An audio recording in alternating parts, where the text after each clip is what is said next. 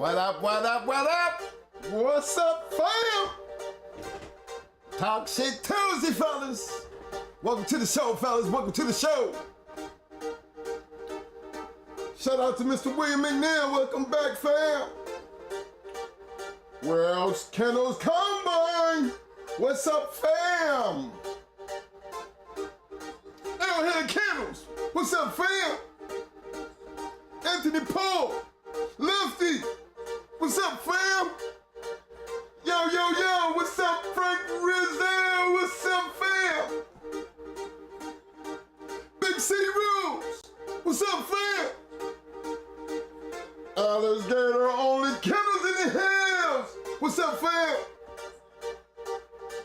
C. Rich. What's up, baby? Benny. Benny. What's up, fam?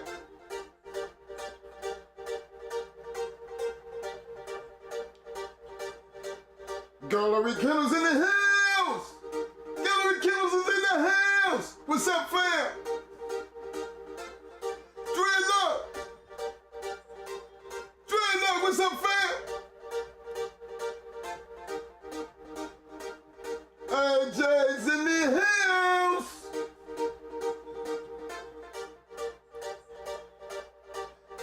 Job is on. What's up, fam? Welcome to the show, fam. Don't forget to hit that subscribe button, baby. Fellas, don't forget to hit those likes. Ron King's in the hills. What's up, fam? Supreme Excellence in the hills. What's up, fam? Windmill. Windmill. What's up, baby? Big Dumb Pete 228. Welcome to the show, fam. Don't forget to hit that subscribe button, baby. Freeze! Freeze, what's up, fam? Welcome back, baby. Welcome down, Ram. Big Steppers in the hills. What's up, fam?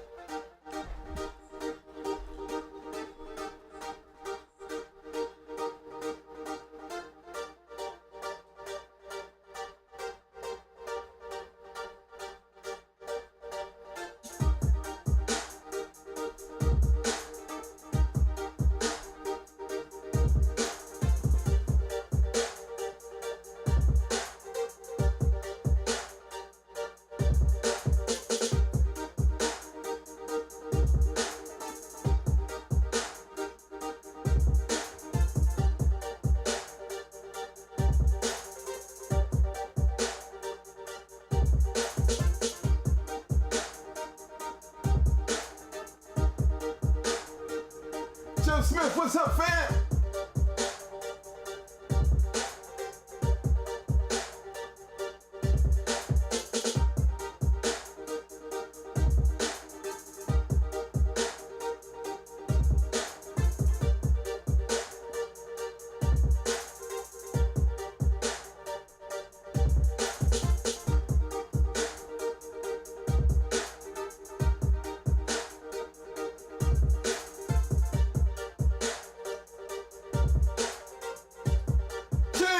What's up, fam?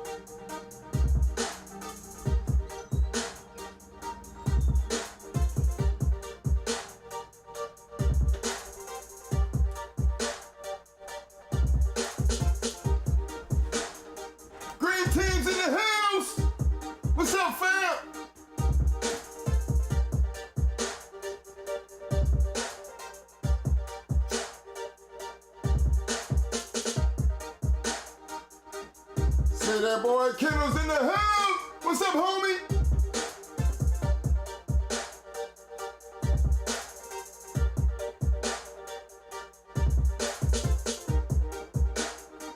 Rubber City's in the house. Rubber City's in the house. What's up, fam?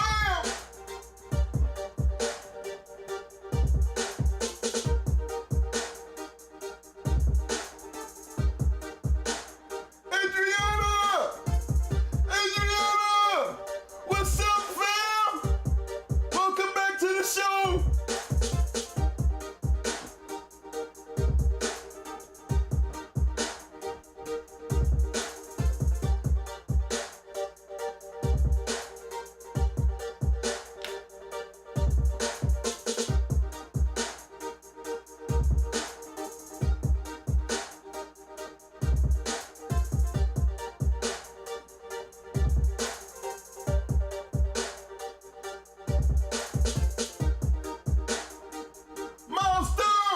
Yo, yo, yo, what's up, fam?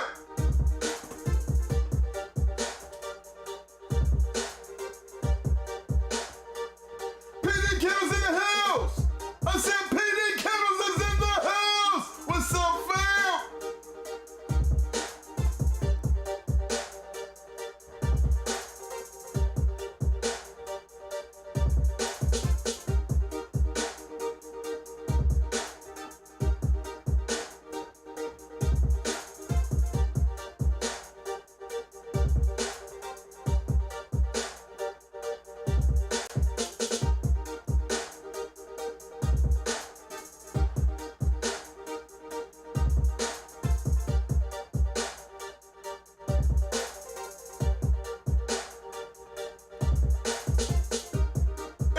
Represent Malta. Yes, ma'am. Thank you, fam. Represent, baby.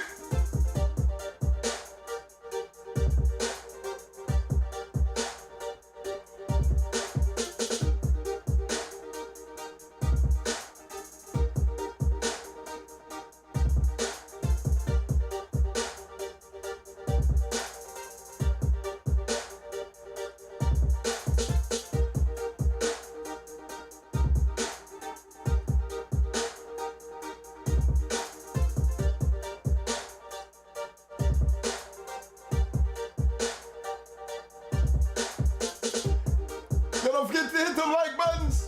And for all the newcomers, yo, hit that subscribe.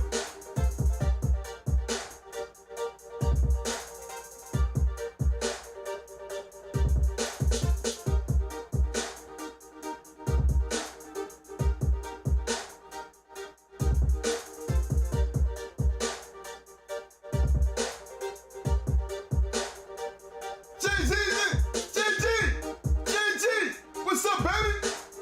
Welcome back, fam.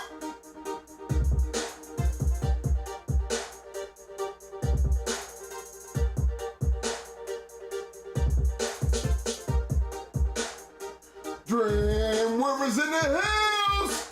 Dream River Kennels is in the house. Salute, fam.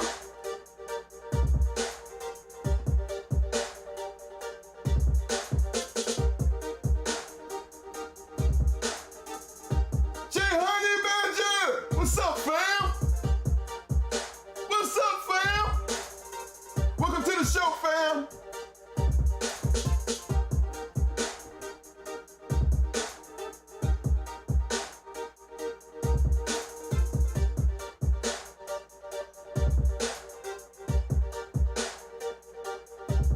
Can boy, what's up, fam?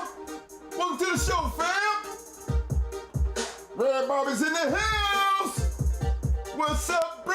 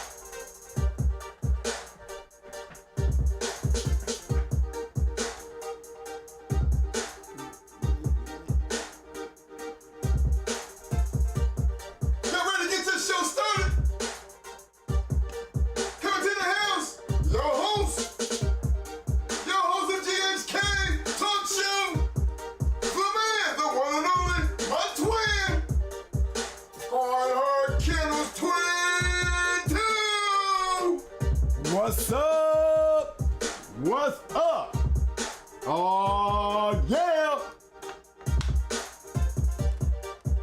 Come on, y'all. Y'all know what y'all got to do. Check them dogs. You know we got to get down before we sit down. Just check them chains, some collars. Huh? Just give them that clean water. You check them cameras. That's right, y'all. Talk Shit Tuesday. Hope y'all did that survey, did that poll. You know what I'm saying?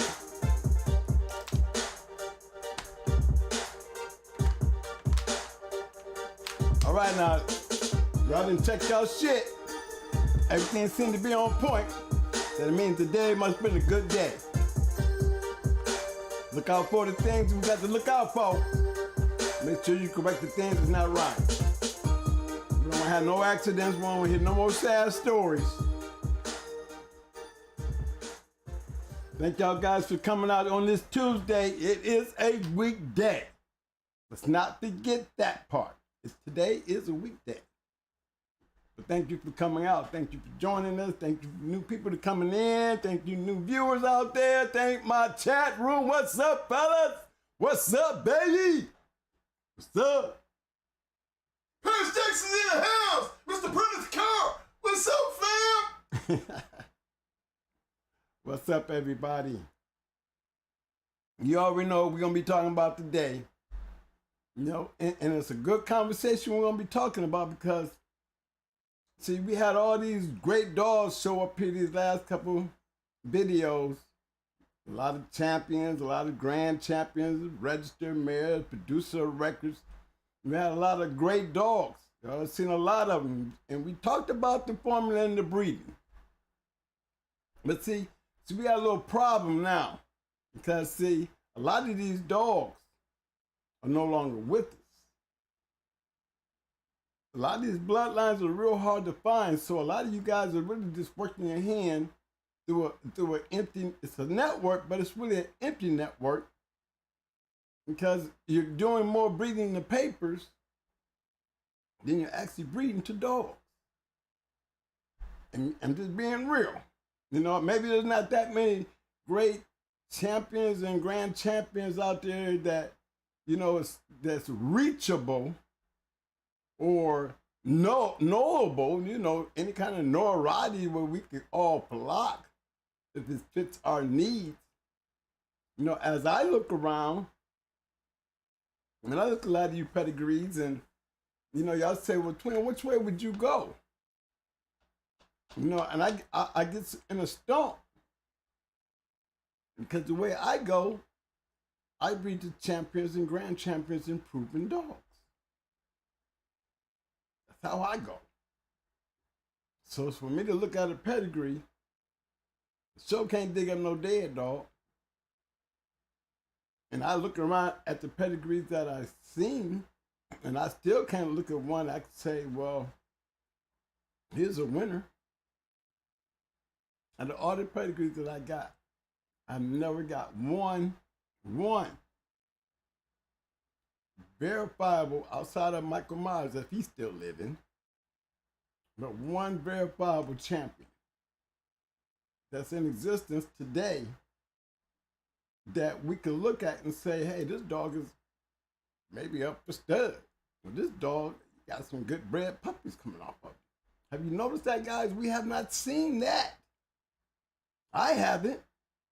And we've done enough videos and we've done enough asking you guys out there to throw your pedigrees up. But, you know, nobody's throwing up no winner to say, hey, you know, I got a champion over here, verifiable champion that I can breed to him and breed great. Because then I will be saying, if you that fits your liking and the line that you're trying to breed to, I'm going to tell you to breed to any champion or grand champion or any registered mare or producer or record that I can verify that's legit. That's the route that I would be telling you guys to do. Not because they're bred good, you know, I'm not going to send you somewhere just because the dog is bred good. Because unless I was standing there to see him tested, then you have to go on the word of the other guy. In your own eyes. I mean, for real, if I'm going to go to a dog that's been tested I'm going to beat my bitch to him, then I prefer going up there to see this dog. If he's not a champion, but he's bred good and he'll fit my line, I would go up there and go take a look at him. Now, when I get there, it might be a wasted trip because, you know, my observation of the situation is going to be, I'm going to be looking him up for something there, because he's going to have something there if he's going to be a qualified, tested dog to me.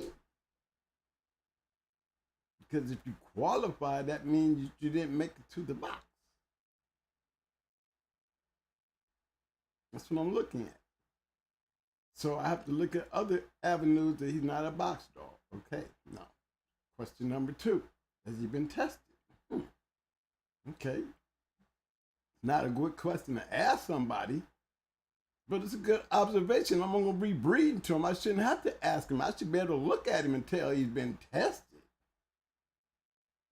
You know, when we talk about testing one to be building our foundation on, considering myself a hunter and not a breeder, you'll be able to walk on my yard and tell he's been tested. That's what I'm trying to explain to you guys. Shouldn't have to ask. Should be able to look. Ain't enough on him to be tested, okay? Not enough on him to be tested, then you're going back to doing papers again. Now, since you took the trip, long trip, you better go ahead and just spend the money and just take the chance. See, that's not good, because that's exactly what you just did. You just turned a gambling hand into a chance hand. It's not a gambling hand now, because you're taking chances. Give me something to gamble with, not take a chance with. Understand what I'm saying, people? Give me something to gamble with, not take a chance. That means, you know, I can get, you know, and you go out and breed or something. I'm gambling that the fact that this dog is a registered mare, coming off the line of registered mare, even if he's nothing but a champion or a 4-time winner, he's got my understanding that this is what I want to breed to, because it's a verifiable fact. That's what he is, and this is where he come from. I'm going to breed to that dog. I'm going to breed to that dog, especially if he fits my liking. Yes. I'm going to breed to him. A whole lot quicker than going to a yard and breeding to a dog that this bred is just as good as that champion, but only goes by the fact that he was tested.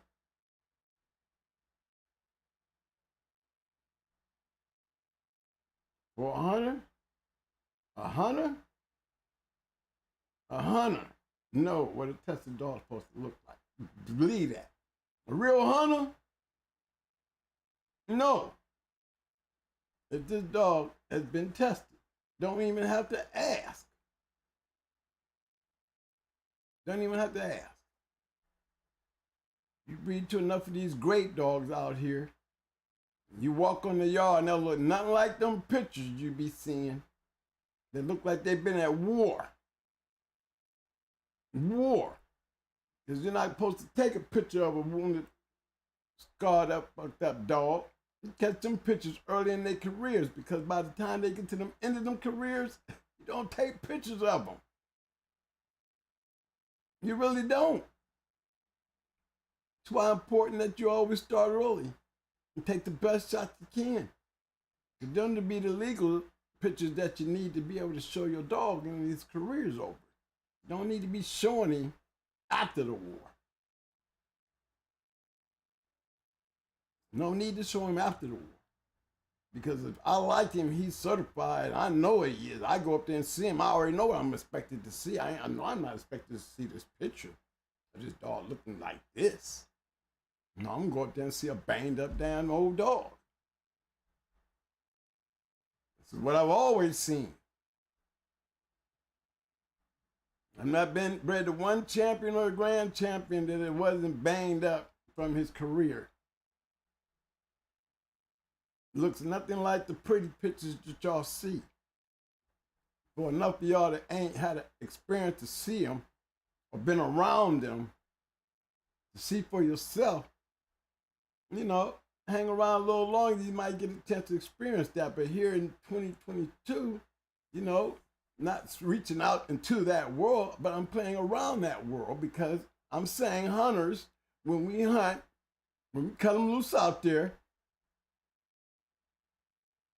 we're going to have indications on their ass showing that they've been hunting. No way in the hell I'm going to go up there and breed to something that's a 4-time winner, look like the picture that he had when he was a young dog with nothing barely on him, and he still looked that way, and he a 4-time what? Okay, I'm going to hold back on that one. I'm going to hold back on that one. Nope. I done seen stone killers. Stone killers. I done seen them. Knock this shit off in 18, 19, 20 minutes, ain't going 30. Let me tell you something. If it ain't nothing more fucked up on their body, guess what it is?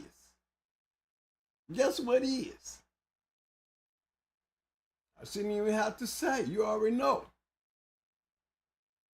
Those great ones, cold as they is, they ain't sticking their face into nothing and ain't nothing retaliating trying to get their ass out. In some cases, in a paranoid state of survival,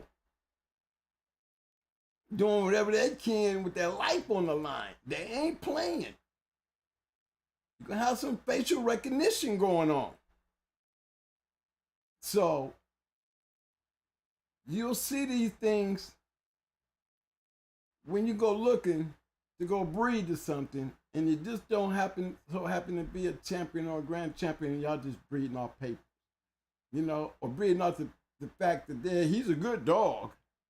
Okay, I'll take it off the paper and just go on the fact that you've been convinced that he's a good dog. Okay, you didn't went for the story. Okay. Just remember though, the reason why, not guaranteed every time I bred to one of them great dogs that I got a great litter, but I can tell you my percentages were great. See, I ain't look for whole litters of shit. I just look for something to go hunting with. No, I know if I got one, based on how I bred it, I know what it's supposed to do. It ain't about me chancing shit. Not when I already know it. The gamble was when I made the breed.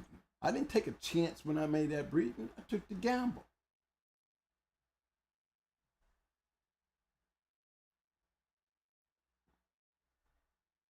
You gotta understand that, guys.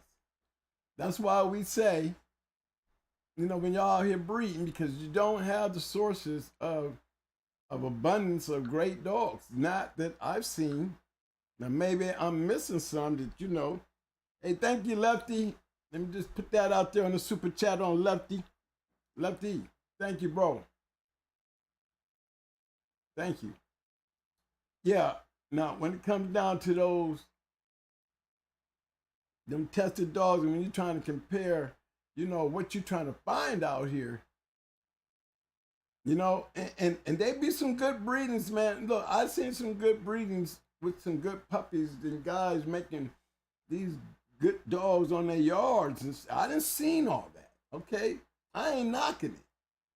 But I'm saying there's too much of that and not enough for champions and grand champions being bred. Where are they?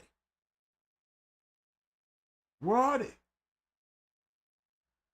Why am I looking at some of y'all pedigrees? Y'all got them in the 3rd and 4th generations, but you know, 1st and 2nd, and then you got the dog itself.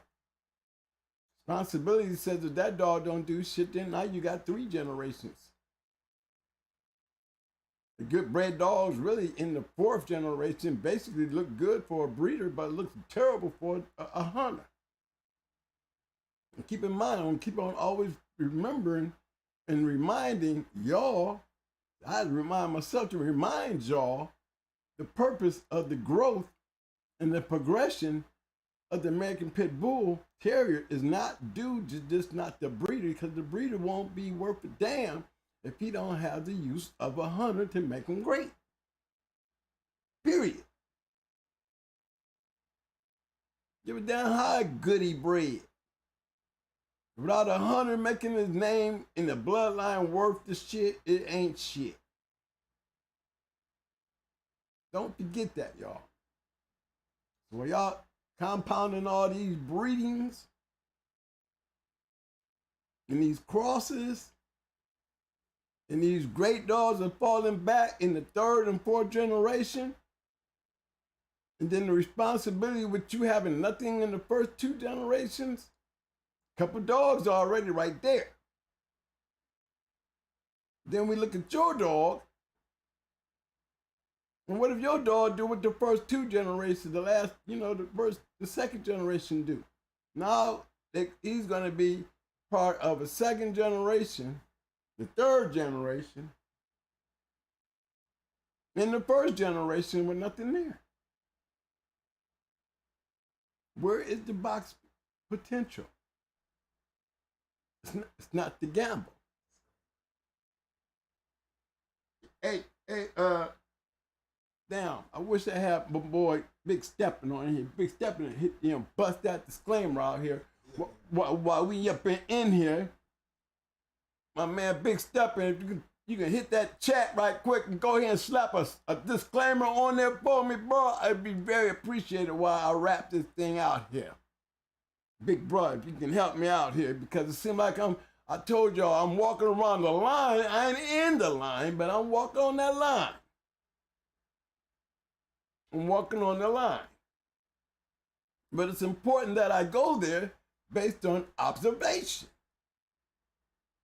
My observation in this deal based on accumulation of information. A lot of information you guys are passing around. I don't look on Facebook. I really hardly ever do Facebook. I look at my own people.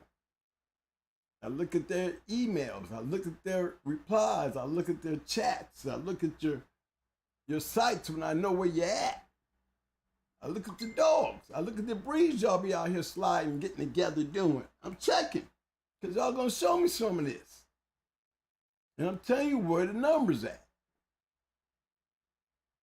Putting a lot of responsibility on just the dogs that you are feeding, based on your first and second generations. How many of these dogs y'all gonna keep breeding to that's only being tested?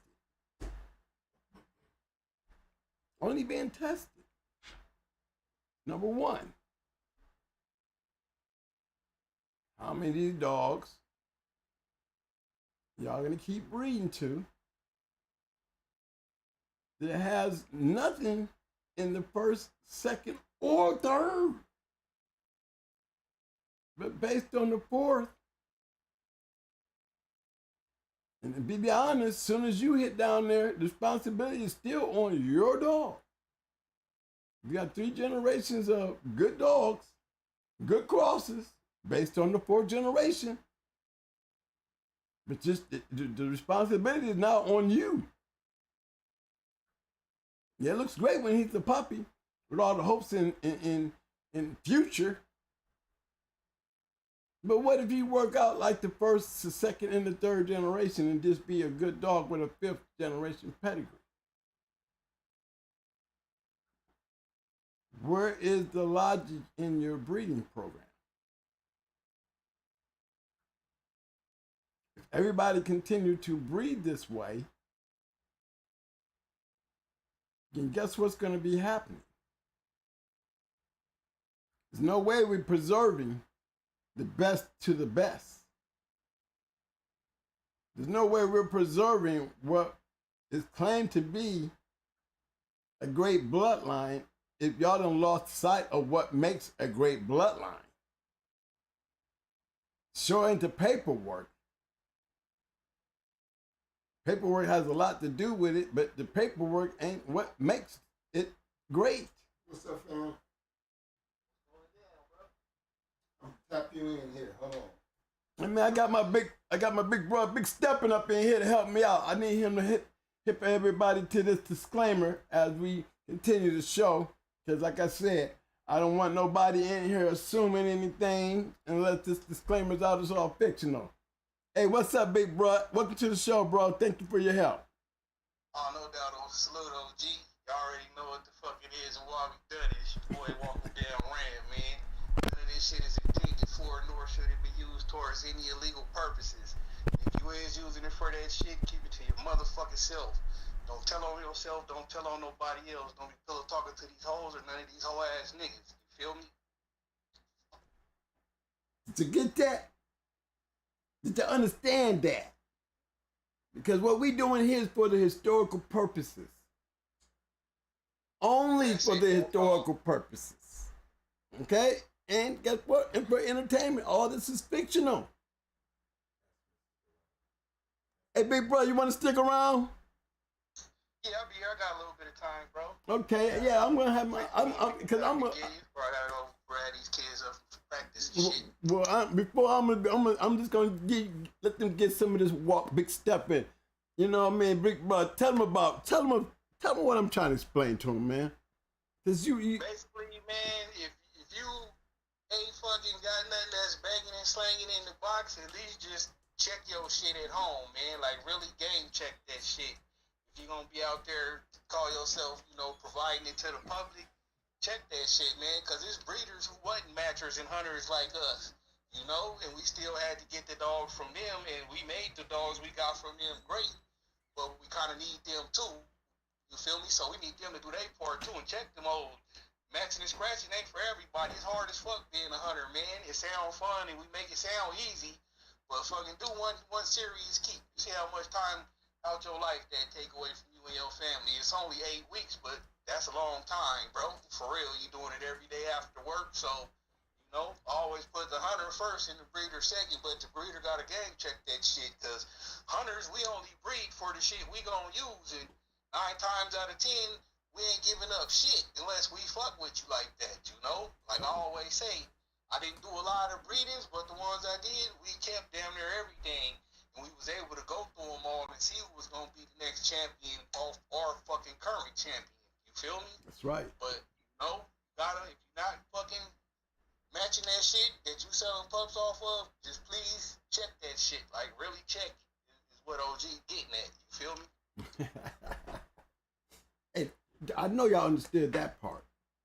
Hell yeah, because there's great dogs that still go on to produce, but they was checked, like Stompanato, the original one. He was put through the ringer. Like, I seen some old pictures of him, like shit was trying to peel his face off. And that tell me he was either a stifle dog or a mean, hard-biting brisket dog. Get in there and try to put you out. And he was never matched.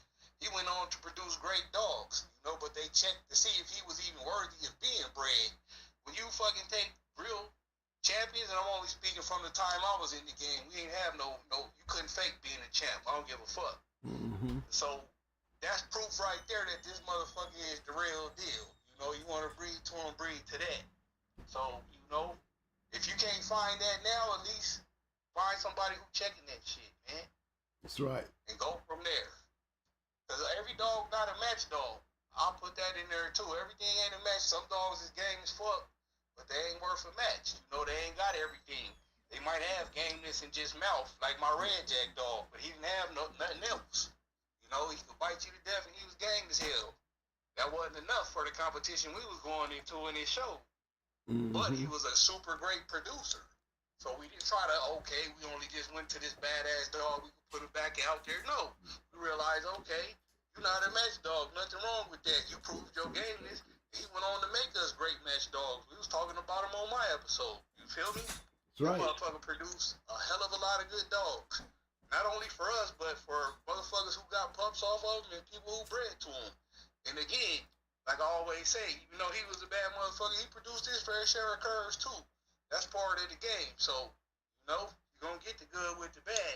You just got to weed through that shit, man, and keep on scratching. You feel me? That's right. Now, what do you think about, what's your opinion on dogs that you see Now, you know what I'm talking about when I say when you go to a game tested dog, you know he's been tested. Oh yeah, you can tell that motherfucker look like he was fighting Freddy Krueger. You feel me? Like you can see that motherfucker done been through there, bro. It's the same as like motherfuckers say, oh, you know, I done had X amount of street fights. You look at their hands, they ain't scarred up, they ain't no knuckles pushed back, none of that. Like you could tell, like you capping. You know, you wasn't fucking out there fighting nobody but your fucking sister, fool. That's right. And it's the same with the dogs. Like you look at my hands, I only got one knuckle that's still where it belongs, and that's the middle one. The rest of them hoes got pushed back just from punching on a lot of shit. You feel? That's just one way you could tell when you go to a yard and motherfuckers say, "Oh yeah, he was tested," because I could heal him up with the best of them. But a trained eye, you gonna be able to see past the good heal up and be like, "Okay, I see right there." The hair grew back, but you can tell that was a big ass patch missing right there. You feel me? Like you can still see if you've been looking at these dogs long enough. And if a motherfucker telling you that and you don't see that when you get there, get back in your truck. Or if you got another male that, you know, appear to be how he is, breed to that motherfucker. I ain't got no problem with telling y'all, nah, I don't want to breed to him. Let me breed to his son over here. Or this is half brother or whatever else the fuck you got since I'm here. Right. Give me a deal. But that male, no, he don't look the part. No. Like I said, you could heal him up. There's some cold motherfucking aftercare, way colder than me, and I'm one of the coldest that I know. But you can still tell, you know? Yeah. When motherfucker being tested. You really around the nose area where you really, you know what you are, you know, that muzzle area, it's always look there. To the eyes, down to the muzzle, look all right there. If he anything like the motherfucker said he was, then that's where the evidence gonna start. Right. It's gonna show right there because there's really not much hair there, and it's really hard to cover them scars around that nozzle. Yeah, exactly. It's not a lot of fat right there. Nope. So yeah, look so right there. He's a hard biter. Oh, he's a hard biter. Then his fucking muzzle ain't tore. Like look at fucking the whole picture of Homer. That's a perfect example of a hard biting motherfucker. The dog right. Trying to get off. His whole tip of his nose was white. That's right. And that was the skin, motherfucker. He biting so hard, motherfucker. Like get off of me now, goddamn it, please. What I gotta do? I seen Zebo in his later years. Zebo was down there missing an ear. Nose look like Homer. Yeah, does that just come from wherever you at a dog trying to get you off because you fucking them up? That's it. Like no. This shit ain't normal, homie. Stop. That's right. and as you, I'm explaining, and you've been around. We've been looking, and you see a lot of pedigrees. Yeah. You know I'm being real when I say we are lacking in the line of the dogs where those champions and grand champions that produce the dogs we was using ain't like that out here now. Well, yeah, because a lot of people, they just breed off of a pedigree. I've been seeing some dope pedigrees, but like, it'd be like from the third back is worth it, but the top and the bottom in the first ain't shit. And I done seen it, you know, and in the second ain't shit. Like, they just bred some good dogs, so. That's right. I'm guessing just those dogs from the fucking second forward, probably maybe one or two was really tested, and the rest was just bred off of the merits of the dog that was tested and being off of champion such and such and all that shit. Right. That's true. That is true. A lot of people get caught up in the pedigree, and that's why I said last time too, like, you can take your favorite dog pedigree and I get mine. We'll set the box up and fucking let them go in the corner. And where we let them go at is where they gonna stay. Point being, papers don't scratch the pedigree, fucking don't fight. You know, the dogs gotta live up to that. Yes, they do. They have to live up to that pedigree. Exactly. If they don't, that's cool. Find something that do. There's motherfuckers out there with dogs that live up to every dog in their pedigree. You just gotta find them, man. And that's the beauty of the game is the hunt. If you a hunter, you constantly hunting for the good shit. That's right. You never satisfied. You can't never feel that hunger. You could have 3 rhyme dogs and 2 champions off them dog, all that shit on the yard. And another motherfucker got the same shit, you gonna want it too. Yep. That's a part of the game. That's true. That is true. Okay, I'm gonna go in. Okay. The pursuit never ends, bro. It's like we Our dog is on the treadmill. Eventually, we let him off, but the mentality of a dog, man, stay on the treadmill. That's true. It's real life dog, man, that died feeding their dogs on the yard. Like, they died doing dog man shit. You feel me? This shit don't never stop. You can do that shit up until the day you die. You could do it. You can die doing it. Yeah. There's nothing more honorable than that to me is a motherfucker dying doing what he wanted to do instead of being sick and in the hospital surrounded by motherfuckers you don't know. That's So true. the dogs, they bring that part of the game to you too. You feel me? Yeah, that's true. Good point. That was a real good point. Right on, OG. Hold on. I'm trying to put these pedigrees up. Yeah, in the chat. In these chat rooms. Okay. What we looking at? Yeah, hold on. I'm going to tell you in just a second. Bet. What is this? I'm touching the dog. I'm touching the dog. Good or bad? It was definitely bad. Okay. No, I was reading. I just so happened to be reading. Okay, this one here. Okay, I'm clicking on this. Hold on, fella. Let me see where we at here. I'm pulling up some pedigrees here right quick. We're going to talk about it now. This one here. It's Short Times Black Queen. Bet. Let me go Yep. go to YouTube so I can look in. Yes, sir.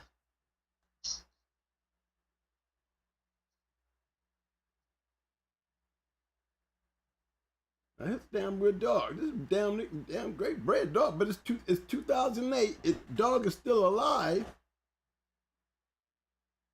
The question, that would be the question, is she still alive or do you want to check her offspring?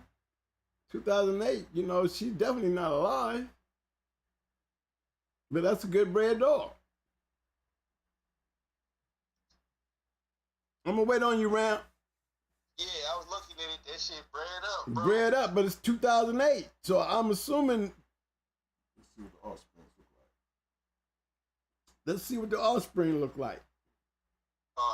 But that's what I was saying in the chat. You see her first generation, they bred the champion to a bitch off a champion. Now I'm pretty sure that would prove it. You feel that's how I would breed if my bitch was fucking unmatched. But still, you know, I didn't check the bitch and shit. I'm only breeding my dogs to winners, bro. One time winner up to a champ, you know? I wouldn't even breed off the yard to a game loser because I wasn't there to see if he really was game winning. Like Red Jack, that's the only game loser I ever bred to, you know? Right. And I was there firsthand to see he lost game as fuck.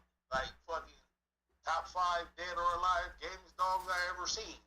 So hell yeah, I'm gonna breed to that motherfucker because I seen it, but everything else, unless I fucking know that your mentality is like mine and this motherfucker was just, he was game, but he couldn't fucking pull it off, you picked them up. But most of the time, people pick their shit up before it quit. I done seen so many dogs finna quit, people pick them up like, bruh, let that motherfucker quit if he gonna quit, man. Well, this is But 2000. yeah, go ahead, back to her pedigree though. Her pedigree is why she's the way she turned out. You feel me? Right. Well, I'm taking her now. I'm taking her, and I'm looking at the dogs that they bred to it. I'm gonna take it back one. I'm just gonna so you can see what I'm talking about. Okay, here. Look, now this is her. This is her offspring, guys. I mean, she's bred nice, but look at her offspring. And the reason why I'm not questioning her offspring. What I'm questioning is the breedings. I see one champion. This bitch was bred to champions. But in all the breedings, you know, they bred on the yard. But the breeding to one champion, and look how it was, look at the champion they bred her to.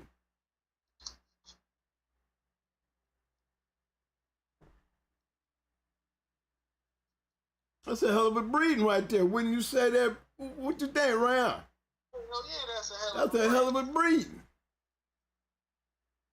I mean, that's yes. I like that breeding. Okay, let's go check. That's 2009. No offspring. Must didn't take. Maybe there's info out there that we don't know about, but that right there, I would love to know about that litter if it ever hit the ground. Yeah.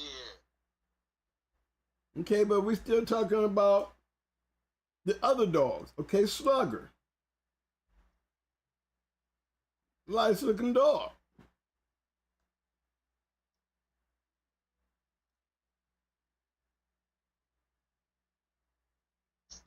You know you're older dog because it's 2007. Hell yeah. That's a nice cross. Okay, let's go see what happened in that breed. Okay. We'll try Max. He's a colorful one. Okay, Max.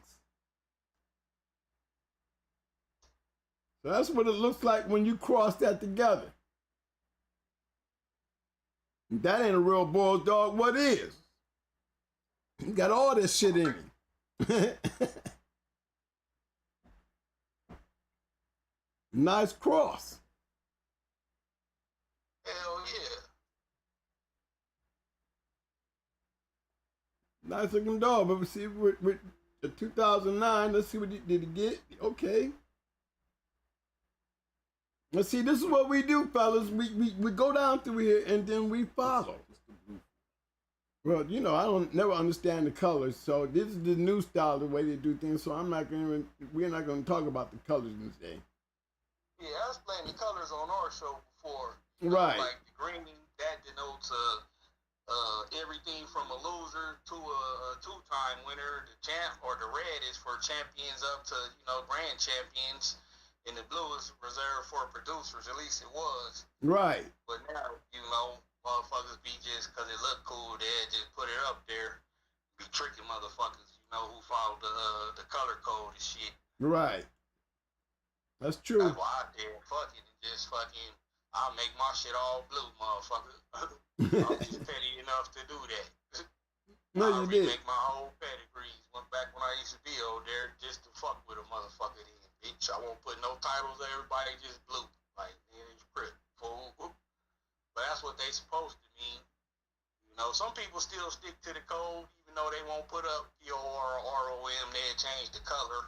You look at the offspring, you be like, okay, this motherfucker, you start counting up the point, like, this motherfucker POR and a ROM dog.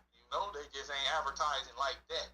But most people just do it because they know how to do that shit from fucking with MySpace back in the day. HTML code and shit. Okay, this one right here, this is Karma right here.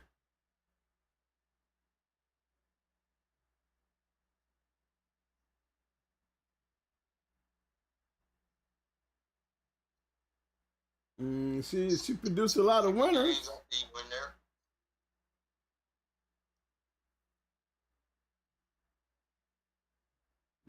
You got Loomis Slugger here, one-time winner. That's like Slugger Jr.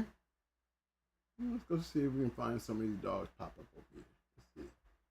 Let's see how she was bred to make this shit. Yes. Okay, he was a two-time winner. Let's go check that two-time winner out.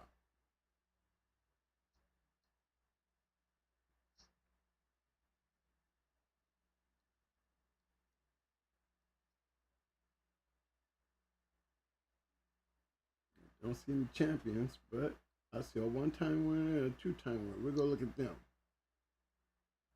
This is all coming off of Karma now. Won a second, then stolen in Alabama. What a damn shame. You know he would have made champion. Oh yeah, bred like that? Yes, you would have. Two-time winner. He probably did make champion. Probably did. Probably grand champion. That's right. Like you was telling the story of Molly B. You seen her go. After she was stolen. Yeah. I'm pretty sure they made a couple dollars off matching her again. You just don't hear about it. That's all, bro. That's the truth, bro. That's the truth. Yeah. We just ain't privy to hear, know, that bitch probably was an official 12-time winner. You know, And believe me, the people who had her, they was them kind of people. Believe that. That's how I ran across her. Them kind of people could took her anywhere and just made a killing off the chain with her. yup. And fucking, I believe it because officially she was only bred like 4 times, but it's a dude right now that got line bred Molly B shit, you know, right now, 2022. So Wow. I'm pretty sure the people who stole her made some breedings too. Well, You know? I can tell you, she didn't. She was right there. Wasn't far from Wilson, North Carolina. That's for damn sure. And she was a valuable. She was valuable. You'd be surprised, you know. You think about the time she was stolen and where she was at, and then some chocolate pups started hitting the scene that was That's bad. exactly. Exactly what started happening. From artists off my old Bowles dog. That dog ain't do shit with black dogs his whole life. Ain't that the truth? They just roll with it, you know. I seen her in the shelf saying we ain't say shit. Hell no, that ain't your story to tell. Ain't my business. Nope. I'll sure waiting. They out there trying to do her. One, the only bad guy, because you didn't fucking take the dog back. That's right. What the original order gonna say, and then the niggas who stole him, oh, you can't trust him, he talk too much. Like, that's you're right. the only one who gonna lose in that situation, bro. Look, man, I was trying to weasel in, man, and see if he was getting any puppies out of her. Hell yeah, you know he was. Be a fool not to. You would be a fool not to, man. You already stole the motherfucker. Better do some shit with it, or it was all for naught. Like, you just put your whole reputation on the line. Okay, so that was one, y'all. I'm gonna take us all the way back to where we were. We kind of skipped off to the mail, but it takes us back to Black Queen. All right, but this is 2008. We're trying to find dogs other now. You know, not in particular looking. Oh, I'm back. Hey, I'm back. Okay. Not in particular looking for the old school shit. All right, fellas? But just seeing who carrying on the blood and the traits. That's all. That's what we're looking for.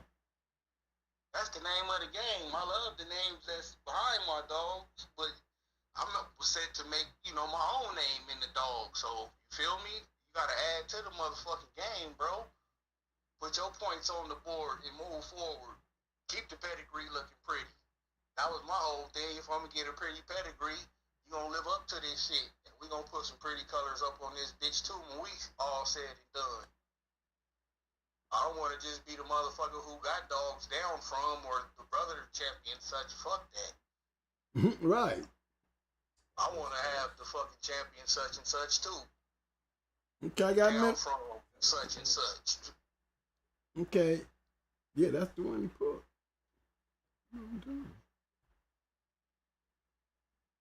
That right there. Okay, let me do this. I know. He's got a couple of them up here. He's got a couple. He's starting from the bottom. He's 2000.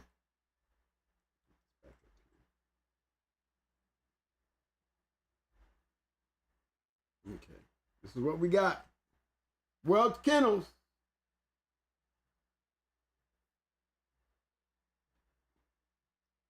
Okay, this is a breeding that was done in 2010. You know we're going to go to the offspring.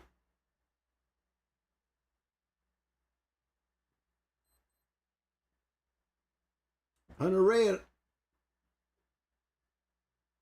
I see Pit Stop Red, that good dog. Oh, yeah. I see Boomer. I mean, this is a nice breed. This is a nice cross here too now. I like it, but it's 2010. Okay, so, you know, 2010 says, okay, let's see.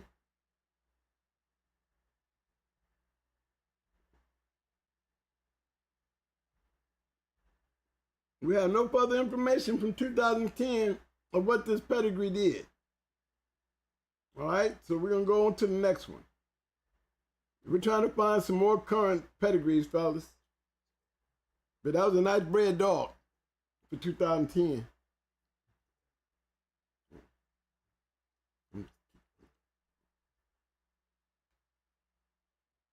Hell Bent, coming soon, Fire in the Hole, 2018.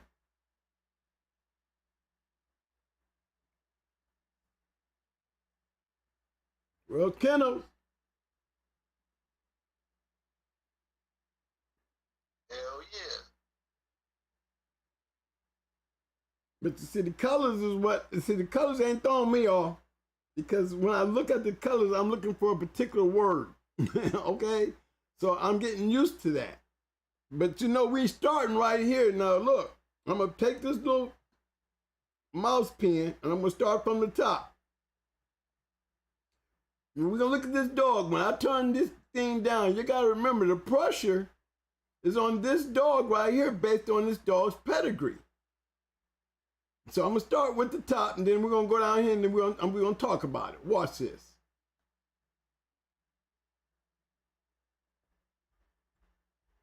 The parents, if you don't know, they could be match dogs, they could be hunters, or they might not be.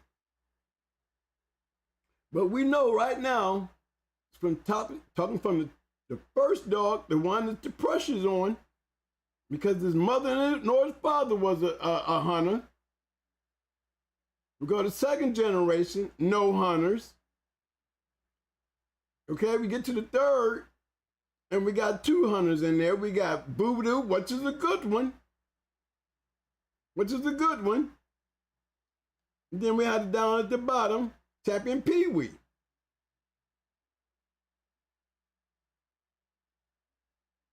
Okay? Is this a pedigree that I would breed to? No, I'm sorry, I wouldn't. 2018, you can give me something better than this. I'm not knocking the breed, not knocking the dogs, but this is not what I will be looking for. Y'all want my honest opinion. I'm just giving y'all my honest opinion. Everybody is free to do what they want to do, but if you put it out here and you was to ask me, there's reasons why I would not do it. There's not enough hunting going on in the first and second generation. Okay? And if I was to even look even further, I would say, well, maybe he's got some help coming from the bottom. Okay, I see Sparky. I see Quicksand, all that. We've seen these, right? That's right. But we also seeing that these dogs aren't producing. Remember, we just came off of the same kind of Quicksand stuff from the first one he pulled up, right? I'm talking to that was me sitting down trying to find something to breed to my female. It was a game win. We know he gained. We know he gained.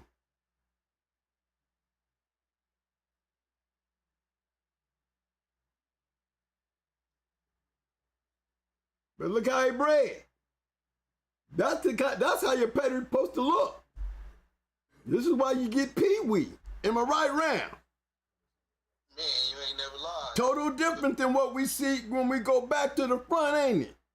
It's supposed to look like this, all the way back up to your shit, bro. Exactly. That's what you want, you know? See, you got all the colors still in the wrong place. But see, when I get back here around the third, this is where all the shit going on at. This is where it helped me with Pee Wee. Because when the pressure was on Pee Wee, from the lack of what was going on in the first and the second, he prevailed. The pressure was on him, he answered to the pressure. He answered to what the first and second part of this pedigree was lacking. A fucking winner. Exactly. These genetics still work, motherfucker. That's exactly that's the point being proven. Am I right there, Ram? Yep. These motherfucking genetics still work fine and motherfucking dandy.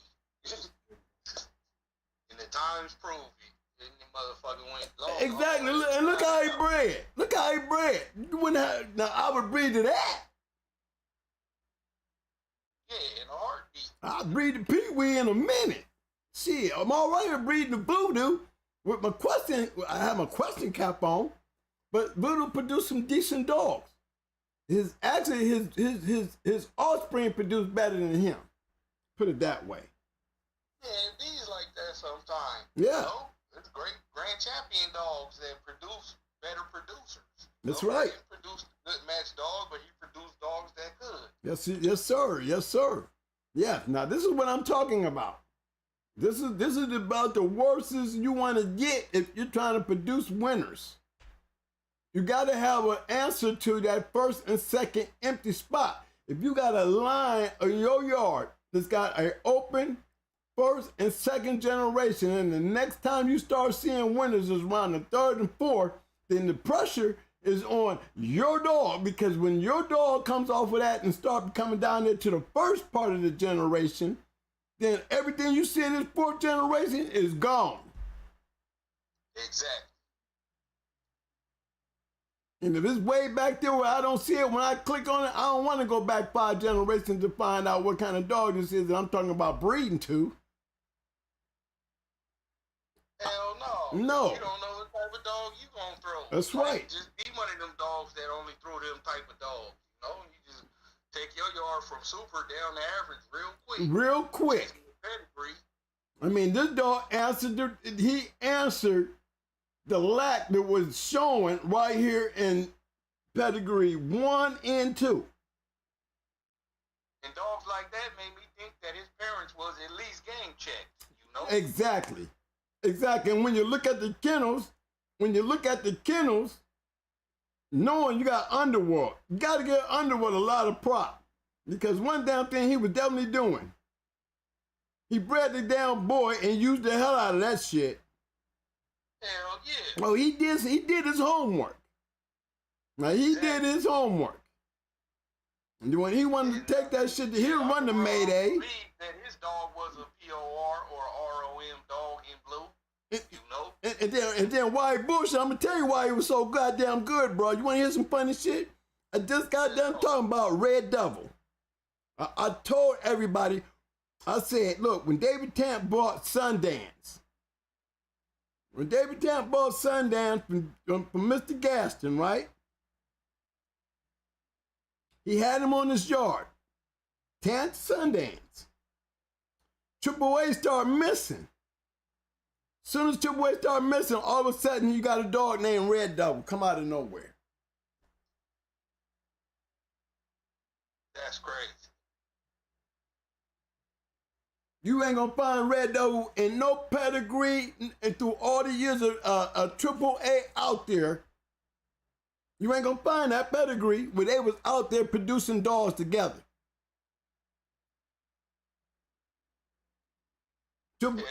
Red Devil did not show up until after David Tamp bought Sundance.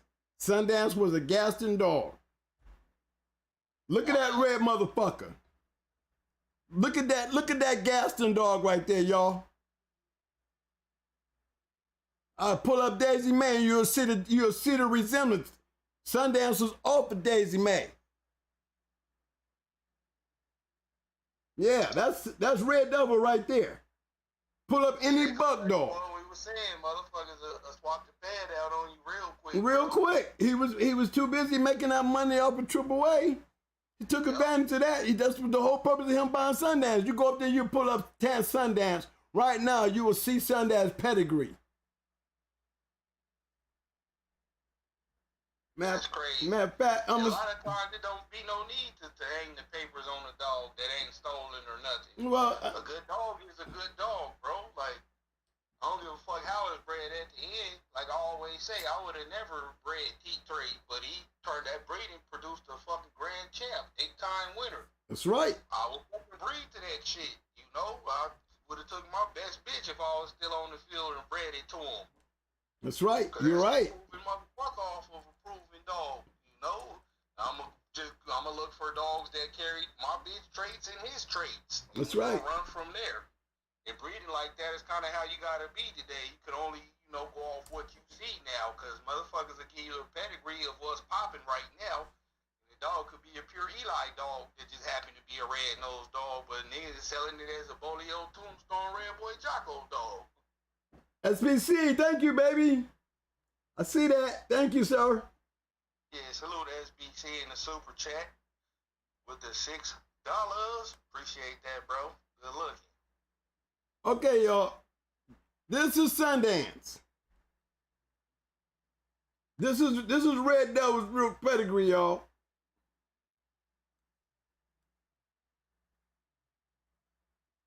This giving y'all a splash. Is what I'm saying. Hold on, let me go pull up Miss Leakey right quick. And when you just pull up Miss Leakey right quick. Okay?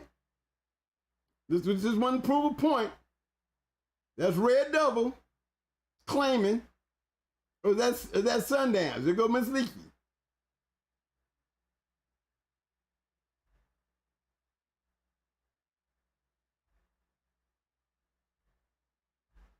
Bred to Magoo. Another red dog. Just letting you know. Coming off a buck. Come on now. I'm just letting you know. That's why that shit worked with that Gaston stuff. Remember how we got here. This is how we got here. We got here from here, right here. This is why this shit right here, click with this shit down here. If you put Sundance and that pedigree all down in here and replace Red Devil with Sundance. And you'll see why we got this dog right here, looking just like a damn buck dog. Like a motherfucker. Huh? He look like a buck dog for real. I'm trying to tell you. You put all that, you put Sundance in every one of those spots of Red Devil. And look how many times you got Red Devil in this dog pedigree.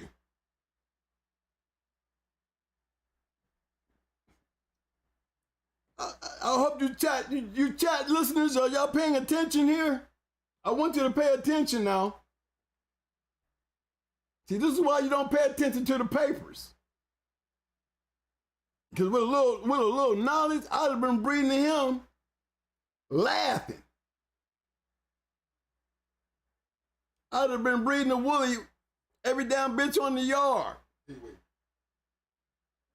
Oh, Pee-wee would have been getting bread because I'd have looked at that Red Devil stuff and revamped this pedigree and been lying to everybody. Oh yeah, he offered Red Devil, knowing damn well the pedigree itself, this pedigree is not right.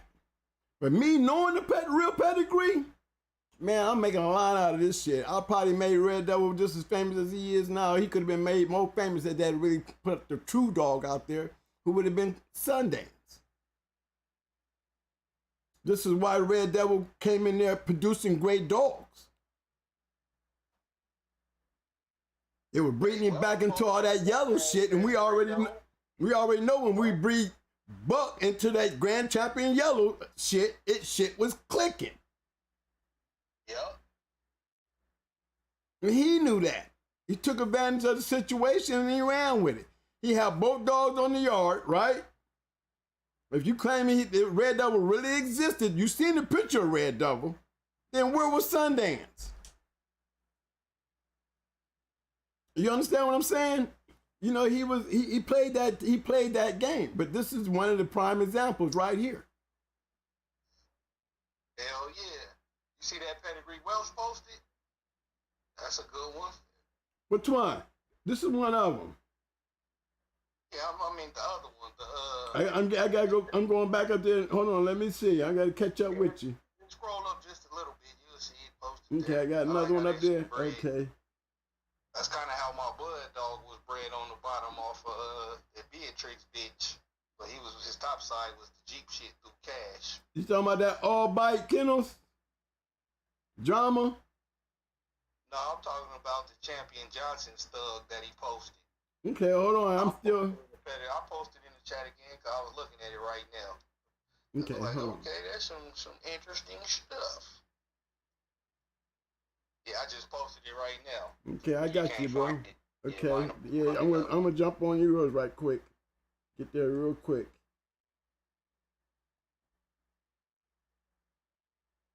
Barry Taylor, thank you, sir. Super chat, salute.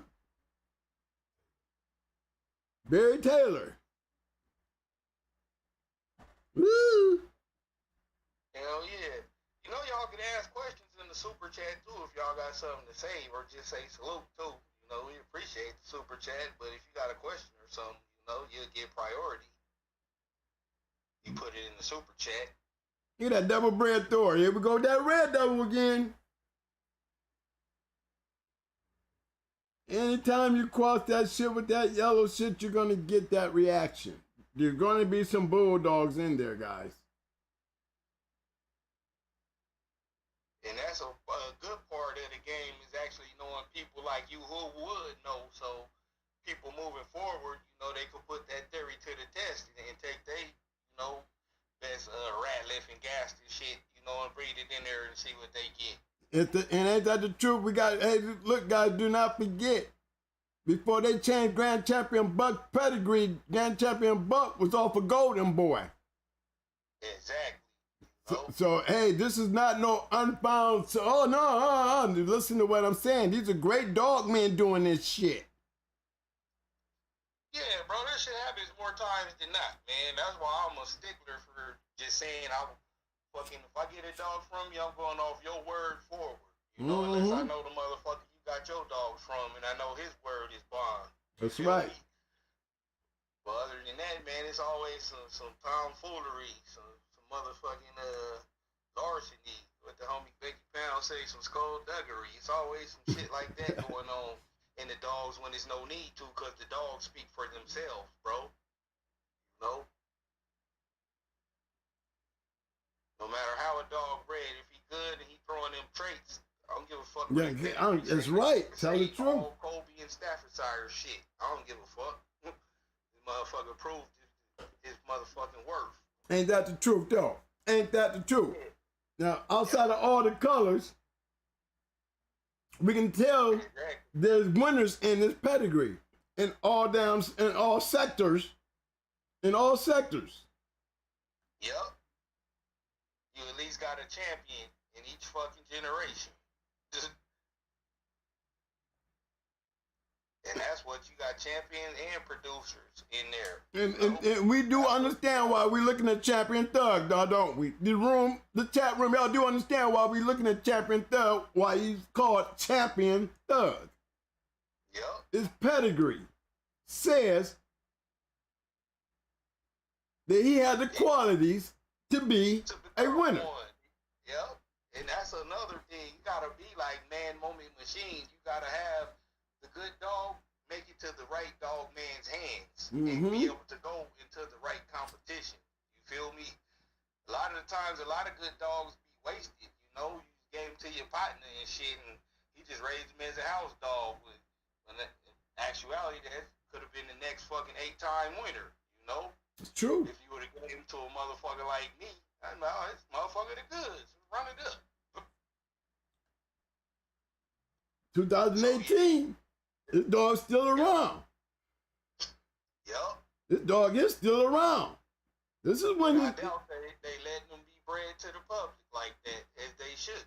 You know, keep the good shit to yourself, man. And only let motherfuckers who worthy of breeding to your shit breed to it. That's right. Because you can still get, you know, the stud fee and all that shit that you looking to get without dealing with a bunch of motherfuckers who just want to breed to your dog because he is a current champ and then be selling puppies to everybody and shit. Like, then your blood is all over the place now. And a bunch of motherfuckers who ain't gonna do shit with it hands. Like, god damn, man. And that's when motherfuckers, you know, oh, that blood, that ain't shit. And you be the only one with the good shit, having to defend the good shit, bro. Yep. He was bred a few times, 34 offspring. Not a damn, not even one winner in here. But again, though, you never know. But you never know. He might be one out there, but then this is why we put him up here. Because we get clarification down the line. That's why we got thousands of people looking at these videos. You know what I mean?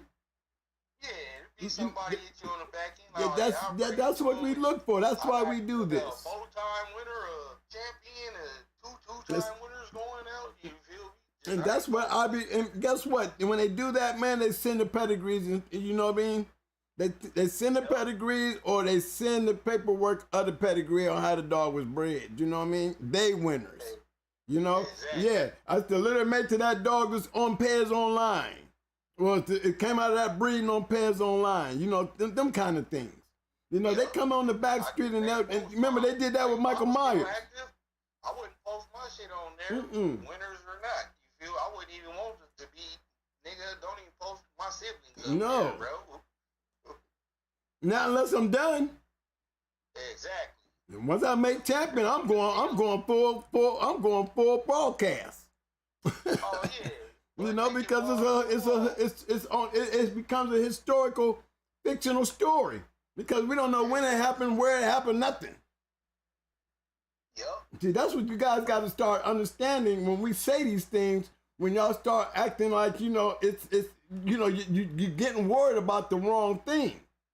Yeah, you ain't getting worried about nothing current at all. Like, no. When motherfuckers is done, like, we really done. You done. That's right.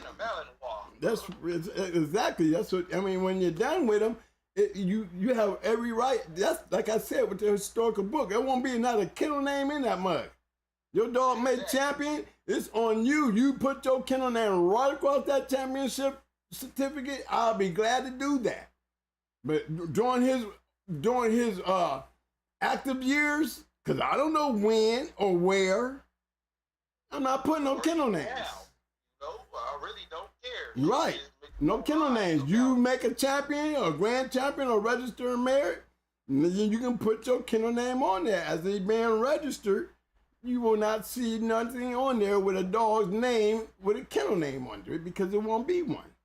Unless this dog is titled, it will not have a kennel name. Once it gets a kennel name, it's only because it's becoming historical, fictional story. You can put your name out there. Ain't nobody gonna what? We don't. Nobody know who will win. So regardless whether you got the dog still on your yard or not, it's nothing to go panicking about because it's already over. Unless you can find a witness who can stand there on the stand and verify that this dog is that dog, and that's to be a hard thing to do, based on he's only saying it because of your kennel name. He's not saying it because of the dog. He's saying it because of your kennel name. Yep. You see what I'm saying? Now, that's a heavy load to carry, especially when you're talking about prosecuting somebody that they consider dog fighting. Yeah, but you really gotta be done, though. Don't be saying you done and you going out next And you week. still out there playing. No, that's right. No, you done. Yeah. That should be the only time that, you know, that I would make it known to the public as something that's done. You know what I mean? Yep. Because you gotta have a history. You know, you'll never get an opportunity to forego your bloodline in the different people's hands and different people's way of seeing their line crossing with your line if you're gonna put yourself in a box and keep it away from everybody because you're worried. That great line would not get a chance to move forward. And most of them, that's right. And most of them have done it. Even us great old dog men, when we got out of the game, you know, we didn't get a chance to preserve it like we should have preserved it. You know what I'm saying? Because things happen. And we don't be thinking about the future like that. That's why we're out here telling you now. There's a lot of these great dogs that, you know, we're producing dogs such as these dogs that we're looking at. They're gone. They're gone. You can try to reproduce by throwing papers together, but I guarantee you it'll never be like that damn dog that was bred the way he was bred and did what he was bred to do. Yep. That's why you gotta try to recreate and make one better than that. Like, you know, for real. If you're gonna be serious, be serious. You feel me? Always breed to make your dogs better than the dogs they came off of, no matter who you got them from or even if you bred them. Like I always bred my shit forward. I had champion Old Dog, champion Buckshot, champion Hanky, and all the champions off of them was better versions of them. And if I had continued on with stayed on the field longer, the champions off of them would have been better. That's the whole goal, man, is to make a better product. You feel me? Like motherfucking Dodge make Hellcats, but the 2015 first version can't fuck with the 2022 current version. You know, it's way better. And the same goes with the dogs. And in my mind, I always wanted to move forward and produce that super dog that was better than the dogs that was behind them. That was my goal, bro. Is to be better than the dogs in my pedigree. Must, be just as good and then get better. That's how I became a successful dog, man. That's right. Okay, good job, Wells Kennels.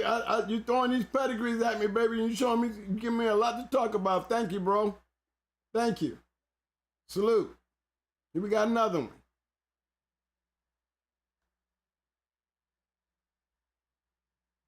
This is Pam Boss Hall, 2018-2019. The male.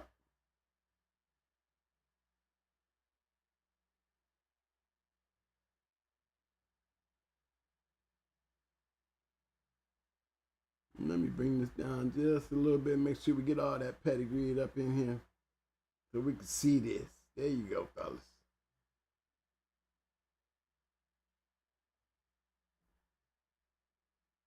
Opinions. I like it. It's a good course. Red Boy, Mayday, that Hollandworth stuff, and Red Boy, that's a good cross.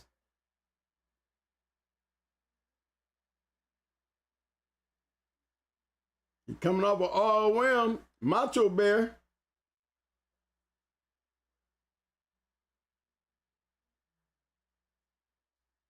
I mean, he got to be an old dog now, coming by way of Macho Buck.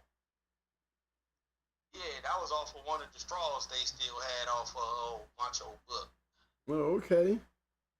Yeah, but that breeding was made a long time ago, though, to make him, so if he's still alive, he got to be at least, 10 years old. Oh, yeah.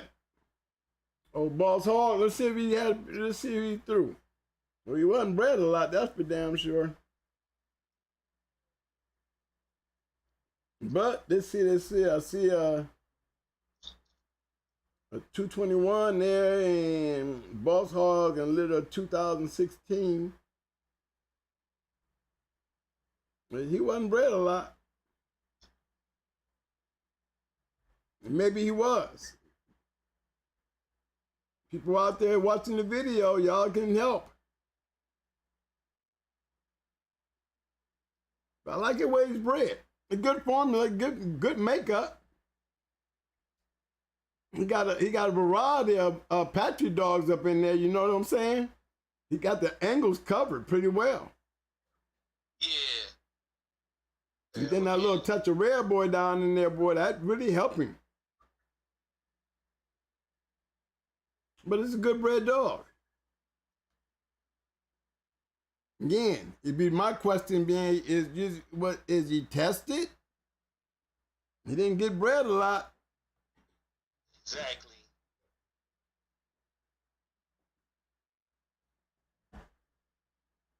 That's a good That's one. where you got to do your research in, Right, they got to get.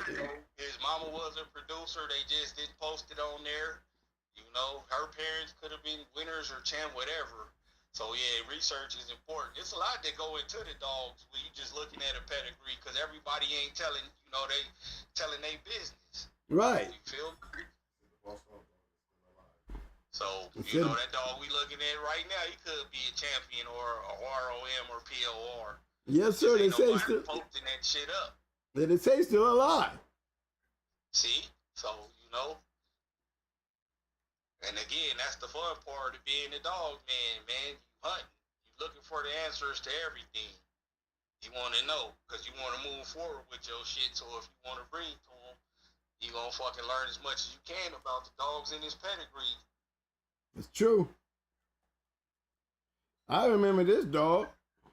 It's an old dog here. It's Lefty. Lefty, hey, Lefty. Get up out of here, man. Go get my kids, bro. Hey, man. Well, look, man. It's been a pleasure. Everybody, throw my man them roses. Throw them up. Let him know that I was appreciating what he did today, fellas. Let's just take a time out there, man. And let's give my man a hand, man. Thumbs up, thumbs up. Thank you so much, big bro. It's always a pleasure, man. Put them big ass guns up, man. Everybody buff out. Muscles. Muscles. Just look out to my man. Good, thank you, bro. Always appreciate it, man. Thanks for having me on here, man. Salute to all the guys in the chat, man. Scratch the wind. You know what these motherfuckers over here do. That's right. Keep it safe, bro. See you later on, bro. Thank you for everything, as always. Roses. Salute, OGs. All right, fellas. Man, y'all better make sure when I click over on this chat room, man, y'all done gave my man the proper get up out of here. You know what I'm saying? I really be appreciating that, man. I really appreciate Wash Kennels. I appreciate Lefty. I appreciate the guys that sending these pedigrees up here so we can talk about them. Roses. Roses. Roses. Yeah, this was a nice cross. This one was a nice cross right here. This one right here, it put gameness. It definitely added gameness. Believe me, that Spice bitch wasn't no joke either. That's right, y'all. That's a nice cross right there. That's damn near like a 50-50 right there, boy. That little Jocko Toro up in there. It's still that almost like like damn near it's like a yellow cross with buckets.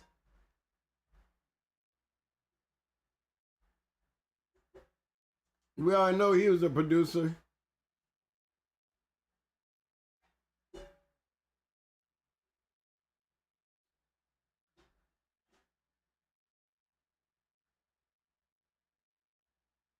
The very same type shit that created Stone City Dogs, same basic shit that created Mayday.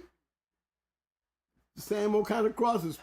The cross with the Yellow John, yellow cross with the Buck stuff. Those dogs produce. The thing that I like was they stepped outside the box.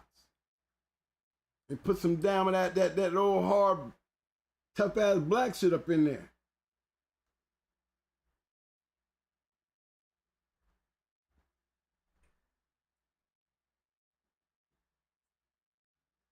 Yeah, that's a good breeding right there, fellas.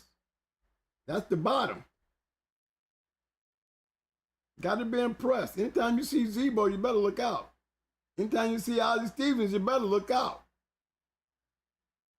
Chinaman, you better look out.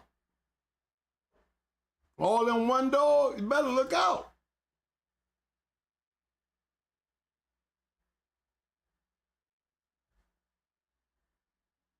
And look at this dog right here. And know why Lefty was a champion. You know, he ran into a wall though. But to be honest, they did him so damn much. He was wore down before he got down. You know, he had a great career, but he was down there beat up by the time he lost.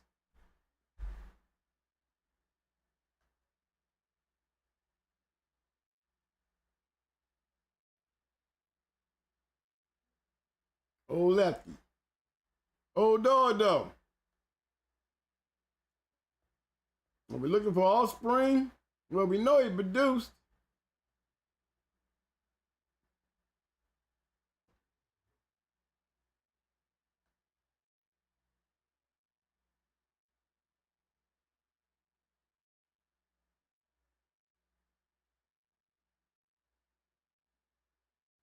Bred to a lot of dogs to sell. 2 pages. Seen two seeing a grand champion in there. Same dog.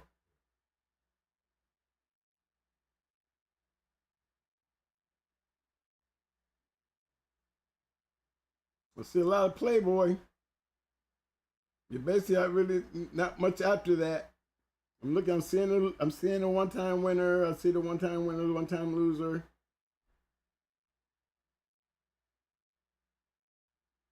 Y'all can join me to see Buddy. He's the one-time, aka Southpaw Buddy.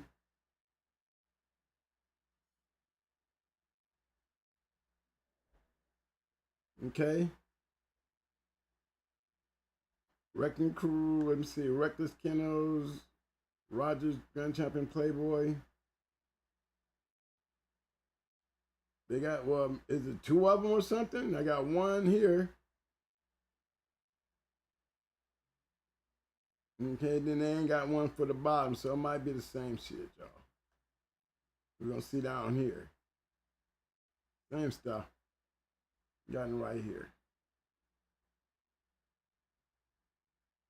Let's go check out Playboy since we're gonna check out the Grand Champion. Let's see what it did work with.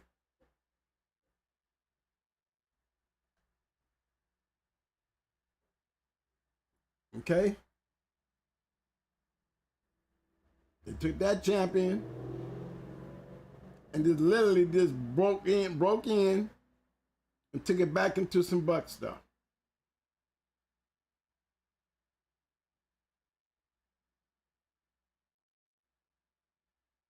How in the words Bull, the Miss Leachy, Bodine, them was good bred dogs. Them were good dogs right there. Dog was bred to produce. Again, look at the pedigree. There is a formula. If I'm gonna breed my bitch, I'm gonna breed my bitch to him. If I had this bitch, I would have did what he did. I'd have bred the lefty. Even after he lost.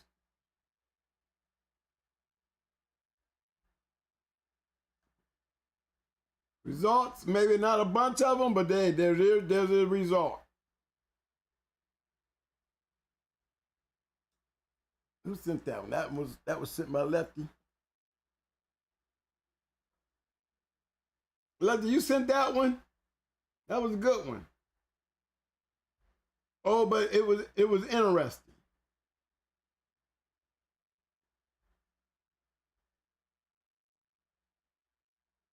Yep, oh Lefty. Okay, where we at?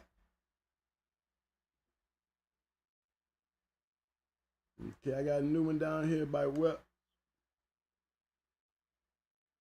No, this Whoopi here. Whoopi, you got one. I got you, Whoopi.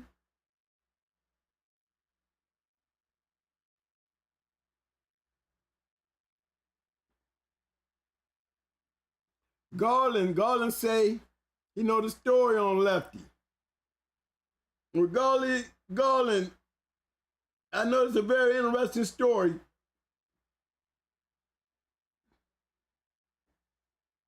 Okay, let me see. Little Tom did not want to do it because Lefty was fucking up a toe. And Big Tom said, do it anyway. Big Tom screwed Lefty. Yes, he did. That's the story I heard. It was the story I heard. Should have never been done. Thank you for the super chat, Garland. Thank you for the super chat, bro. Good job.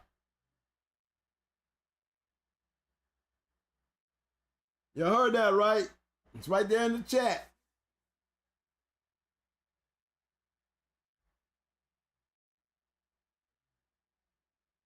Did I put him up?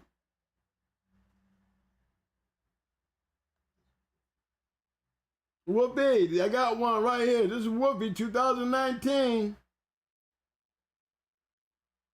God, it's Christine. Was that Constantine? That's okay. Constantine. I got you.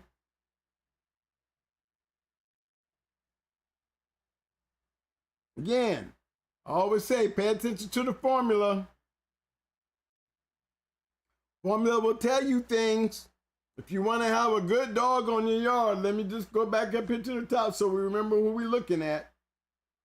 We're looking at Constantine. She's a POR. We'll look at her pedigree, her offspring here in a second. But just look at the formula. If I was going to breed Cherry, if Cherry was on my yard, I would take Cherry, and I'd have saw Dolomite, that champion, bred like he's bred. I'd have took my bitch 2 and 2. Dynamite, I'm sorry. Dynamite, I'm sorry, I ain't gonna beat up his name. The champion Dynamite, I'd have bred the champion Dynamite.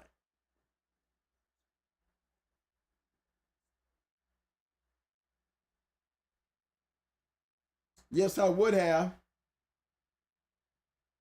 And I might have got me a chance to have him.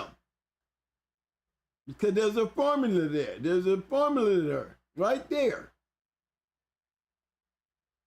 How much Frisco can you have?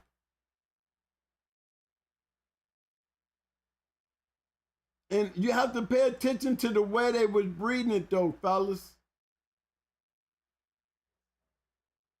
You know Tom. Tom getting down in there and start acting like a mad scientist.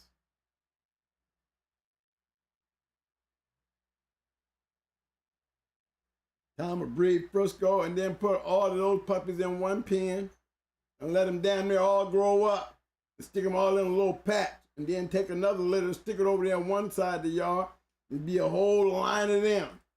And he'll know which one of these litters it is and he'll take them there all off from Frisco and just take them and start breeding them together. That's Tom Gardner. You're going to keep a bunch of puppies because you're going to have a bunch of buyers. He can make these kind of great pedigrees because, see, he's got the brand and the name to do that now. He can just do that. Everybody won't be lucky.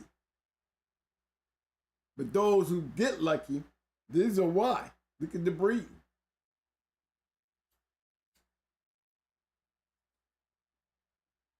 Constantine would have been on my yard. Let's see how they bred her. Let's see what they did to make her all win.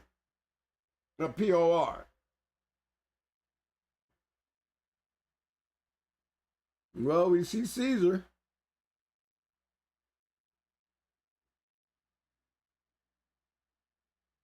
Okay, we see Caesar. We just want to make sure.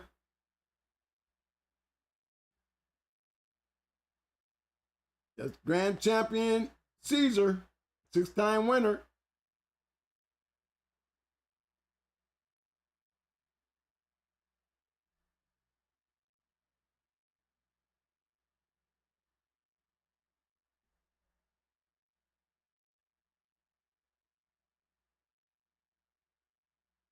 Whoever Mighty Waters is, he got the dog back.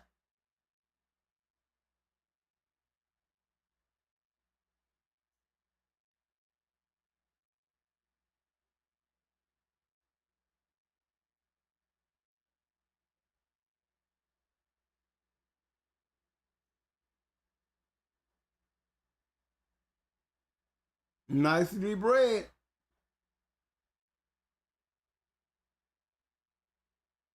You can't say that in a heavy Frisco dog.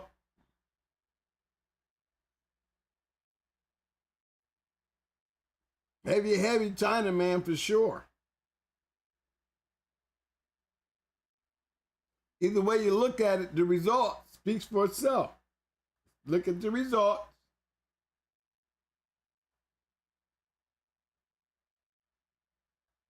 Then look at the breeding. That's what we look at. We look at the dog and the results, and then we go back and look at the breeding. Hey, what made that dog what he is? Right there.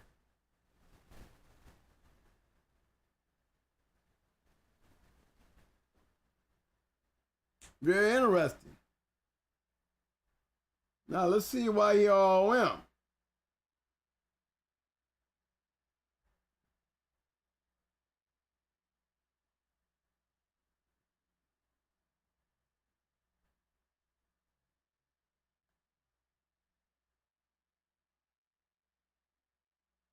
Let's See one champion there. Garden Shepherd Mumbo. Momo. Just gonna scan through them and then we'll go back and check them out. Let's see what we got so far.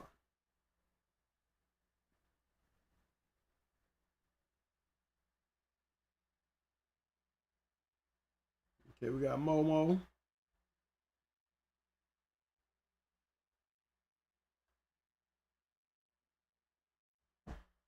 Okay, we don't see what made him all win, but we got one let's look at.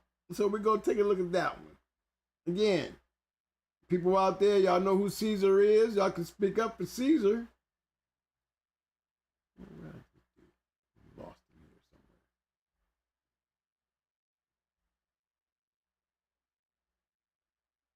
somewhere. Did I lose him? There you go, right there.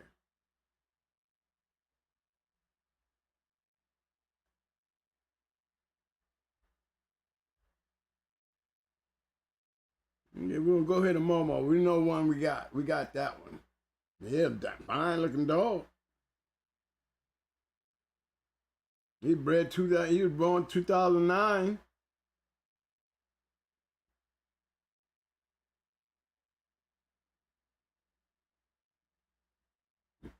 Bred up Tom's Yard, another dog up Tom's Yard.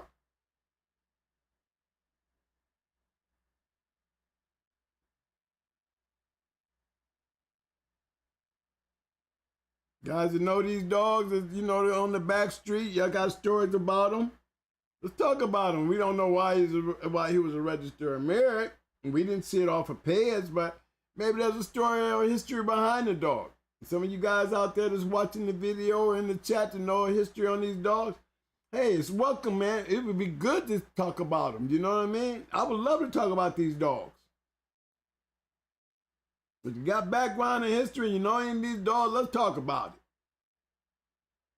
But in all, here we go again. Here we got a line of dogs. It's got and they're not really filled with unnecessary colors. The colors that you see, they have accolades to them. You understand what I'm saying? This is not a painted up pedigree. All right, look at it for what it is. It's a good formula that worked. Heavy Frisco. Heavy Frisco. Got a little bit of an out, but not much.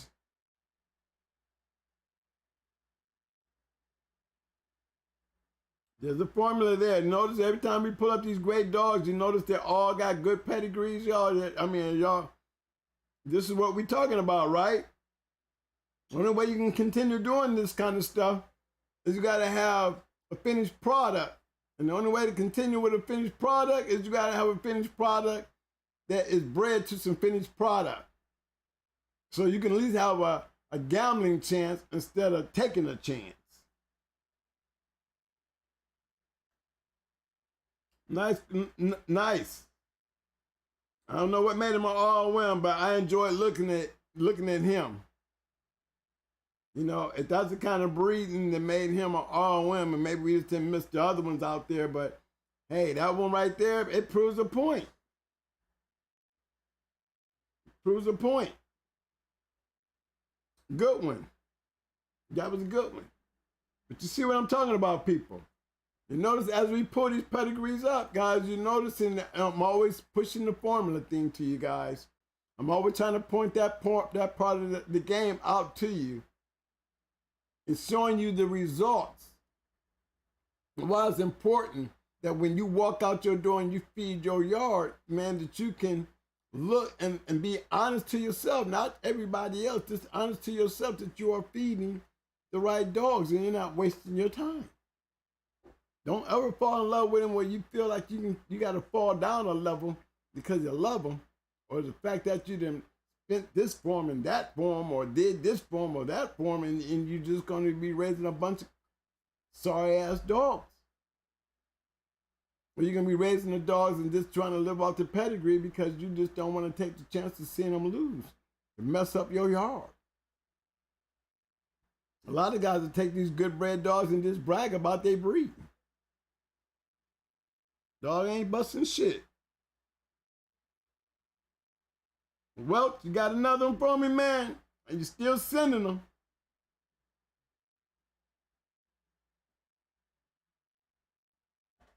And we got another one from Welch Kennels.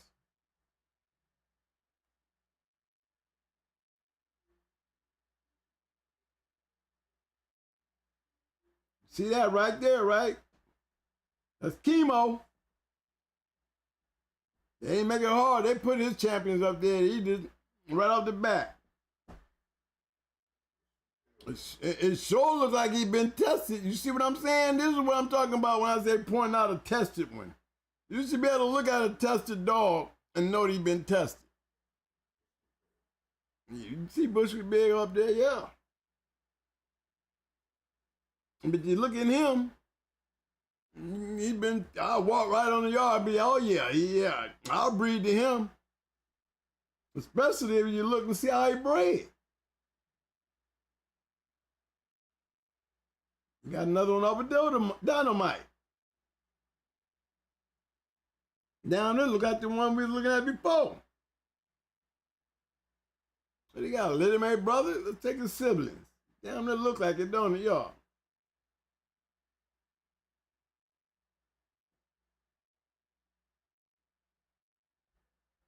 I guarantee you all that shit on him ain't from breeding. You got some siblings.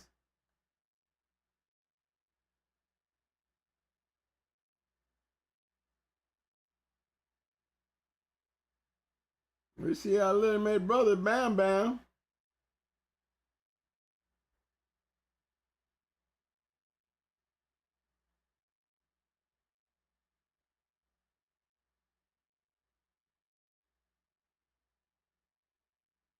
Little May brother, Bam Bam. Okay, he got Little May brother as a champion. Well, let's go pick on his offspring. We ain't gotta go hanging around that long, nothing. So we go back to him.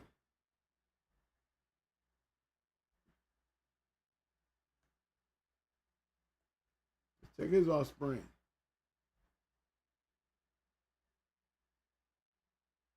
He got pages. I don't remember. Let me see. I didn't even see that dog right there. The first one we run across. Yeah, he on there. There you go. All right. All right.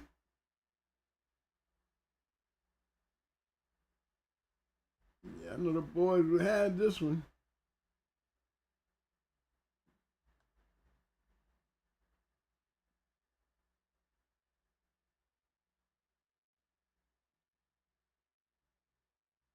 Tell you got a yap on it. Look at that. You see it. You see it. You should be able to walk on the yard and be able to tell.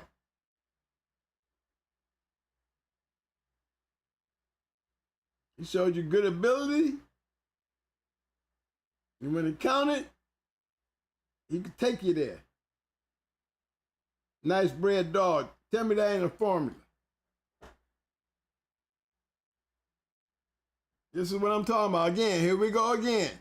We got a great dog up here, another champion dog, and we can look at his pedigree. First, we look at the dog. Champion, yeah, he done proved his point. Now I'm looking for a stud. I hear about him. He's a champion. Now, I'm going to look at his pedigree. I look at his pedigree, it's acceptable. I'll breed to him. I will breed my bitch to him.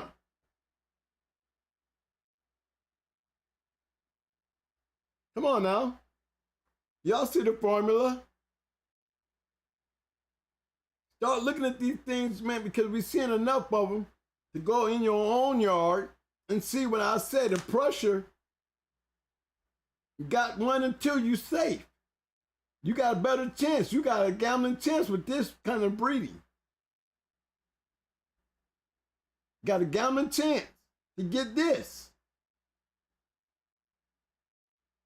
When you do that. It's the only point I'm talking about. I'm gonna walk back in the backyard feeding shit bread like this. then I better be walking around 2 or 3 years with some shit on the yard like this, because the pressure is on him.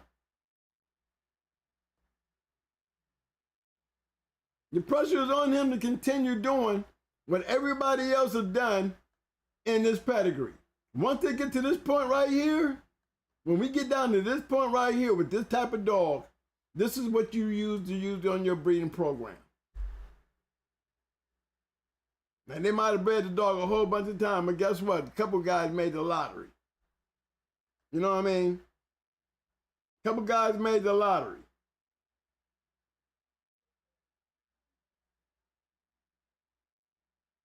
Nice bred dog.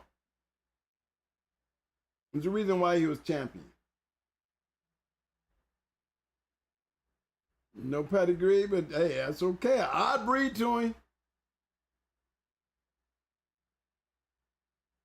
All you people out here with them gardener dogs, these are the ones y'all need to be looking at. Y'all need to be inspecting this shit. A lot of you guys out there got that gardener shit. Breed some of these goddamn champions and shit off of that gardener stuff.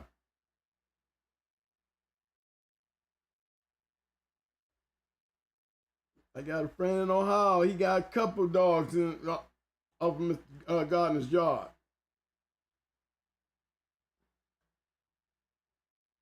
A lot of you guys do. Here go one. Let's see what he's looking like.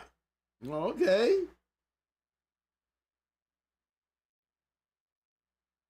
Well, he's definitely a bulldog, all right? Champion thawed out, or thrown out, threw out,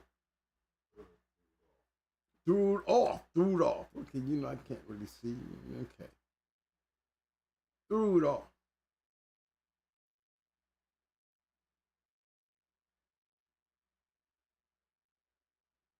No chemo. On some good ones again. He has a pedigree. Yeah, he producing. That's so chemo. You look at that dog, the way he's bred. You see, the pressure, he was safe all the way through. 4th, 3rd, 2nd, gambler's choice. Still a gambler's choice. Coming off of dynamite, come on.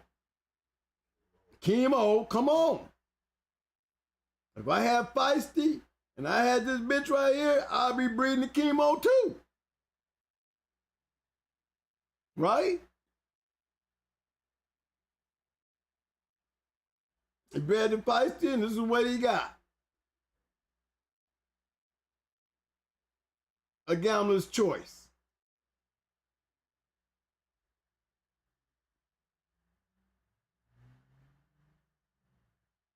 Who sent that pedigree up in here? Welch, you did that, bro. We still looking at him. That was page 2. Garland said he was amazing. Which one? Who's that? Garland said Joe Ruff was amazing. Oh, yeah, I can tell. You know, I can tell. A warrior for damn sure. We already know about Bushwick Bill, but we got to get this right pedigree. I see him right there. There you go. I see him down there. Let's go to one that we ain't seen. This one right here. Was he on that front of that? Was he on the front? Here's another champion. Look at him.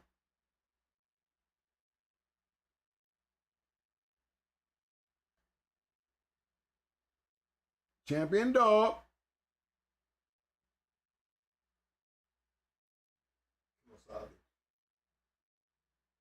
Yep, Kimosabi.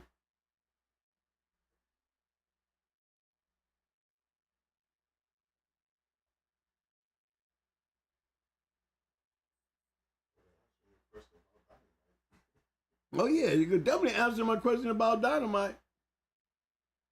Okay, here we go again. Here's another champion. Let's look at the dog first. I always say, let's look at the dog. There's the dog. You see it. You see that shoulder shot. Yeah, yeah, yeah, yeah. Little nose on the ears. Yeah. But he's champion Kemosabe. There's the dog. All right. Now let's go look at the pedigree. We know he's a champion. Okay. I'm looking for a dog to breed my bitch to.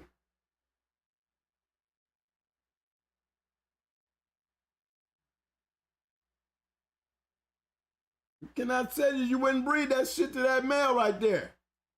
Chemo? I've been running the chemo with that bitch. He did. He ran the chemo. He bred his bitch. He made a gambler's choice. He didn't take a chance choice. He took a gambler's choice. Something he know. And this is what he got. A formula. Again, a formula. Ain't nothing tattooed up here. If we look at these colors, all these colors is pretending the dog that got accolades. So it's real easy to read this pedigree knowing that these dogs are really winners instead of having to look a little closer to make sure they ain't painted on here. It looks a whole lot better when I can see the formula. I can down there sit back when I know the pedigree is done right and down there put my eyes in a blur and look at all the color in. That's all. I can blur a pedigree and just see barely the colors. Don't even need to see the names and know that pedigree is right. I don't have to know the dogs. All I got to do is just see all the colors. See, I want to be able to just not know the dog, but be able to look at the pedigree in a blurred vision and see color. Knowing that these colors are accolades. I wouldn't give a damn how the dog was bred. That kind of blurred look gonna have me breeding to that shit. It's gonna have me breeding. It's gonna be worth breeding to. Especially if I gotta pay to get the stud off. Good one right here. That's that gardener stuff.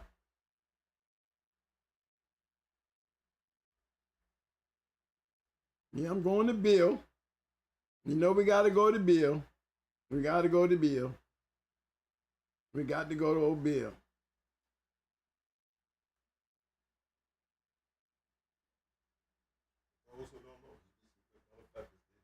Oh, yeah. This dog right here is a pretty good dog. Another chemo product.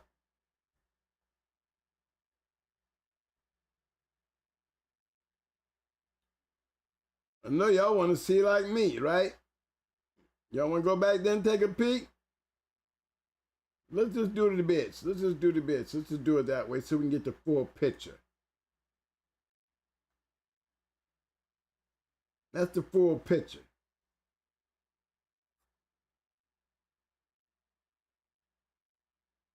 That should have sold inbred blackie.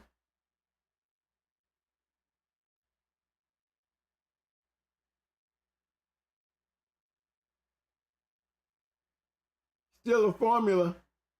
What you was missing in 2, you picked up in 1 with the female. She already producing. And the way she's bred, you know why he went and bred to that dog. Because his line is telling him that this is the move to make. Now, if I'm going to make a move and I got a bitch that's producing, why wouldn't you make that breeding? Like I said, I can blur my vision and tell you that I was still breeding this dog, especially when I put my vision in focus and see this a damn line breeding.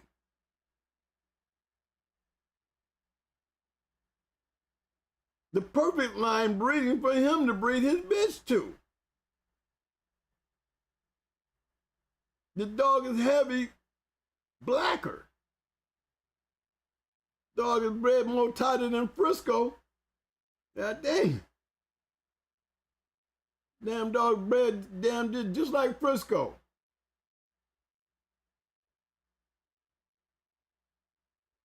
That's the mama.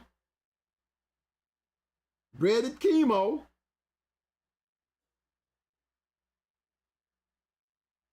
To give you that Bushwick Bill. Don't know if it produced much.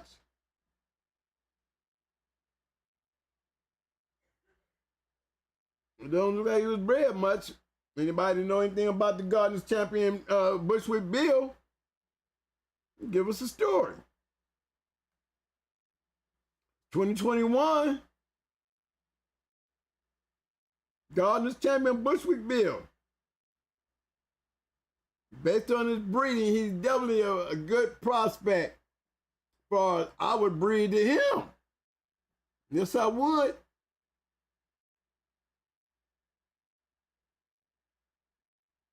Because see, still, I'm looking at my pedigree and I'm still claiming from fourth to third to second to first, the pressure on me. Bushwick Bill, the pressure on Bushwick Bill. Like I said, ain't worth looking at the pedigree if he ain't no champion, right? The only reason we're looking at this damn dog's pedigree is because he's a champion. So let's see. This is what I try to explain to you. Paper don't mean shit if he ain't shit. And since he's a champion, now we gonna analyze it, and this is what the results that we get. Still a formula, guys. Thank you. That's a nice one. Y'all been putting up some pretty nice ones, fellas. Roach, you been doing a good job, bro.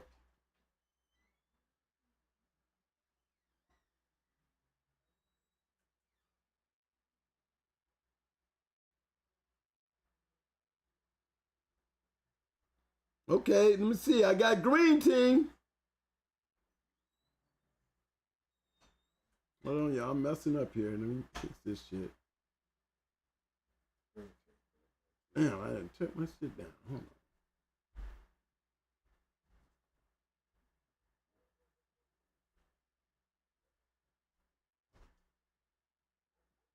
on. Y'all seen you up there, green team. I'm coming after you, baby boy. I see G Red Boy Roscoe. I'm working my way down.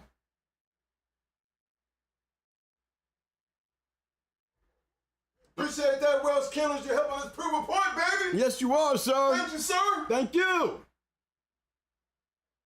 Enjoy that, bro. Thank you. Thank all you guys for putting them pedigrees up. It's really becoming it's very interesting because we're still on the same point that we've been making all along. You breed good dogs, you're going to get good dogs. We're not sitting around waiting based on a fourth generation pedigree back then, the fourth generation, and we ain't getting nothing.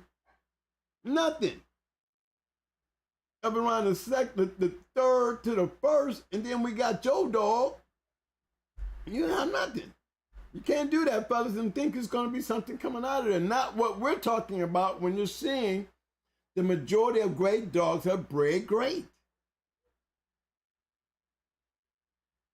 Remember, they ain't worth a damn if they talk about if they ain't got some kind of accolade under them, and y'all know that. There's a difference between having a good one and then having a badass one that's got a championship or a register, a merit, or a POR, or even a grand championship. Okay? We call those good ones. Okay? We call the ones that don't make it out the yard and become good stud dogs, nice ones. He was a nice dog. Yeah, he was a nice dog. It's hard to give a dog the good prospect when you got such good dogs out there that's winning matches.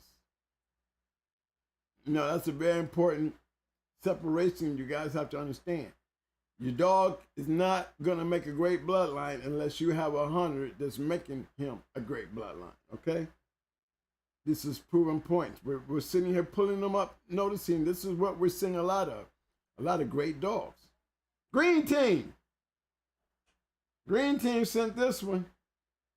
Green team, if I'm wrong, get me right. I seen this hero. Yeah, I seen this hero. I actually was talking to somebody who showed me this pedigree today. I seen this pedigree earlier. I know I done talked to somebody today and I seen this. Yeah, green team. Good one. Yeah, I liked it then. I told you that. Yeah. Tell your friends, don't be judging my hair. I just took the braids out. Oh, don't worry, baby. Love you. Love you too, sweet.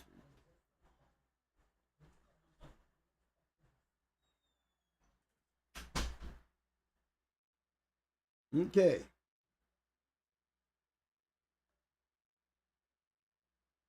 All right, y'all see that, right?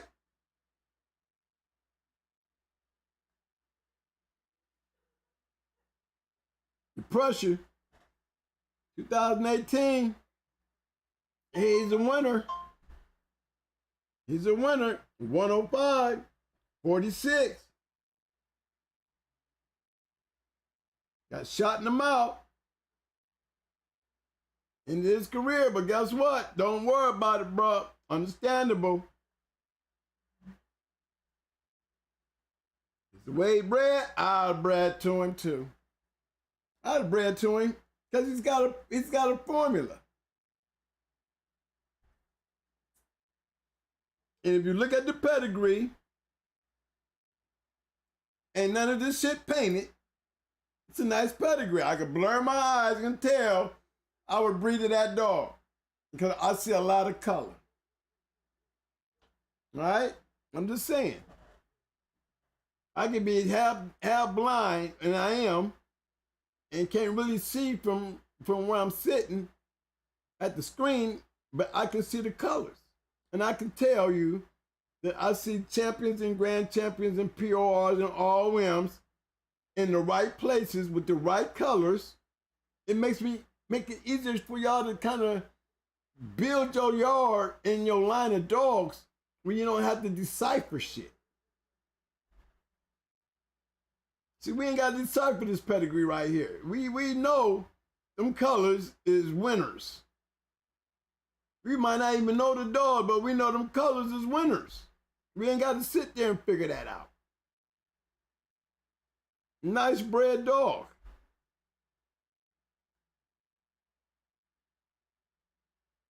Produced a 2-time winner. See the pressure? See that right there? Ain't nothing there. It's all right here. You see it? So the pressure didn't come in the first, but guess what? That plays a big part. If I'm gonna build my damn yard, that's how I'm gonna build it. Would I be breeding to him? Yeah, I would breed to him. Yes, I would. Shot mouth and all. Because there's a formula there. There's a formula there that I know that I can build with my yard based on the formula that created him. Again, we're talking about good dogs. We're going to be talking about him. He wasn't shit. He's a 2-time winner.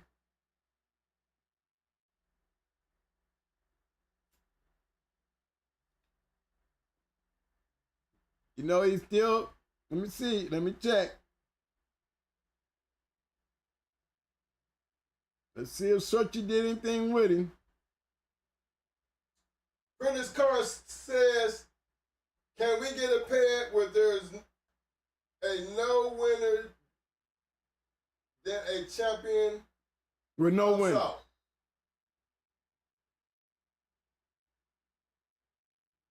Say that one more time, man, Mike. He's asking, can we get a pet that don't have no winners in it? But the champion pops out. And champion pops out. It's very seldom, but if you can get me one, I like to see it. It's harder for me. I mean, we have not, guys, we done done these videos. Thank you, Greenleaf. That was a good one, bro. That was a good one. We done done a lot of these pedigrees, y'all. Greenleaf. I did, what did I say? Green team. Sorry about that, green team. I'm sorry. Green team, good job, bro. Good job. I think I seen this pedigree, man. You talked this morning with somebody who's got some shit just like yours, man. We was talking. I was impressed too. Yeah, I shocked your ass, didn't I?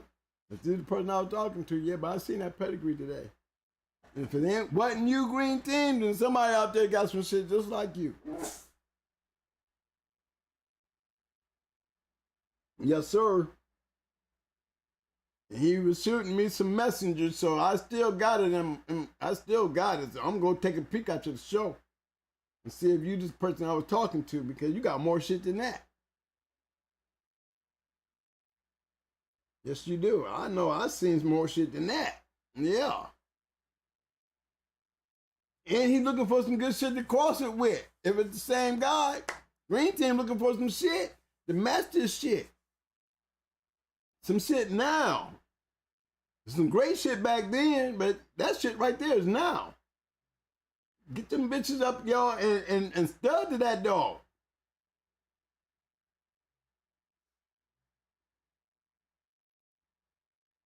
Okay, where was I going?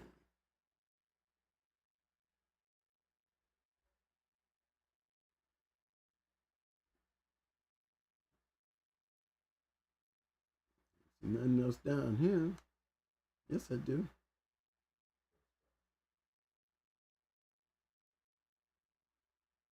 I got Welch. Oh, I got my boy, Red Boy Rascal right there. Red Boy Rascal! He done got me one up in here.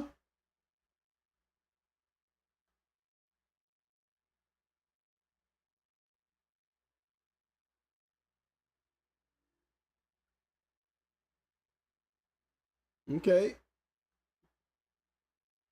Now,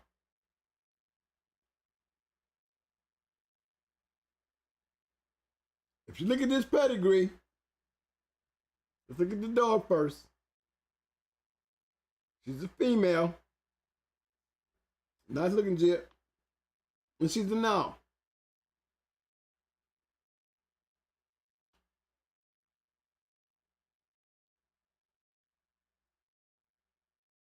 Jethro Daddy, Jethro Johnny, or Jericho. Jericho Johnny. That pink stuff right there. Now, I know y'all all wondering why this is such a brother-sister breeding, so let's go see. Why would they take a brother-sister breeding and lock this pedigree down like that? Because you know when you make brother-sister breeding, you're kind of locking in the pedigree. So let's see where they was headed with this.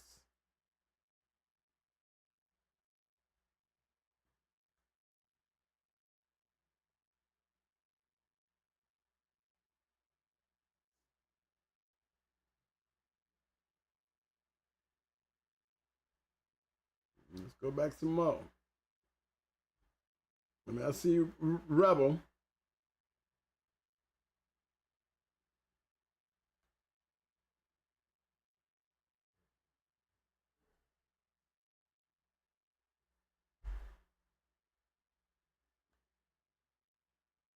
I'm going to take this all the way back up to the front.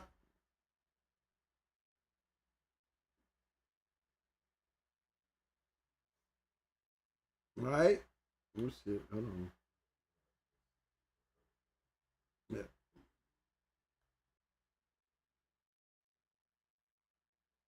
Now, we have to take the colors off. We don't have nothing until the third generation. And it's all on the top half. Now, notice that, right? Now, here's the line that, you know, again, my opinion. My opinion. This would be what I would call the chance. Not the gambler's choice, but taking a chance. Because really, gentlemen, there's nothing there. There's not a formula there that took a brother and sister breeding and crossed those dogs with not much there. Now, I can't really speak on, you know, these dogs on performance, but you got a whole generation, 4-generation pedigree down at the bottom with nothing.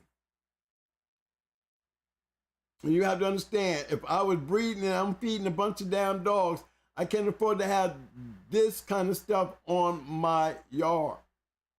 Not being a hunter unless I can fix her. She would have had to change that pedigree for me. I would never went another step further past her. If this dog right here wasn't a champion her damn self, she wouldn't be bred. I wouldn't even ever give her a chance to even have any puppies because I would not breed her unless she was winning. I need winners.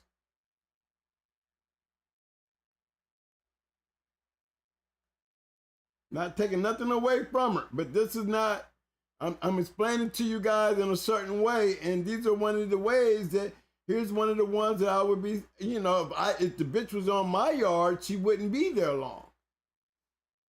Because she doesn't have but one choice on my yard. Because there's nothing I can use her for. Nothing I can use her for. She would have to create her own creation. She would have to first be bad enough to be tested and make it through. Or she couldn't be no cold bitch. Or she couldn't be no decent bitch. No, that bitch would have to be a world beater. Or she would not be on my yard. I would have to sell her because I'm not trying to build a yard like this. There's nothing moving forward for me if it had to move forward for them. I'm just being honest. SBC, shout out, baby. Thank you for the super chat. You want to ask a question, bro? I mean, you put it out there. Well, Red Boy Rascal. I'm not saying that she ain't certified. I'm saying if she was on my yard, you can say that to me all day. And it still wouldn't change my attitude about it. You put her out there, I'm just giving you my opinion. Don't take it personal. Okay? Because it's not meant to be personal. When you put your pedigree up there, yes, I'm going to tell you the truth about what I see. And if I'm building on a formula, that's not a formula for me. You know, she's breeding, producing for you, then that's great. Good, because guess what? It's on her. It really is on her. Because up to this point, you bought it up. Up to this point, you bought it up. There's nothing on that bottom showing me why I would breed to her. There's nothing really on the top that gives me any reason to breed to her, unless you're trying to build something on top of her. That's what I'm saying. I wouldn't have a dog like that on my yard because I wouldn't know what to do with it. You maybe, yes, but not me. I need match dogs. I don't want dogs that, you know, and when she's on my yard with the dogs that I had, if she could survive that yard, then she would be bred. She would have to survive my yard. Now, me and your yard might be different. But I'm speaking on my yard and why I wouldn't have her on my yard. Not saying that she's not a good dog. It's just that she'd have been tested so damn hard before I would have bred her that she would have, just like you said, she must be a good dog for you. Not taking that away from you. But she does not have a formula because however she turned out, the only way that formula is going to become something is you got to change and fix her. She got a choice. Ram said he said good dogs. Yeah, he said he had good dogs. She got good dogs. But, I mean, I'm going to hit the offspring because he's definitely old enough. All right? I'm just speaking on, when you guys do this, don't be getting mad at me. I'm going to give you my honest opinion because it's something for everybody to learn. With all these great dogs that we put out here with these pedigrees, you know this dog does not fit the caliber of the dogs that we've been talking about. Come on now.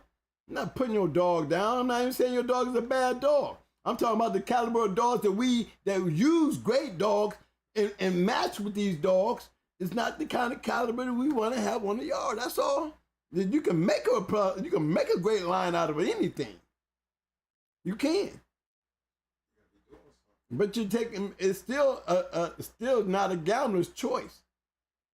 It's a chance choice. You're taking a chance. Get off of that. Not taking nothing away. I mean, I know she could be good for you and all that, but bread-wise, you know, looking at the pedigree, you know, she would have to be the one to change the way things are when it comes to the pedigree. The pedigree does not impress me at all.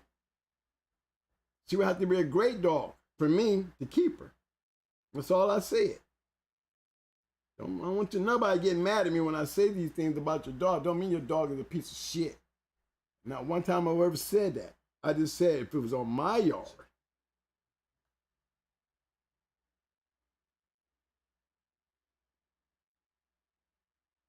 These dogs have formulas, guys, and once you guys learn what that means, when you see it enough, then you start trying to add the math to your shit, then we don't, you know. I mean, we done enough of this, guys, to show that the proof is in the pudding. Your dog doesn't fit that caliber, you know, we say something about it, don't get mad. I don't want you getting mad at me.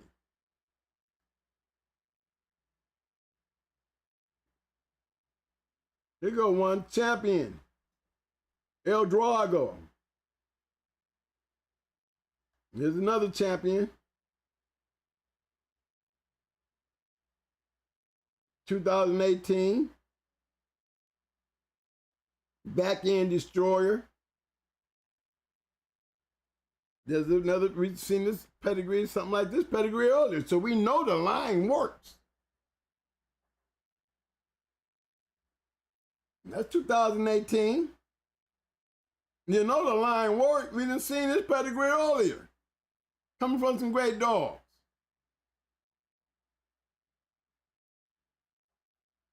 See, there's a difference there, bro. That's all I'm saying. Look, you know it. There's nothing to go back and forth about. Look at that pedigree and then look at the other pedigree. Does it make a difference? Yes, it makes a difference because the results in the dog. Okay, I'll start up there at first, right there with the dog. That is a champion. Why is the dog a champion? Because he won. He's a hunter. Okay, what put him there?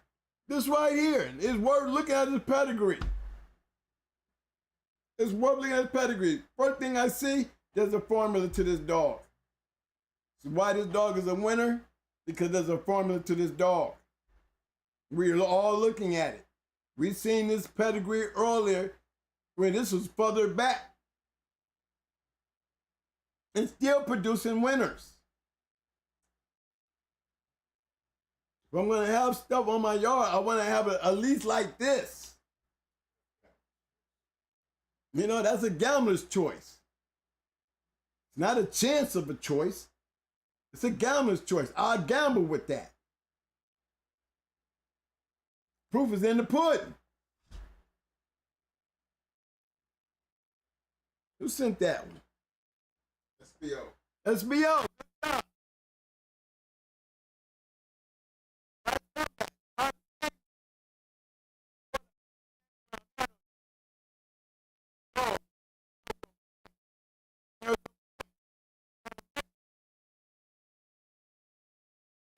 Hey, baby, what you got? Okay. The dad is a great.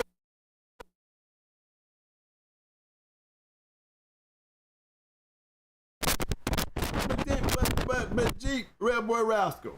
Well, let me say something to you, so I don't want you getting mad at me.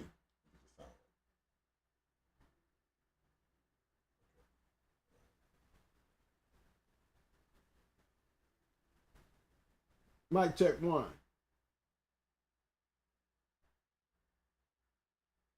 Mic check one. Okay, you back. Okay, lift it up just a little bit because I could be, because my voice is raising. You had it over here, remember it up a little bit. All right, G Red Boy Rascal, let me say this to you, man. See, now you sitting here talking about me, you. You are the one talking about you. See, then when you go you, after you bring it out here and put it in front of all of us, then you put it out there for criticism and somebody to speak on it. Ain't nobody saying your dog wasn't shit. Did nobody say your dog was garbage? Did nobody say none of that? You feed that dog every day. And just because that dog will not fit on a going hard yard doesn't make it won't fit on your yard.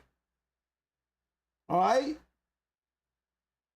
I'm going to use you as the point because you the one put it up there. You put that up there. And that has nothing to do about how you feel and what you think about your dog. Okay? Ain't got nothing to do with that. Because if it has something to do with that, you wouldn't have never put her up there.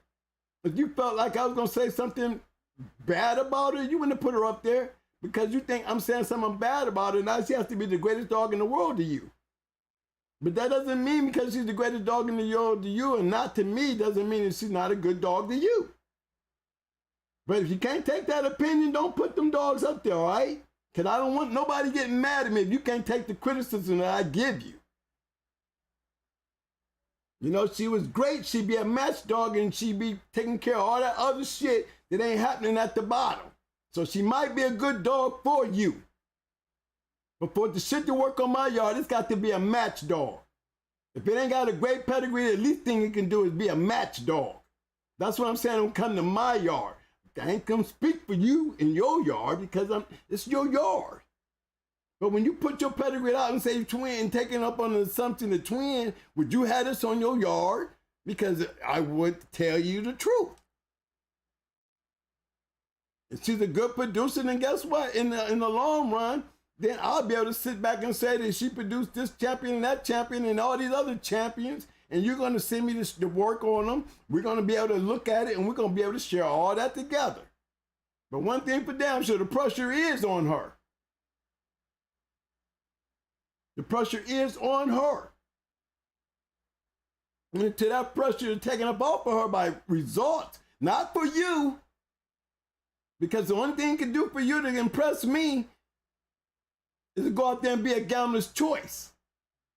I don't do no taking chance choices. So if I don't want to take a choice and go on the gambler's mode and don't pick your dog or say that I would not be a gambler with that dog, doesn't mean that your dog ain't shit to me. It just means that it would not work for me. Come on, man. I'm sitting here watching you defend yourself, and you have no reason to be defending yourself. Now, you do that in everybody else's room. You supposed to be better than that.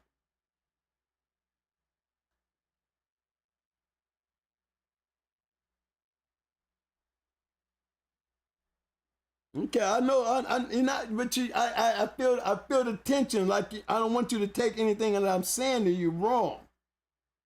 That's all. That goes for anybody to put a pedigree up there. You'll hear me talking about formula all the time. And I put enough dogs up here to show you that each one of them great ass dogs. These are champions and grand champions and registered marriage and producing dogs. And we done seen a lot of these dogs, and there is a formula there.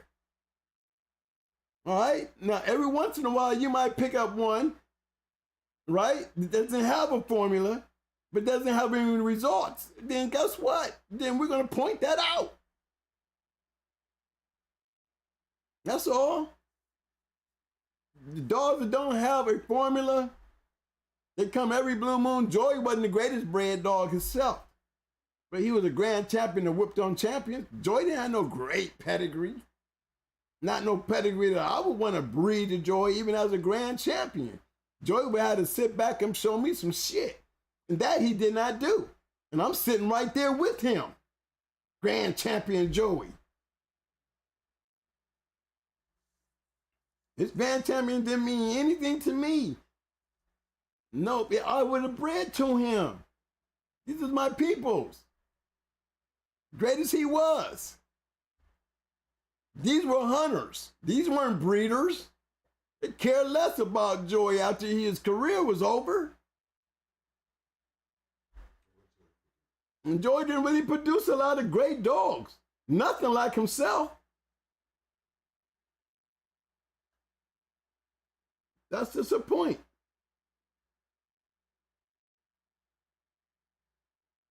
This dog here, yes, I would breed to that dog. If I had me some of that shit that we saw earlier, all that Chinaman shit, with all that stuff, with all these dogs that we seeing with these gardener dogs, hey, these are results. I would be breeding a whole bunch of garden and shit. It'd be stacked on a whole damn yard would be garden if I'm throwing dogs like these that we've been looking at tonight. I remember we did a show on Eli dogs and we didn't see none of these dogs. None of them. Yeah, I know those guys have been around here a long time from what time we started, and we've been here before. And these dogs that we're seeing right here, these are dogs. These are dogs. And baby boy, I don't have Jeep boy Rascal. We know, that's what I'm saying, baby. We know we got love. You know we got love. So you know I would never do anything to nobody in this room to embarrass you or disrespect you in any kind of way. But we are really still dog men, right, fellas? All right?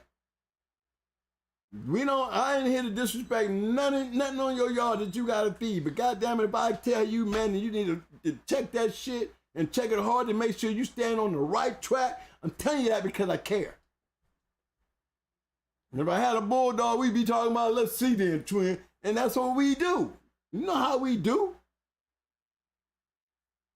It ain't never gonna be that way, bro, because we better than that. There ain't nobody got to ever breathe to your shit. As long as you feel that shit gonna work, then you keep working until you get something to work with and then show everybody else. Because whatever you do with that bitch and that bitch do something, it's gonna be on your accolade. None of that shit behind it, bro. Let me remind you of that. So whatever you do, any kind of good shit to come out of it because you saved it. Based on what you do, or what you believe in. All right? Always. Hey, somebody just sent that up in here. Who was that? Dread. Again. Hold on, baby. I got a couple. I got to catch up, man. See, I got distracted by taking care of my peoples, man. I got to make sure my people's right, because I don't never want y'all mad at me for being a dog, man. Okay, Prentice, hold on. I would expect y'all to tell me the same damn thing. Y'all let me bring some bullshit up on this damn thing, bragging about that shit, and y'all better lay into me. Twin, that dog ain't got no kind of nothing in it, twin. No, I was just fooling with y'all. I was just trying to see where y'all head was at. Look, I'm trying to find you, Mike.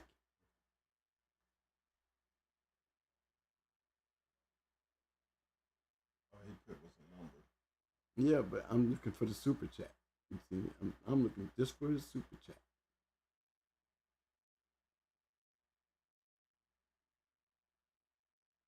Hold on, fellas. I'm looking for numbers. See, I had to pass Welch. I got to get back to you, Welch. I got Arrowhead. I got all y'all guys, okay?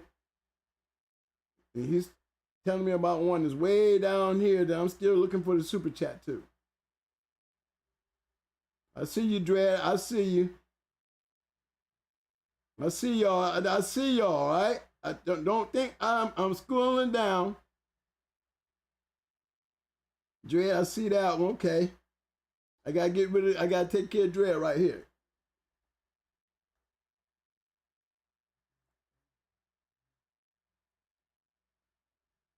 Now I always want, I want all my dog men. It's like me being the commander of a goddamn Marine regiment. All y'all motherfuckers is hard as fuck up in here. Every one of y'all to go out there and put a dog on the chain and have to feed that dog and clean up his shit, y'all like soldiers to me. That's why every time before I start this show, I tell you, did you check shit? Did you give him water? Did you give him food? Did you check the camp? Because this is what we do. Now, I should be able to walk around and if I catch one of my boys with their shoe untied or a motherfucking old dusty-ass boot, and I go to fuck off because you just stepped into my motherfucking line with your shit not on point, it ain't meant for me to get you to get upset and mad at me. Okay? It's meant to be like everybody else. That's all. Get that damn boot cleaned up now. So you can look like all the rest of us that's winning.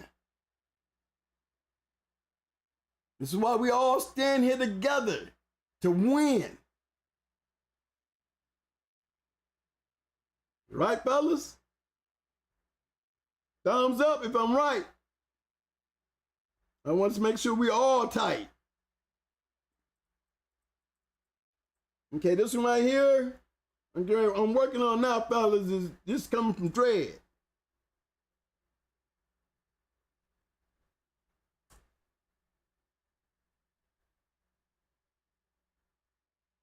Here we go. It's coming through Dread. Good one, Dread. Thank you for the super chat, baby. 10 on you, baby. That's David. 2-time winner, 1-time best of show.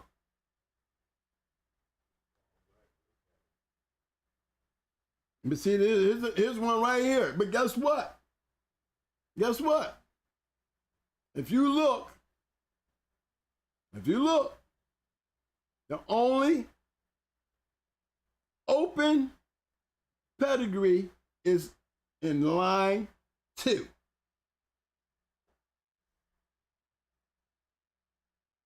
Actually, the whole pedigree, it looks a whole lot of black and not enough winners, right?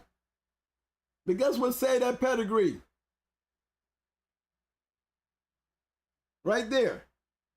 Right here. That result right there. You know why that result right there say that pedigree? I'll show you why that result say that pedigree. Because of that right there. Right there. That should be a colored pedigree right there. So we wouldn't get mixed up. We don't have to get mixed up. If he was in color, then he would fit. Reason why this dog here made everything possible for this dog here to make this shit right here even considered to be worthy. To even be considered to be worthy. He wouldn't be on the top of my list, but guess what? He would be on my list because his daddy produced him. If you don't know about that Cadena shit, boy, I'm going to tell you something. The name alone, it stands up like goddamn, Floyd Boudreaux. David Tanner, one of them. Them Mexican boys right there, them boys ain't nothing to be playing with. Shit, they like Mayfield and all the rest of them.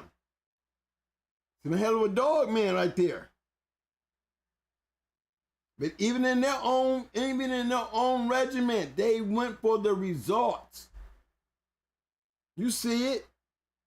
They still covered results. 4th, 3rd, and 1st. What you get? The pressure on what he did here, put the pressure on him right here, and he answered to it. At least he got there. With a best in show. This is 2022.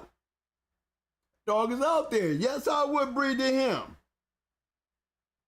I sure would. I would take me a damn inbred dog and cross with that shit right there and be ready to shock y'all with that shit. Because he's a definite cross for an out. Those are the kind of dogs you take with the out. On a dog that's ready for an out, who's coming off a champion, who produced a damn match dog. You know what I mean? It still could be a future champion. I'm breeding to him. And that's with a lot of black. But the point that matters is what's going on right up here. This is where all the genetics is sitting, not way back here. It's got to go through all this shit to get to this right here. Then I'm taking a chance and say they got it right. And then when they took this shit here, way back here, this shit way back here ain't but one time up in here did we understand anything. Don't understand that. But we know one damn thing for sure. Whatever he did here to do this, got this right here, then I'm with it. I'm taking a match dog any day, y'all. I'm taking a match dog, winning dog any day. I'm sorry. Especially in breedings like this right here. It doesn't have a lot of good dogs or great dogs or known dogs. Got a lot of black in it, but you got to look at that first generation and put that pressure on that dog that's coming off of him, you know what I'm saying, and say, well, what did he do? Guess what? He saved the pedigree. Go David saved the pedigree. That's what David did. David did it first. Got down, Cheeto did it. Cheeto did it, but he gave the pedigree life. Because now you got 2 winners.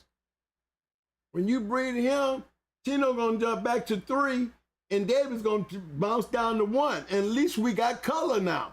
Now we got color in 3 sections of the generation. We're cleaning up the goddamn bloodline. Y'all understanding what I'm saying, fellas? All right? Just keeping it real. Come on now. You understand what I'm saying?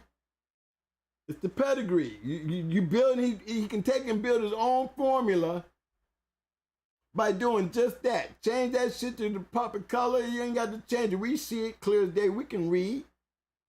But when they breed that dog right there and they put that dog down in that pedigree and he becomes in the 1st generation, his daddy becomes in the 2nd generation, and then you got Silver Kennels, Tachaya, another 2-time winner, 1-time loser, but a 1-time best of show. You know what I'm saying? You still got match dogs. Everything in the 4th generation gonna fall off. You ain't gonna even see that when you first pull it up. You gotta go back and find that in the 5th.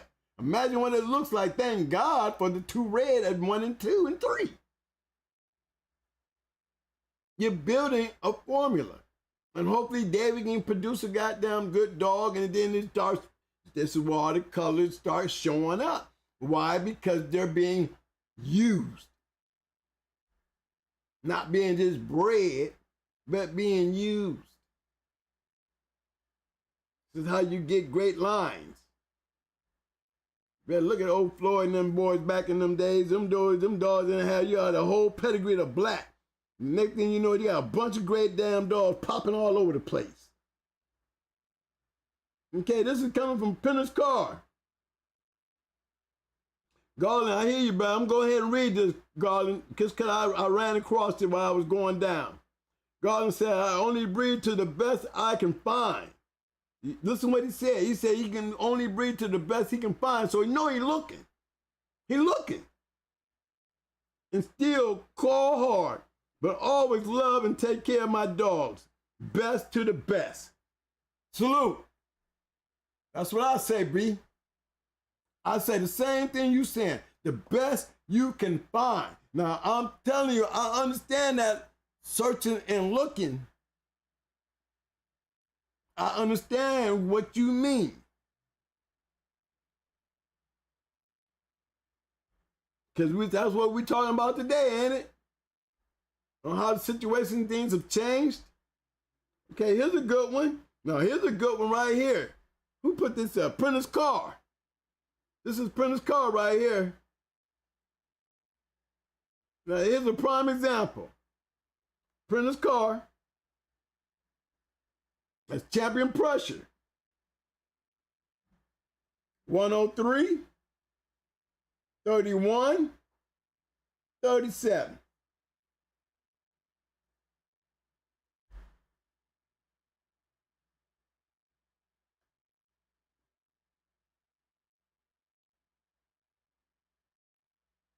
Now, y'all might not understand what I'm getting ready to put in here to y'all.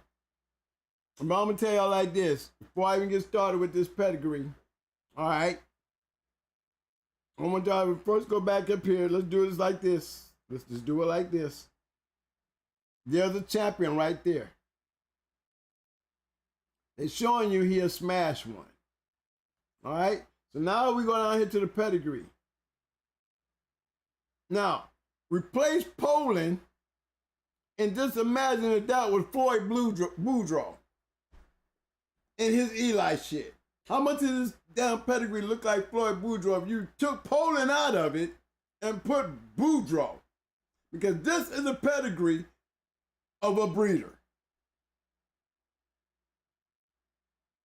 This is a breeder's pedigree, people.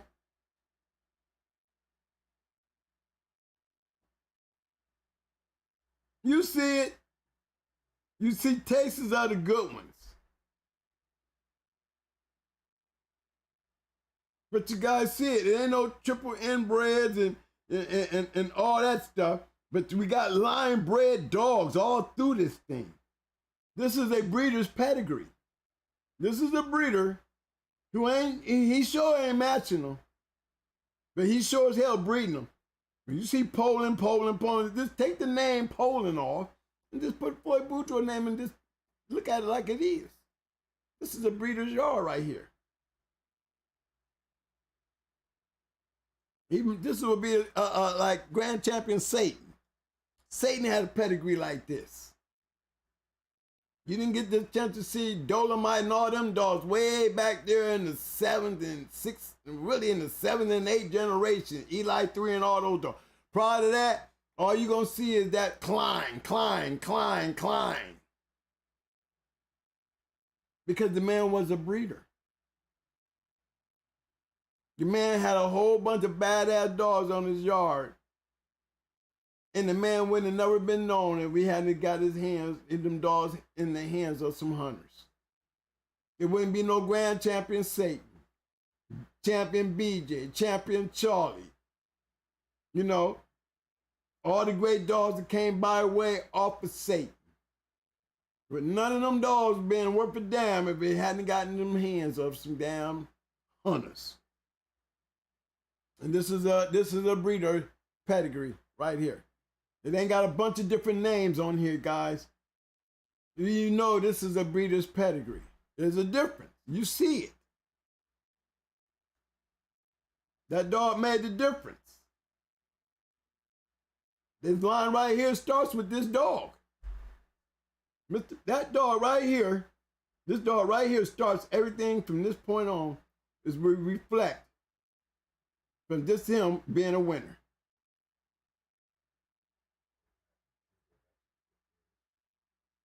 You want me to go dig in and look in for it a little deeper?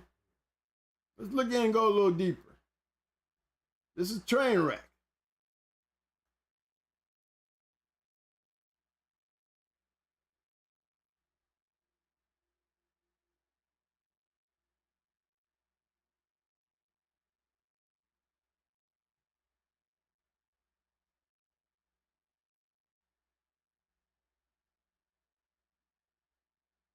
Still see what I'm saying, right? Still all breeder shit.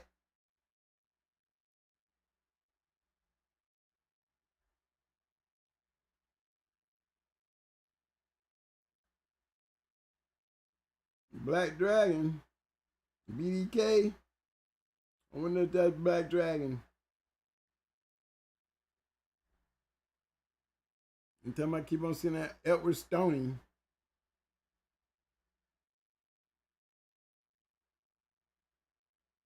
Yeah, this is all breeder shit.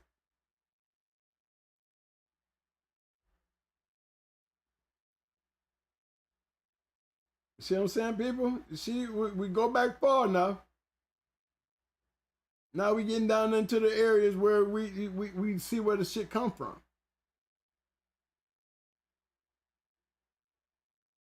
Look at that. You got Grand Champion Texas here, which is really Champion Texas after Joy whooped him. Yeah, that's him. Right? And then we got down here, we got Don Russ, Good Kennel, Yin Yang, Good Bred Bitch. Why they bred as the Tex. You see, and then we're getting back down into the Bulldog area. This is before it came into Poland's hands. These are dogs before they became Poland dogs.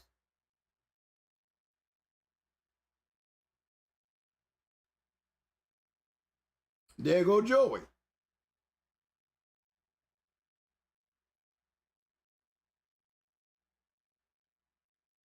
Since we back down here around Joey, and you see Joey got that maniac dog. We're gonna go to Joey. You just got done talking about him. See what he look like after his career? See them younger pictures of him, you don't see all that.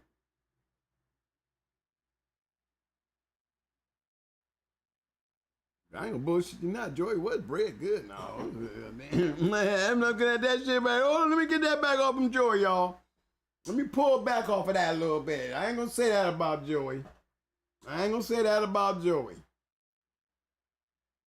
You know, Joey just didn't have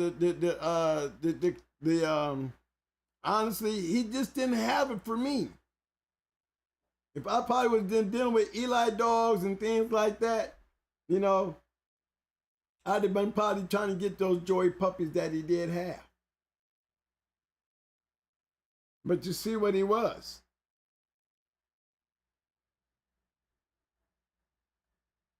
Grand champion Joey. But you still see there's a formula even in Joey. We ain't sitting up there with a bunch of black shit because we talking about match dogs now. First, second, third, and fourth. You're going to have match dogs. This is the only way you're going to get them. You got match dogs in the pedigree, you're going to get them. Remember, we just picking on a line of dogs. But you got to understand something. These are match dogs. Look at this. These are not breedings from breeders. These are hunter moves. You can tell the difference between a breeder and a hunter. As we move forward, we start seeing it.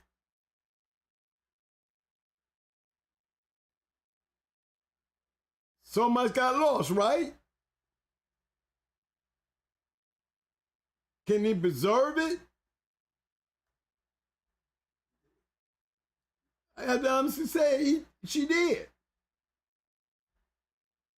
She did.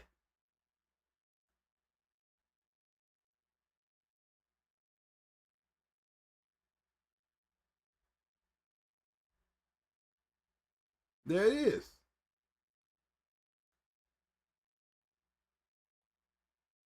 Now when you look at it, it looks a little different when you see Sally here.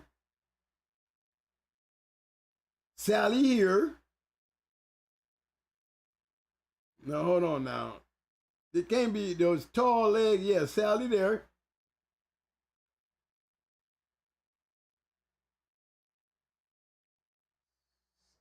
Sally there.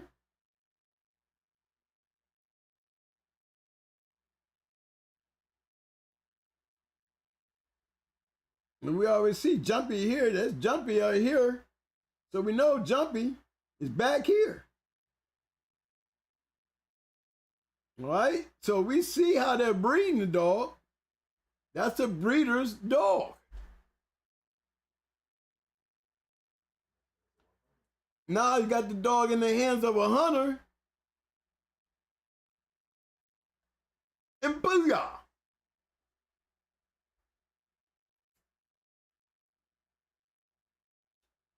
The formula is still there, gentlemen. Ladies and gentlemen, if you look at the pedigree, with no attributes at all, we can still see there is a formula. Come on, y'all. I'm going to leave it up there just a little bit because it's very seldom that we get a chance to really point this part of this part out. This part right here. Don't always have to be a bunch of colors, y'all. But you cannot tell me you don't see the formula in that breeding right there. Knowing where we just come from back there in the back, when it went from a hunter's hand into a breeder's hand to take that blood and to breed it the way she bred it to get that result. Like I said, you put up the pedigree, you look at that, you wouldn't be interested at all. But we went and did a little searching and see a whole lot of mind change. But now you see the difference between what a hunter does and what a breeder does. The breeder ain't worth 2 cents until a hunter get their hand on this. She would have bred another 20 years of these dogs right here. probably maintaining everything that she been working for, and we still would have never knew nothing about her if we didn't have somebody that was able to go out there and do this right here for her.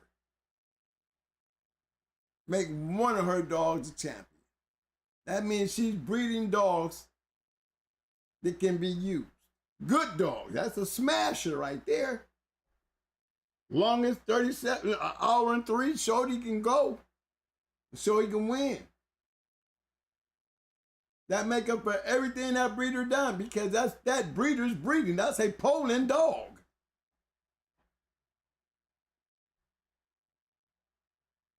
You understand me, people? Again, that was Prince Carr right there. Yes, yes. The example of the opposite happening. Yeah, thank you, Mr. Carr. You just helped me. You just helped me. And I hope you helped me all the way back to my boy. All the way back. Because when you see a whole lot of one name, that is a breeder's yard, y'all.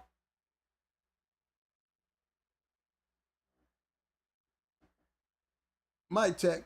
Let's get a mic check, Mike. Listen to you. Yeah, they saying a mic check here. That must have been earlier. Okay. Hold on, fellas. I'm catching up. That's why I'm behind. I seen that mic check. I'm trying to read the chats and find my pedigrees here, y'all. So y'all bear with me here. I saw a mic check in the chat, and I was like, okay, I see a mic check here. People's hollering for a mic check.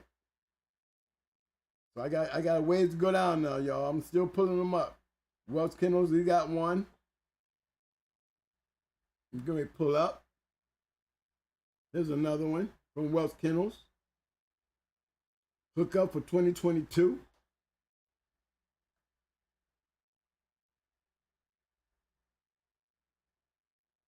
So hook up for 2022.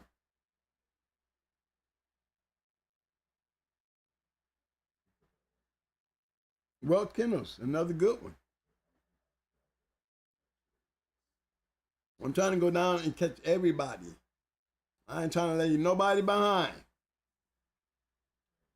You put your pedigree up there, I'm going to find them. I'm going right down the chat, y'all. I got to catch up. But we're going to talk about them. We ain't going to just fly through them. We're going to talk about them, all right? Hey, some of them pedigrees need to be in the super chat so we can find them better. Try not to read down through the whole entire chat. So help us out here, fellas, and just, if it ain't nothing but $1, let it get recognized through the super chat. Another good breeding, guys. We didn't seen this line. A little different.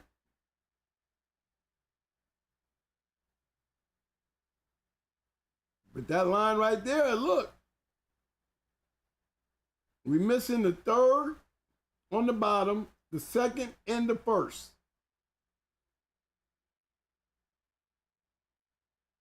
Right? You see the second and the first, all we got is a color pedigree right here. That ain't nothing.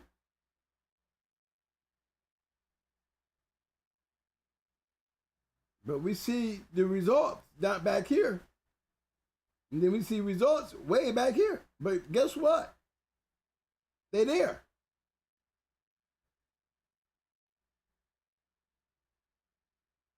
It's just how do you build from that? This is what they're doing. They're trying to build something from that. And to me, do they got a chance? Yeah, they got a chance. But the pressure is on this hookup. This hookup got to work, y'all, because what we seeing in 1 and 2, we missing some shit. Because guess what?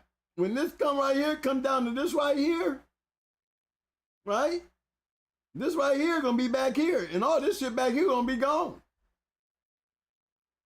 You're not gonna be able to pull this pedigree out unless you go do a research. And how many pedigrees you go in and you gonna get past the first 4 generations, you don't even want to know what's behind number 5. So the pressure is on the hookup right here. to tell us if we getting anywhere, because we short change from back here to up here. Now keep it real. Just saying. Are you losing?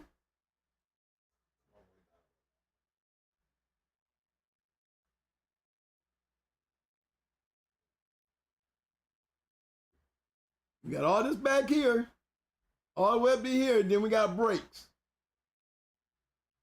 Especially here. Because these are some good dogs right here. Oh, that right there. See? The pressure is on because, like I said, when this dog here, this hookup comes down over here, he has a choice. Either you're going to be a champion up here, or you got to be an all-win right here. Or POR. But believe me, the pressure is on this hookup. If this hookup don't do shit and hook up, and this fall back to 5, this is not going to be something I would want to deal with. Just being honest. This is what I mean. Excuse me. This is what I mean when I say the pressure is on these dogs here.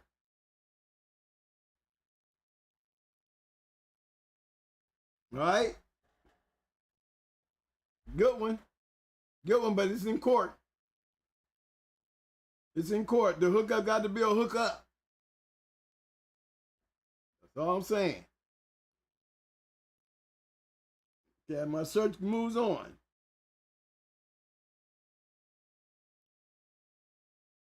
SBC, I see that dollar there, bro. Thank you, bro. I don't know if I got you earlier or you know what I'm saying, but if you did it again, I'm gonna keep on saying, salute. Thank you. Thank you. Damn, G-boy, baby boy, I must be way behind, y'all. God dang.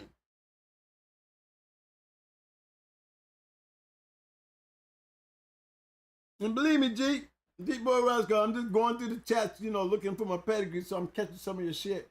I said, I know you, man, come on now. Come on now, you already know, we know, I already know you checking shit, bro. Come on now. We already know that. We already know that. I mean, if they know you, if they don't know you, then they don't know. But you know, I know. Huh. I know you. I know you know. I know. Bitch better be doing something. I figured you got it. I know you better be doing something. Okay, who I got here now? Did I miss all these people? Did I just dread? Did I get dread or just another one? Am I? No, let me go down here and check. Work my way back there. I'm way off.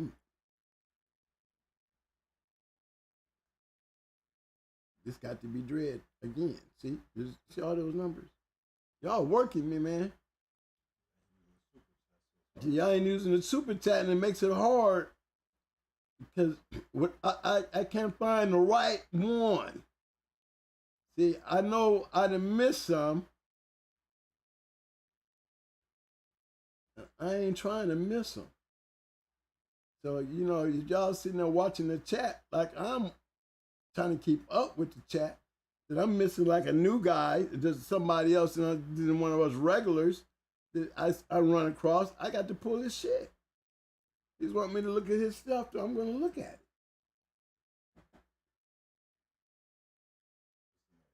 Stretching. S-T-R-E-C-H. Stretch them. Okay, y'all, it sound like scratch them. I'm going to go with the scratch them. Okay. Yeah, I feel that, baby. I got you. We're going to try us another one here. Give us a new look.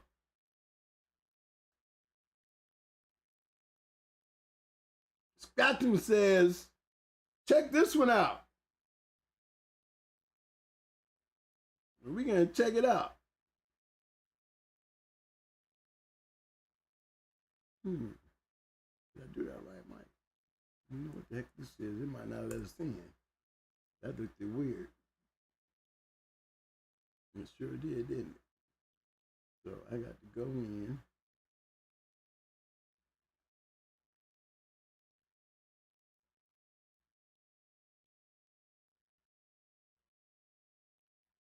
Let me see if I can pull him up this way.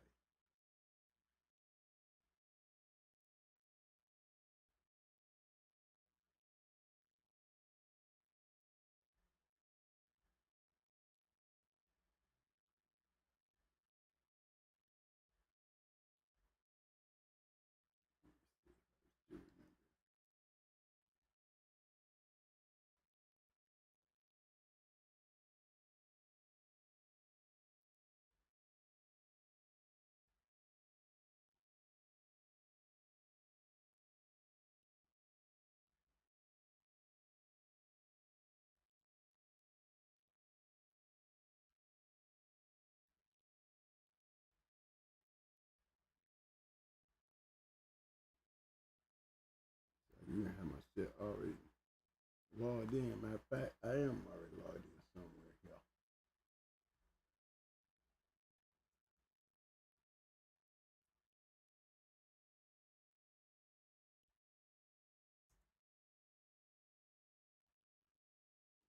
Hey, Scratch him. I need your help, baby. Scratch him on your pedigree. You got it. You got it. You got to give me the number. Send the link. Put the link in. Scratch him. Put the link in. And it's taking me to your signing. All right. So go ahead and put the copy the link and put it on there. And I get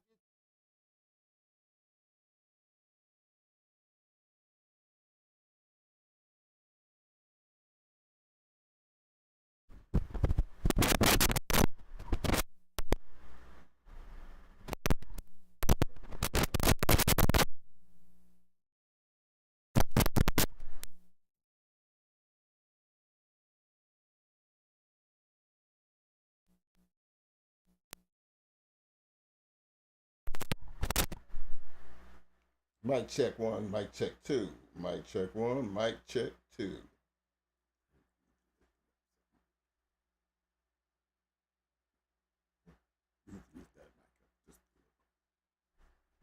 no, remember, you just all you did is tilt it down. I thought you just said, yeah.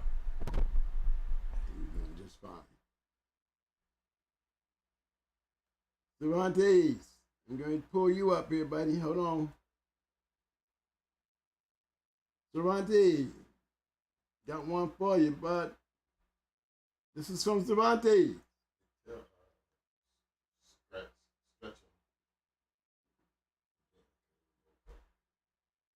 Hey, stretch them. Scratch them, stretch them. Hey, send your link. We want to make sure that you heard us because the sound was acting up a little bit. Send that link because the numbers that you sent me, it sends me into the login. Okay? So, excuse me. Take a copy of the link and put it on here and we'll get you in.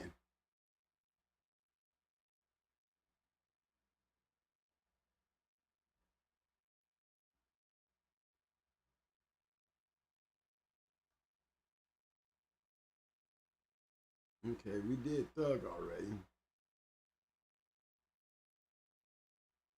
Mm-hmm.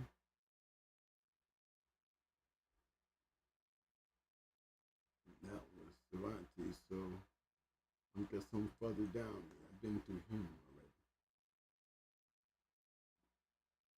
Because I seen Arrowhead, he had one. I thought he had one. I seen, did we do CBC? Okay. All right, see, I know we didn't do CBC because this is a whole different kind of pedigree here. I see your printer's call. Thanks again, sir. We'll be getting to that next here in a second. We're going to knock out some of these other ones right quick. But thanks again, printers, for the super chat, sir. CBC, I'm gonna put this one up here, baby.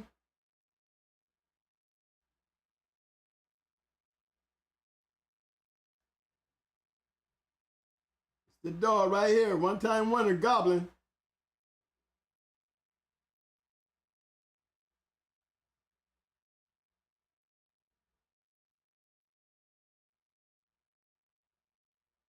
One-time winner.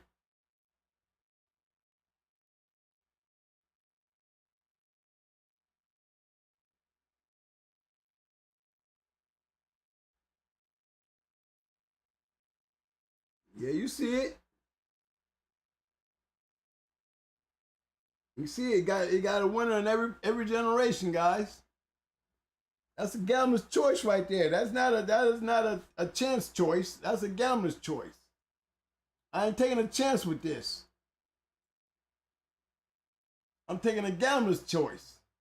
A gambler say, yeah, I'll take that and work with it. And gamble on it. Mm-hmm. It's a whole lot different when you say I'm taking a chance with it. Taking a chance with it means you might not even get a chance off the yard. You know? Your expectations is not the same expectation that you would have as a hunter making a gambler's choice. Gambler's choice says, yes, I would take a gambler's choice with that right there. If I'm looking for me a matched dog, yes, I would breed to that dog. Yes, I would.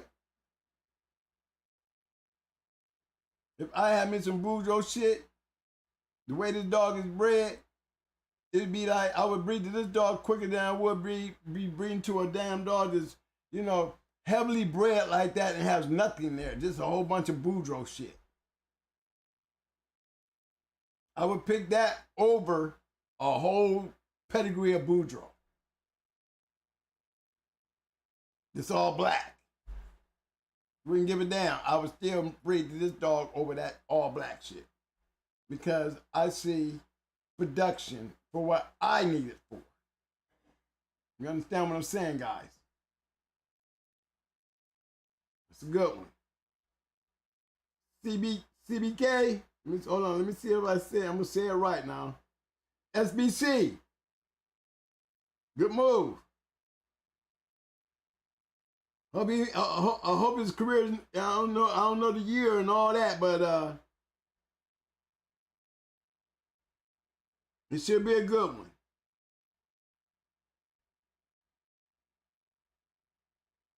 That was CBC, y'all.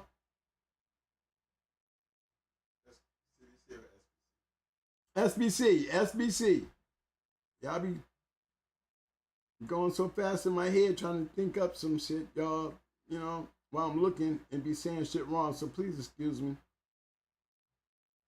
I be shit up sometimes, you know, I get words wrong, I say things wrong, and, you know, y'all, it's all right for y'all to scold me. Get me back on point. I know y'all hear Mike in the background constantly. He put the chats back in front of me, then he babysits me, y'all. I'd be like, get the damn chat. You know you can't see. Yeah, I know.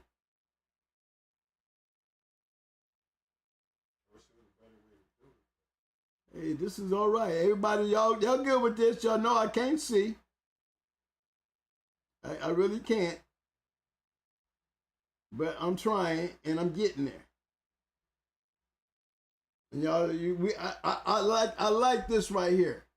I like the involvement. This is what I like. I like going through this shit and showing them. Some of you guys got it. Y'all got it. Y'all got it figured out. You can't get mad now. You cannot get mad when the proof is in the pudding.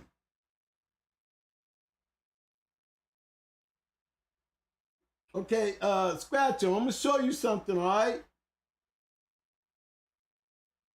See, I'm trying to pull you up. I want you to look at that address. You see, when that address comes like that with all that other stuff instead of that number, then that means it's gonna take me into your login. It's not gonna take me to the pedigree. You have to go into your pedigree and copy where it says public link where you can use the actual public link. The link that you're grabbing, even though you're getting the numbers, you're getting them off the address that's connected to your locked account. All right, you want to go down there and it says where it says public link, click on that. And then the first line, you're going to see the public link. You're going to see that same number there. Just copy that whole link and put it out here. And that'll put us inside without having to try to get into your account by the way going this way. We go this way right here. This is what happens. You see? That's what's happening. So you'll see. That's why we're not getting ready to put you up. You have to go right here and pull up a pedigree. Like me, I go on one of my own pedigrees and pull it up. Well, I got to sign in and do that, and I ain't trying to do all that. Okay, I'm sorry.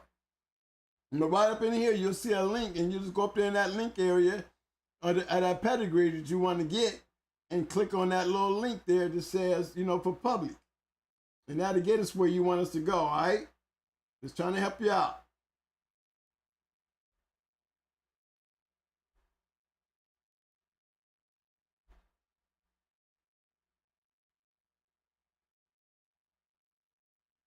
All right, fellas. I'm still looking. I'm getting down there.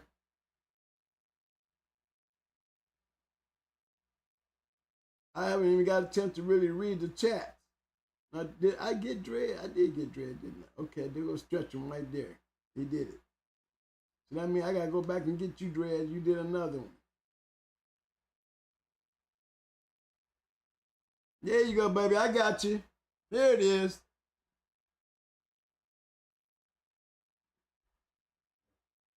This is what my man was trying to get us in here to look at. He said, I'm posting it for a friend. Somebody posting it for a friend.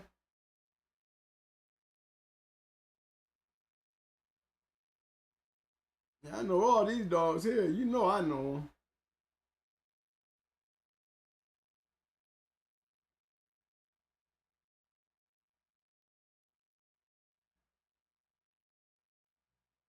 Another good pedigree. Don't know.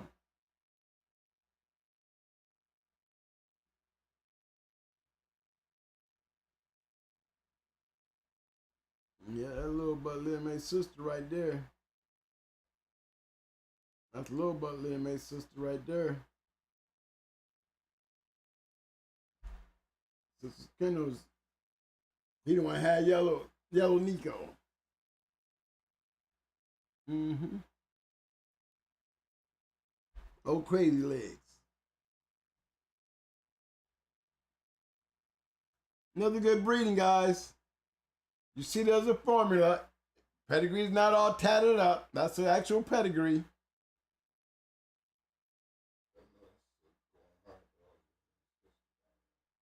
Yep. This dog right down here is a little buck. Her daddy's the one that produced Baby and them. The registered married. A Little May brother. A Little May sister was probably in the first breeding or the second breeding, but Sir Kale. Everybody knows as Stone City Sir Kale or Evolution Kennel Sir Kale. That's the Little May. She also has another Little May that had a lot to do with Black Ice. Red, that champion bitch to beat that killer clown stuff. Yeah, that's a little man to that stuff right here. All match dogs. These are match dogs. This is what we breed for. You want to get the results. Still the pressure with all that, the pressure on that dog right there. They got the dog all in blue. But to be honest, we're gonna check his offspring. All right? We're checking offspring now.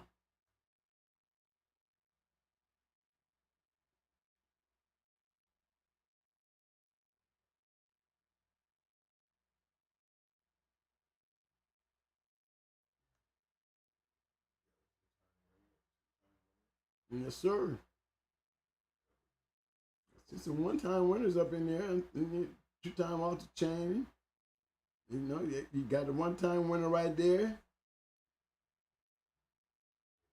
You got the old champion 8-ball. We're gonna go back to him. And Kenny, he got a couple pages, so we just trying to pull champions right now. I'm gonna go. Yeah, we're gonna go pull this champion while we're here. There you go. That's Black Boy. Did he produce one? Yeah, he produced one. He got him a champion right there. Like I said, the pressure was on him. The pressure was on him. Even though he's just as black as everybody else all through here, and all down through here, and all down through here, the pressure was on him to do that. That's all you asking for. Some hope. You got 2 pages. But we got hope. It don't take but one to me. You got enough winners. You keep on trying. The point clear is the lucky person is the person who's got the winner.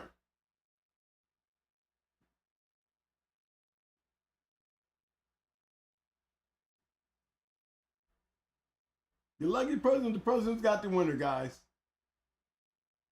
I'm going down here to this other one here before I leave here. I got to go after the 2-time winner, Kenny. Kenny, they killed Kenny. 2020.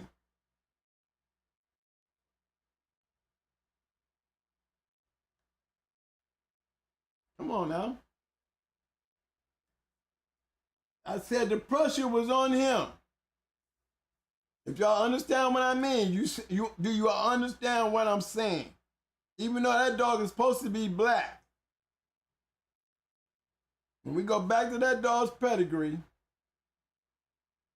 I said before we went any further, I said the pressure is going to be on him. Remember that. And he answered the call. A champion and a 2-time winner. He saved this.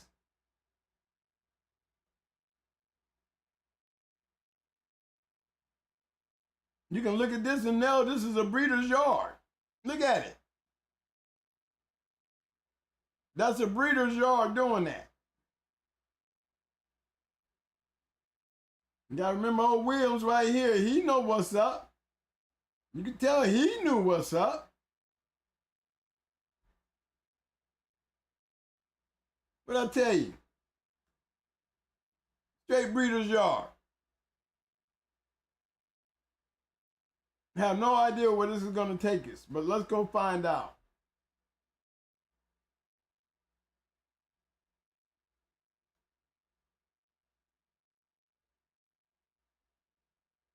Down there, what, we're gonna be running into 20 years before we, okay. We see some rascal. So that's him. Him. Him.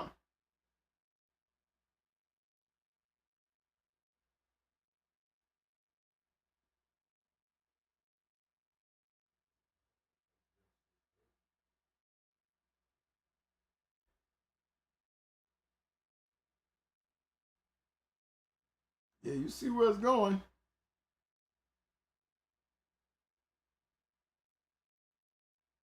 Slowly but surely. Years of this shit, y'all. Years of it. You see it? Years of it.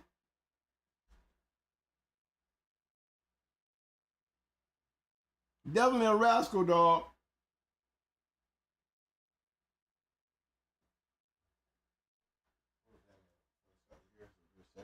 I mean, that's a breeder's yard, but that's what breeders do. This is the kind of shit that breeders do.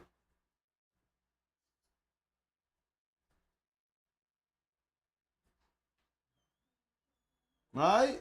Stuff the kind of breeders do.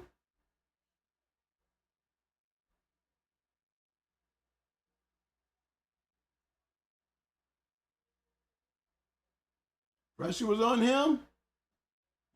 Crossed with a breeder.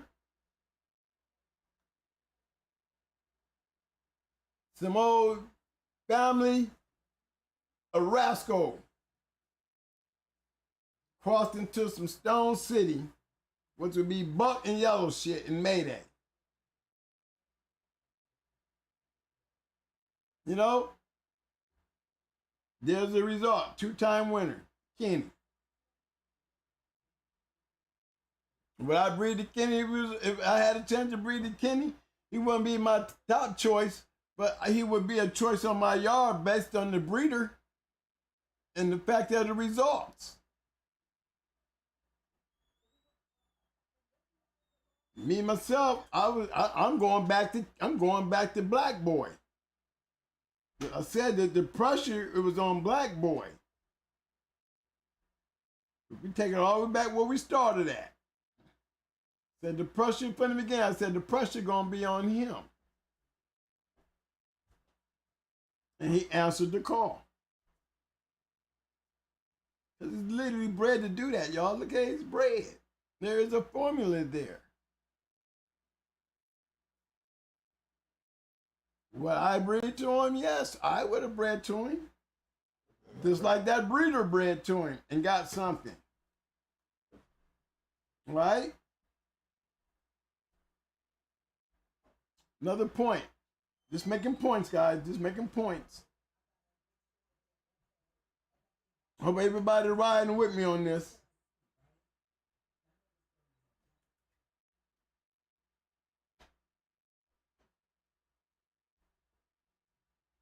See, I can't really read the chat, guys. I'm just looking for pedigrees to pull up, all right? Jimmy James, what's up, baby? I see you in there. Mike Dan, what's up, bro? See, I hardly ever get a chance to see the chats, but he got me scanning through them. Hey, Kennels, what's up, baby? I guess I do my shout outs while I got y'all running across there. Okay, Welch, I got you, baby. What's up, fellas? Thank you for coming. Good to see y'all. And we got a Welch Kennel special. Y'all better watch this one.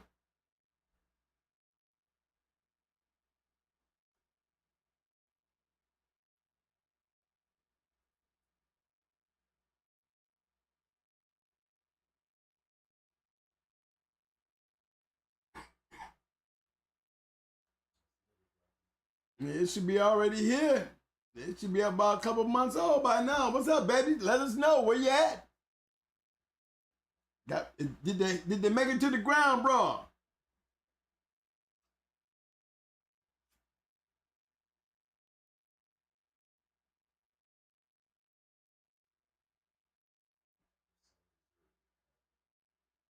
Yeah. Quarters out. But still, I would breed to that? Yeah. Why wouldn't you guys? I mean, you take the pretty boy out of there, you know, put him back in black. I'm looking in the third generation, yeah. The top half is great. Bottom half is okay.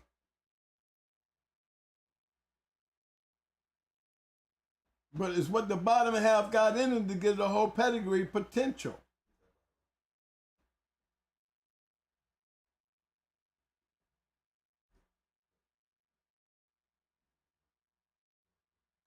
You see what I'm saying? See what happens when we miss? When that fourth drops back to the fifth? See, we don't see this right here in that pedigree because when we go back up to the front, that then dropped off. My question is, did the pedigree change? Yes, it changed. It does not look like the fourth generation, which is now the fifth generation when we go back to where we were. Did the line start changing? Yes.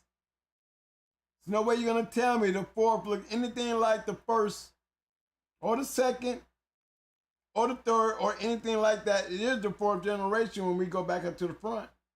Right there. It gets weaker and weaker.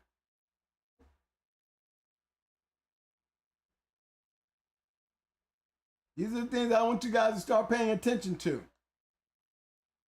This is what I mean when I say when this falls off and the pressure's on who. You understand what I'm saying? We're right back where we were. Now, if that fourth had to look like this down here, we'd have seen all this down here. Remember, we just did the female. See, he added to what was missing down here.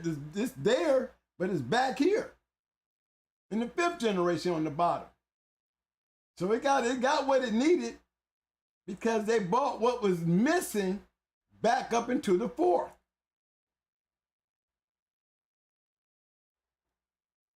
And with that in mind, understanding where we just came from, seeing what's back there in the fifth, hell yeah, you supposed to breed that bitch to that shit right there. Because it needed it. Do we got something to look forward to? Yes, it's a gambler's choice. It's not a chance of a choice, it's a gambler's choice. And as a gambler, I would have breed that. I would have bred my bitch the way he bred his shit. Yes, I would have. Because it needed it. And we done already seen this stuff work. The gardener stuff working with the yellow stuff. We seen it work. Might have seen it through the same person who put this one up here. We know there's results there because we've seen it in other places tonight. Good job, Welch. Good job.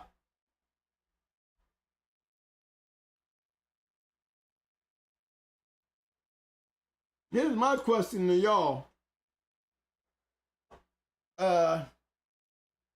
My question to y'all is, okay, let's say we got Grand Champion Niggerino. Okay? I don't know if everybody know this, but see, Grand Champion Niggerino, you know, on his courtesy scratch for his Grand Championship, he quit.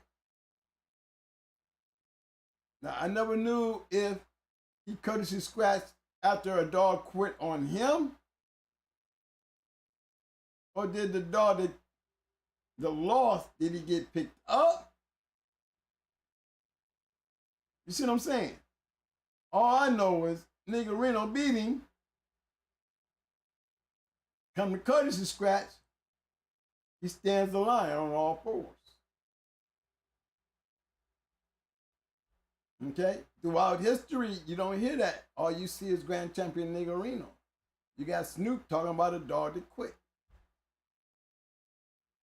Man. But he did. Now, if he had been in a scratch one situation, he wouldn't be Grand Champion Niggerino.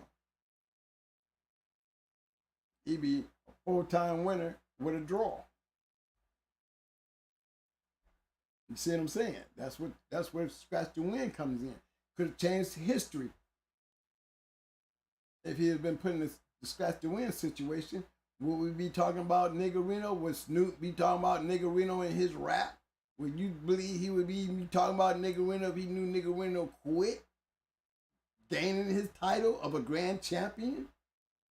That couldn't even courtesy scratch on his grand champion debut? Maybe that's why he's not an all-around. Maybe that's why he's not as great as all the other dogs that came by way. You know what I mean? And then they stole the car. All right? That would have been one cur that could have lived the rest of his life on that yard after doing that. Especially messing around with going hard kennels.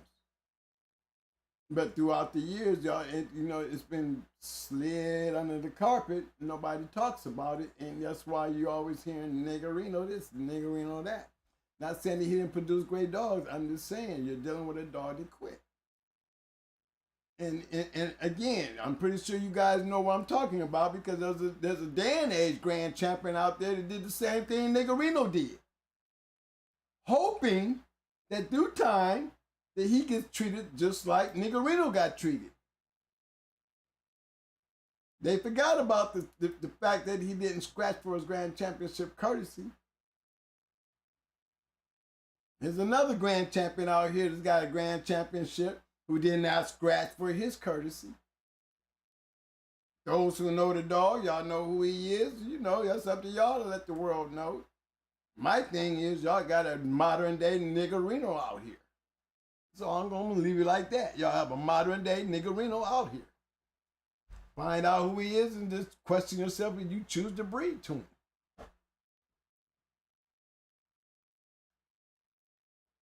Dog can't do what he gonna do for free, with no pressure on him.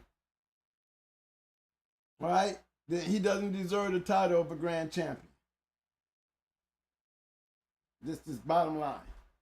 If he's been under the circumstances of a scratch to win, he would not be a grand champion. So why do we give a dog that did not have to scratch a pass for not scratching? That don't make no sense to me. I'm a hunter. I don't believe in any dog that does not courtesy or scratch to win.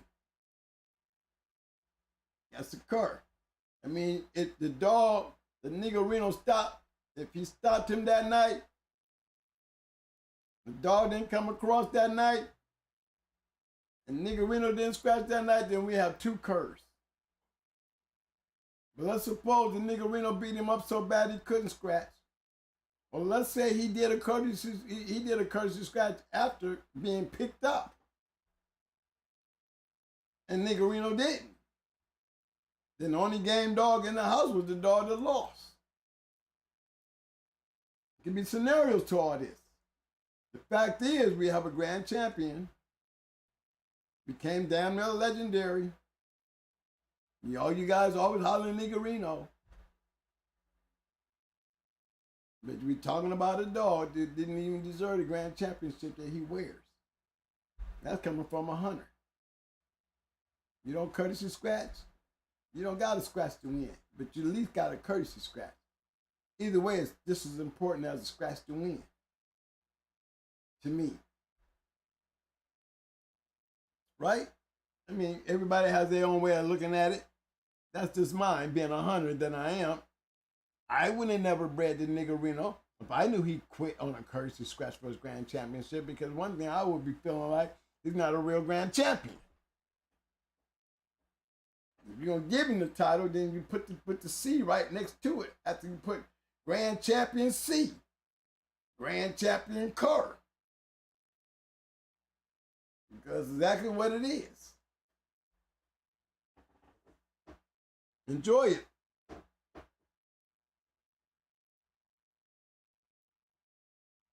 And tell him again, they'll walk him down. Big Steppin said, make it clear. Let me read what he said. For you listeners who don't like reading the chats after we come up off of here, I'm going to tell you what he said. He said that is the reason alone.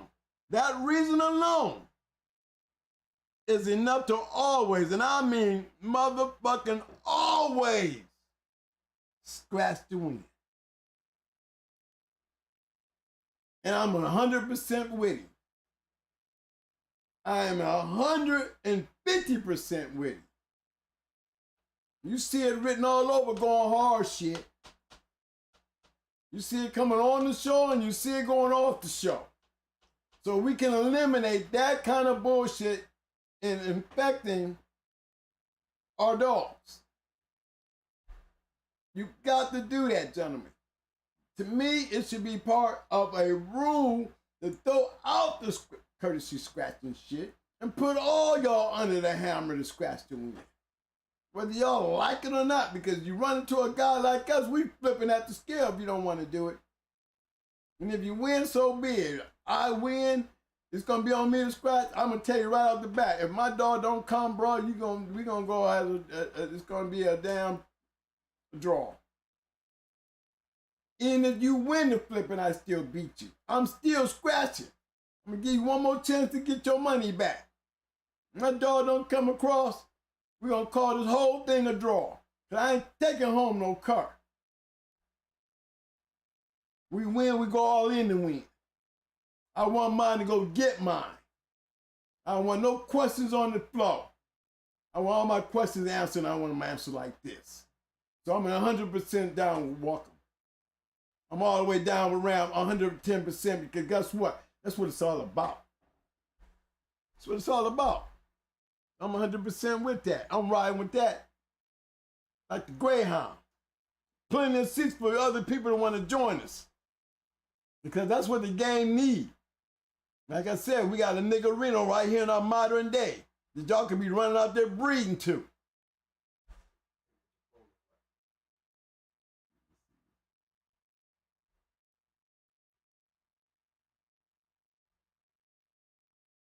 How do I get the poll?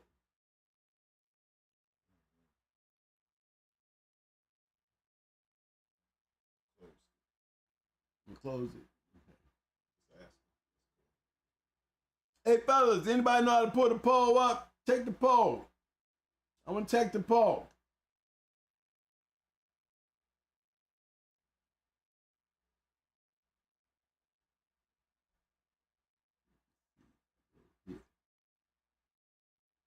Check it.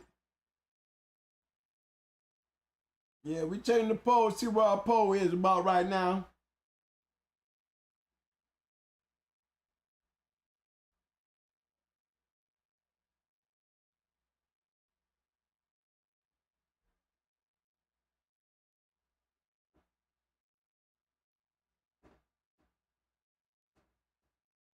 That's right.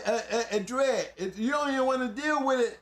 You don't even want to deal with it at the time of release. You want to deal with that shit at the scale.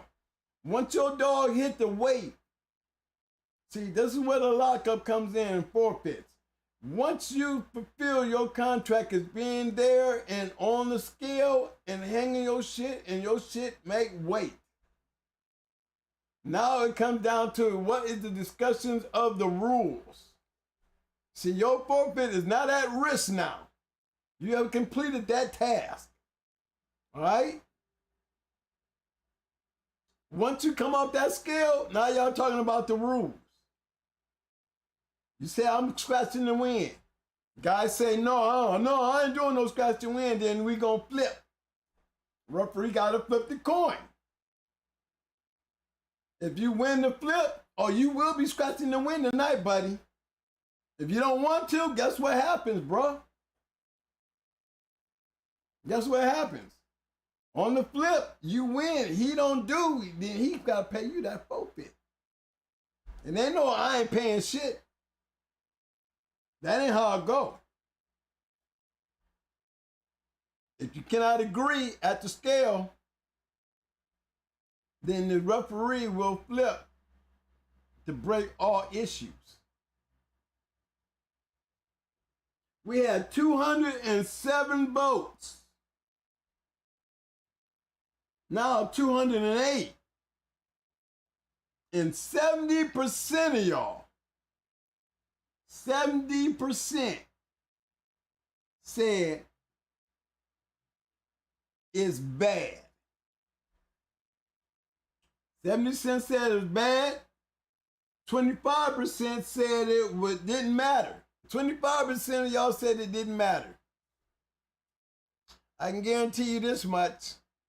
25% of you guys, I can guarantee you 25% of you guys that's in that 25% aren't hunters.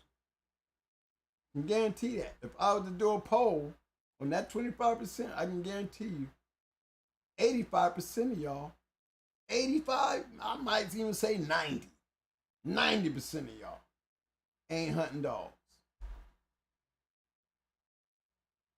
Anybody that's a hunter would tell you to breed an untested dog is ludicrous to a hunter.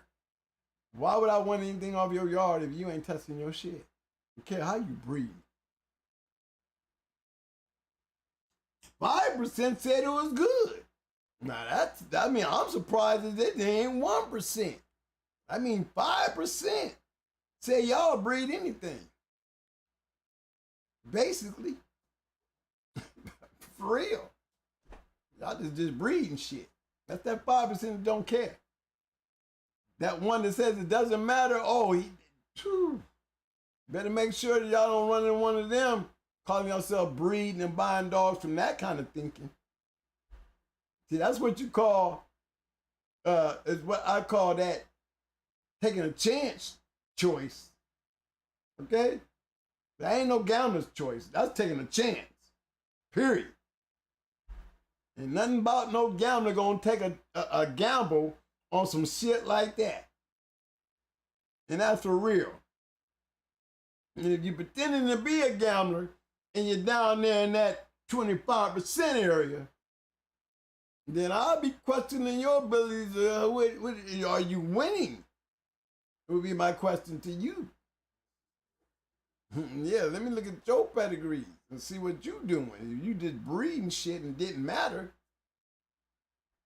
you know, you might be doing something, but are you winning? Are you being successful? Is any of you 25%ers out there? You know, because we've been looking at these pedigrees and, you know, inside this room, we ain't ran across that 25%. Not a one that we can talk about you. You know, it ain't talking about you to put you down, but it doesn't make sense if you're trying to maintain what has always been the core to the American Pit Bull Terrier.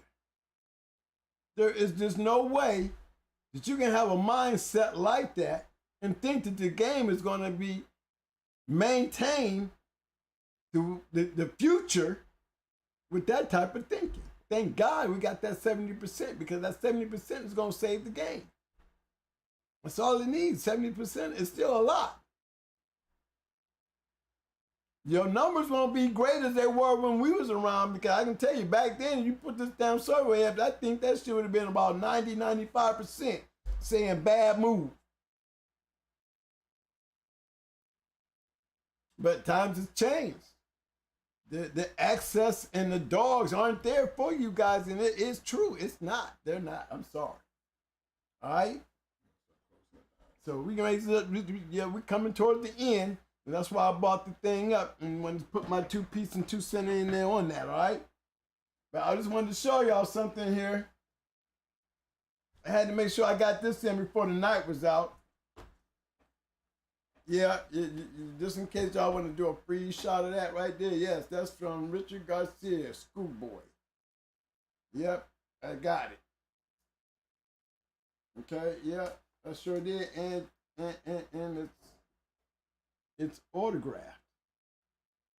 Okay, I just want y'all to know, just want y'all to see that. Thank you, Mr. Garcia. Oh, and it's a very interesting book, guys. If you guys ain't got this book, oh, there's some shit in here. This is a book. You can sit down and read this shit. All right?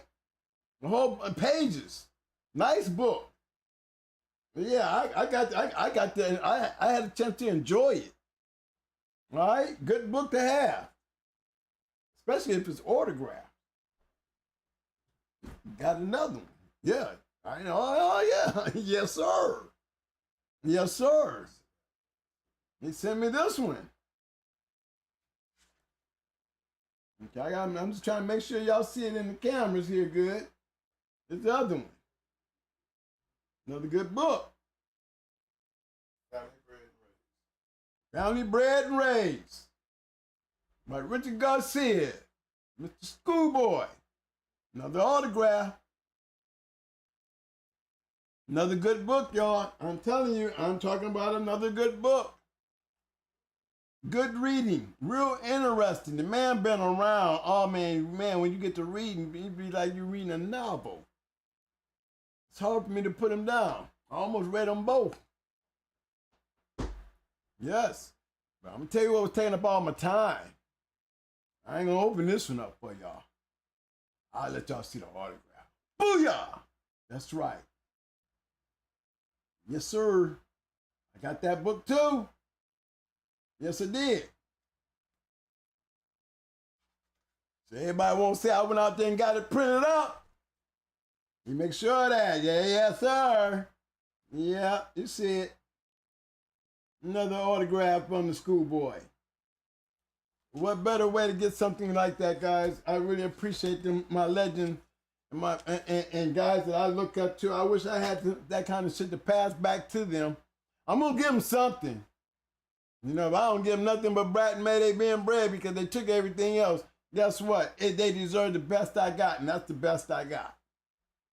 And that goes for all my old dog men friends to step in there and speak up and jump in here and help me. You know what I mean? I love it. I love it. Ram, you know you on the list, bro. All right? I'm looking at you too. You know I need my pictures and my autographs. I told y'all.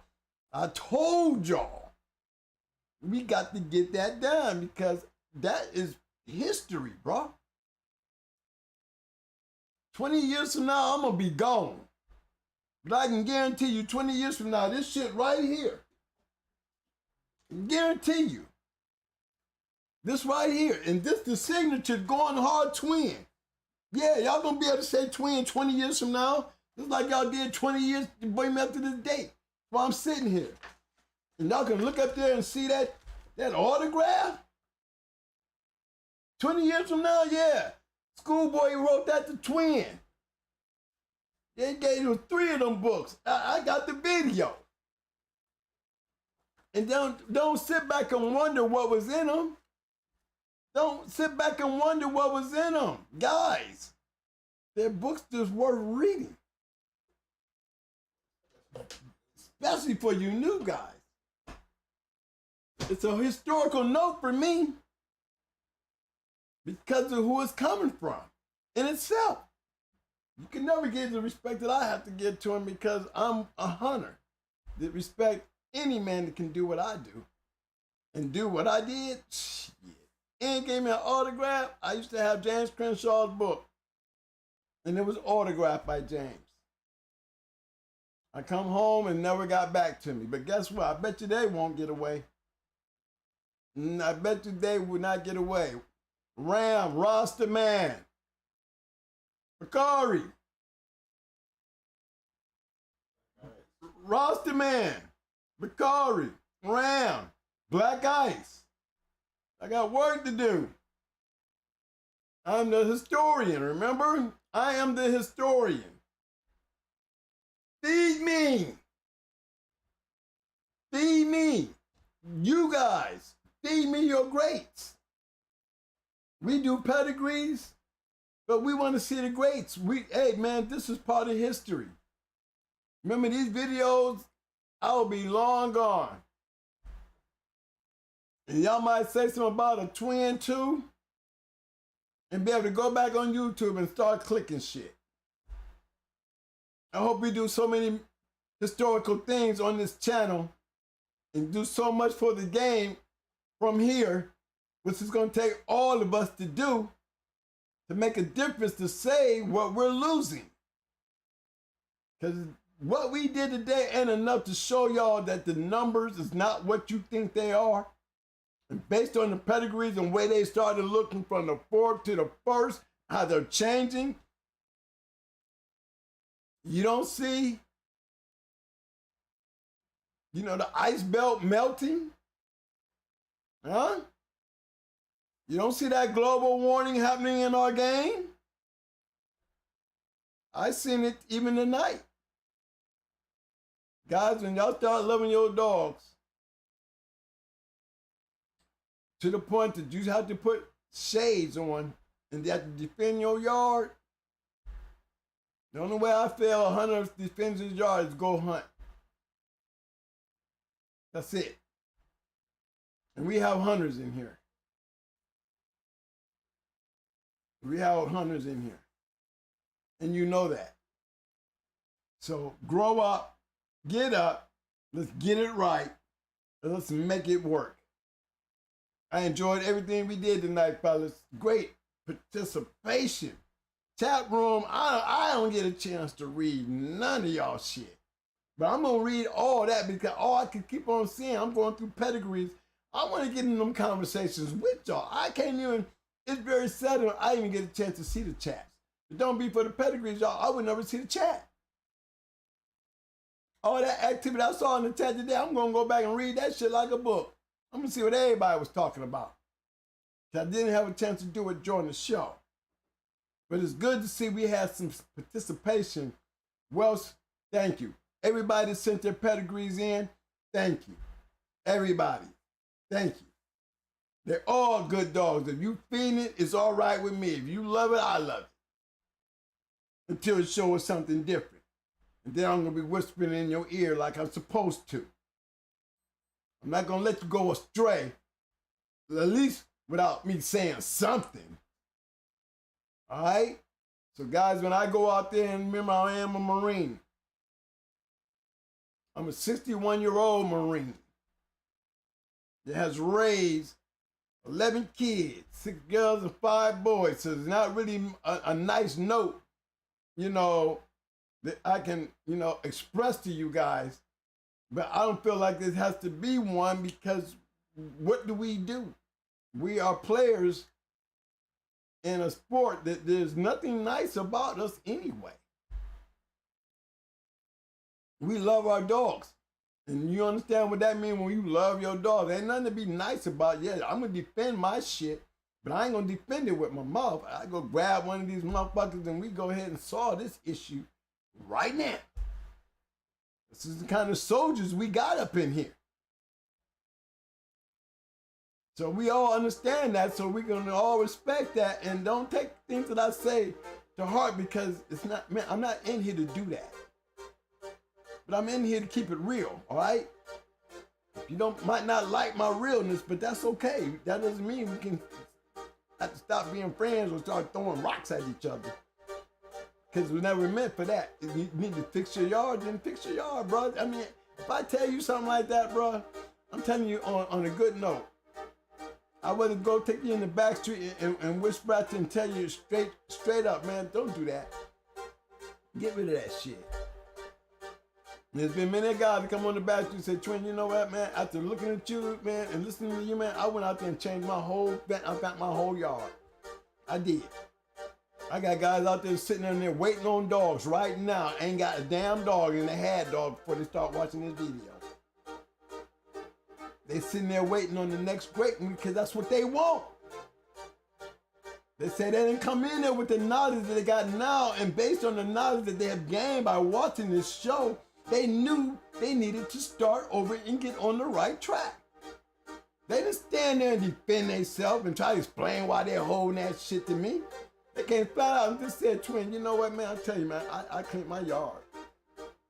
I got what I could out there, motherfucker. I just rather sit and wait. And yes, I get guys to send pedigrees and what you think? What you think? You think I should read it? I'm gonna be honest with you. If you can't take my bad, then you can't love my good. And I want you to love my good and accept my bad because it's all love anyway, fellas. It's not a angry, mischievous, or jealous attitude in me about none of y'all shit. Regardless of what y'all do, you're gonna always have respect coming from me as long as I know that at any day that I might be walking inside a box and see one of y'all standing there in front of me. And that in itself is worth the respect of a dog game. Too many people stand on the outside the box talking shit and not giving the true respect where it belongs. True respect where it belongs is right there in that box, because that's the history right there. That's where we go from here. Not on the outside of it, inside of it. And don't y'all forget that. Break it down, man. I need to get a height now. Come on, y'all, come with me. Y'all start throwing up the muscles and all that. You know, it's been a rough day here. We've been talking about some shit here.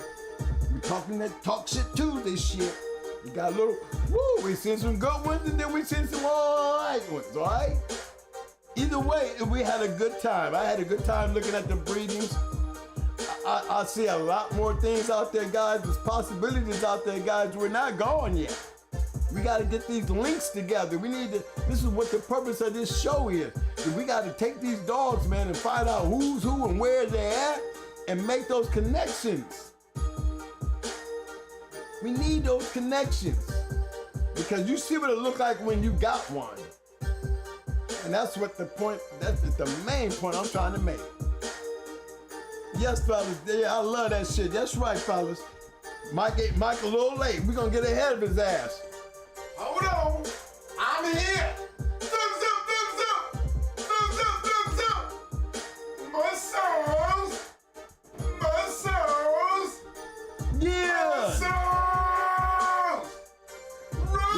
this. Roll this. I need roses.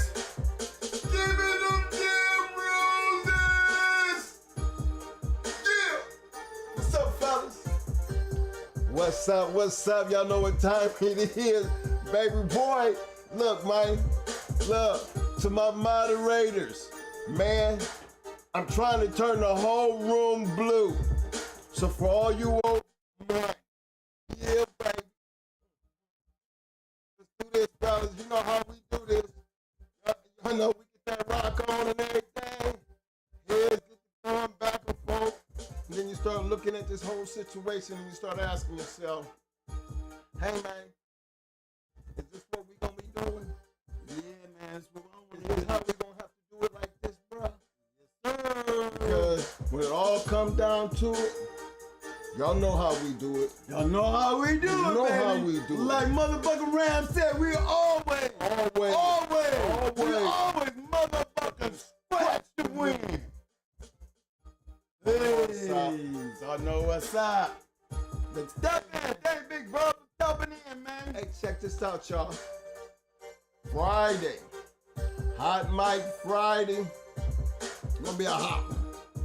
So we need everybody to get them notification buttons on your way out. Stop by and hit them like buttons. Before all your faces up in here, come on now, hit that subscribe button, you know, and then hit that little notification bell so you know when we finna do this. But you don't really know it because we're gonna be here every Tuesday and Friday night at 8 o'clock. We like clockwork. You know what I'm saying? So until then, I'll say it again, until Don't then, forget your cash out, people. Don't forget the historical book of records in our movement. I'm still sitting in this chair. yeah, he's I'm still still here. sitting in this chair. Still here. Look here. Get that rock on, baby. Get that rock Go, on. Get baby. that rock on. Come on.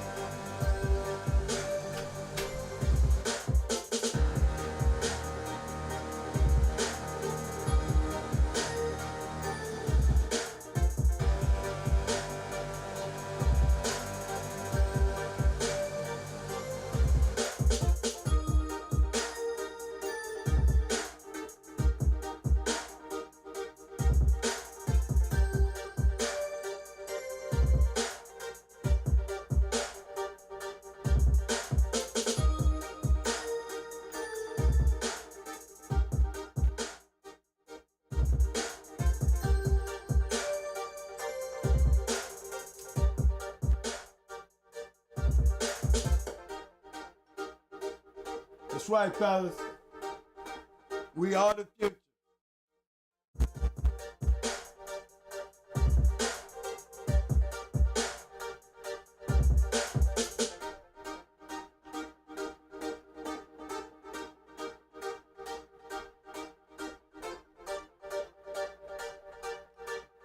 Oh, we got some good networking out there, fellas.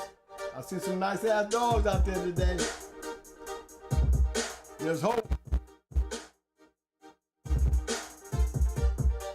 On the back street, fellas, those who need to holler at me, holler at me. You know where I'm at. Y'all know how to find me. I am reachable. I am touchable. Use that to your advantage and talk to me. Show me. Tell me.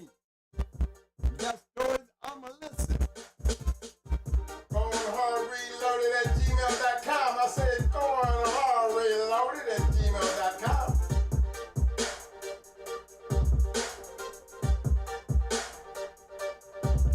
I see y'all in the parking lot.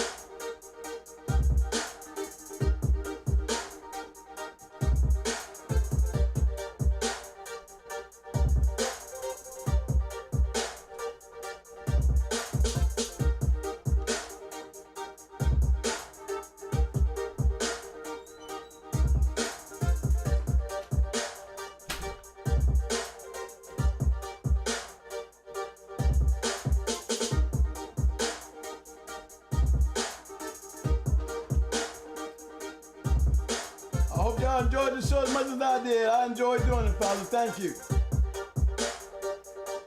Thank you for all the love, always.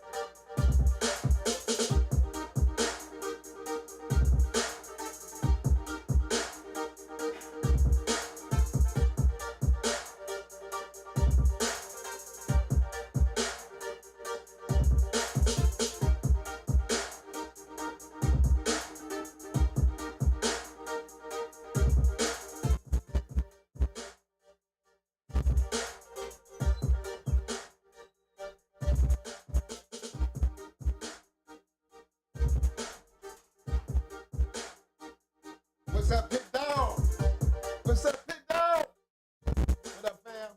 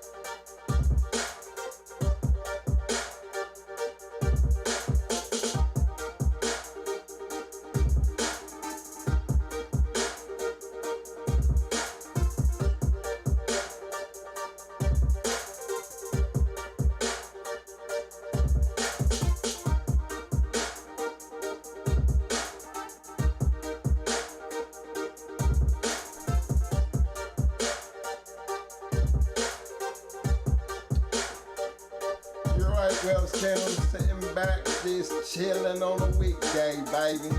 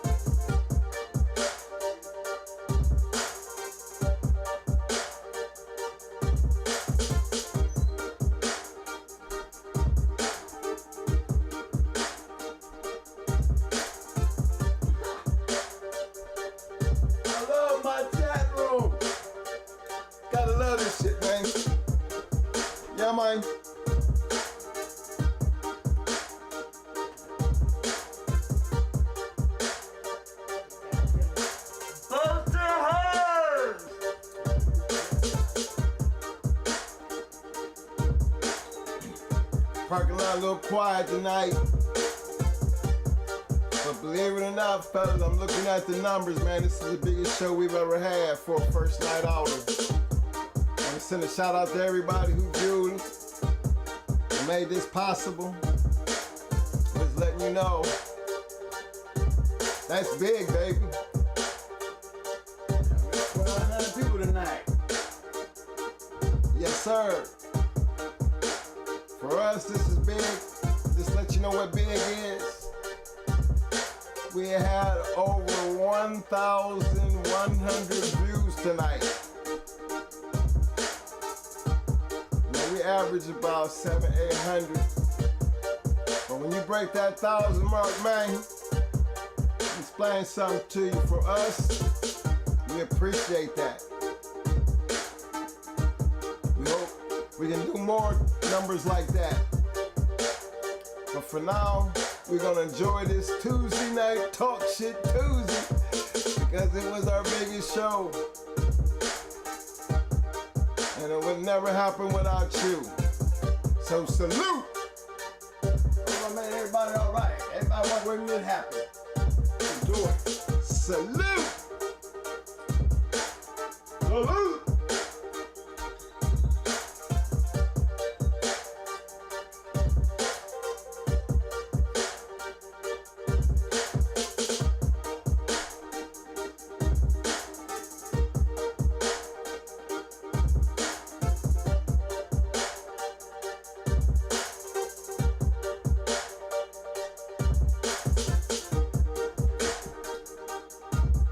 Had to bring some drama to the scene.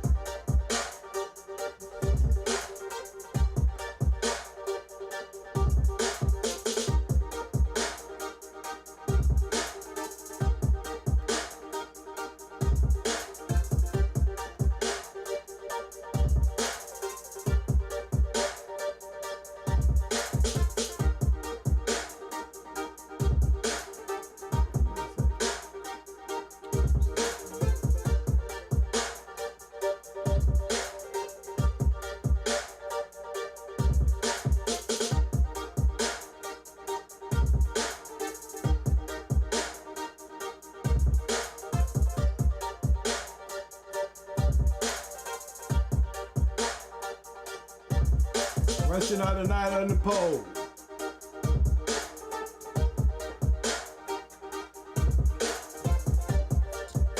Out of 217 voters, is breeding untested American Pit Bull Terrier dogs good or bad? Tidying up, 6% says good, 71% says bad, 24% doesn't matter. We appreciate everybody's participation. Thank you for voting. And again, always remember, the numbers always speak for themselves. Again, thank you for voting.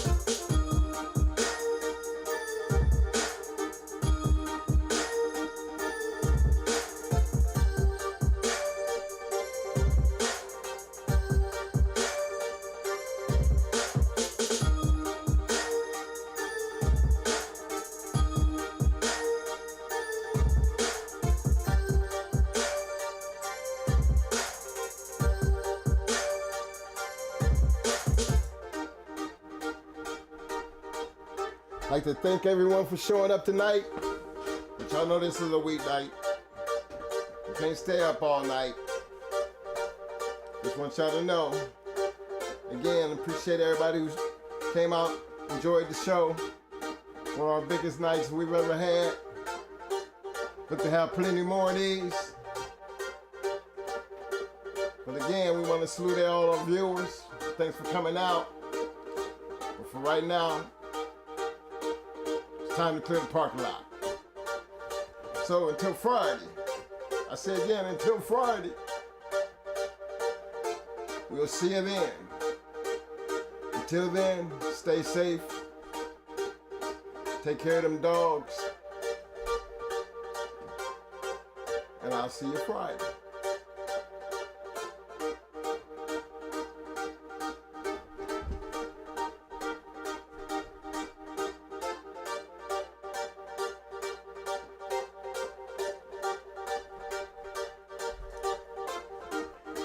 And for those who are still around, you want to get in contact, man, look, Going Hard Reloaded at gmail.com. Peace. I'm out.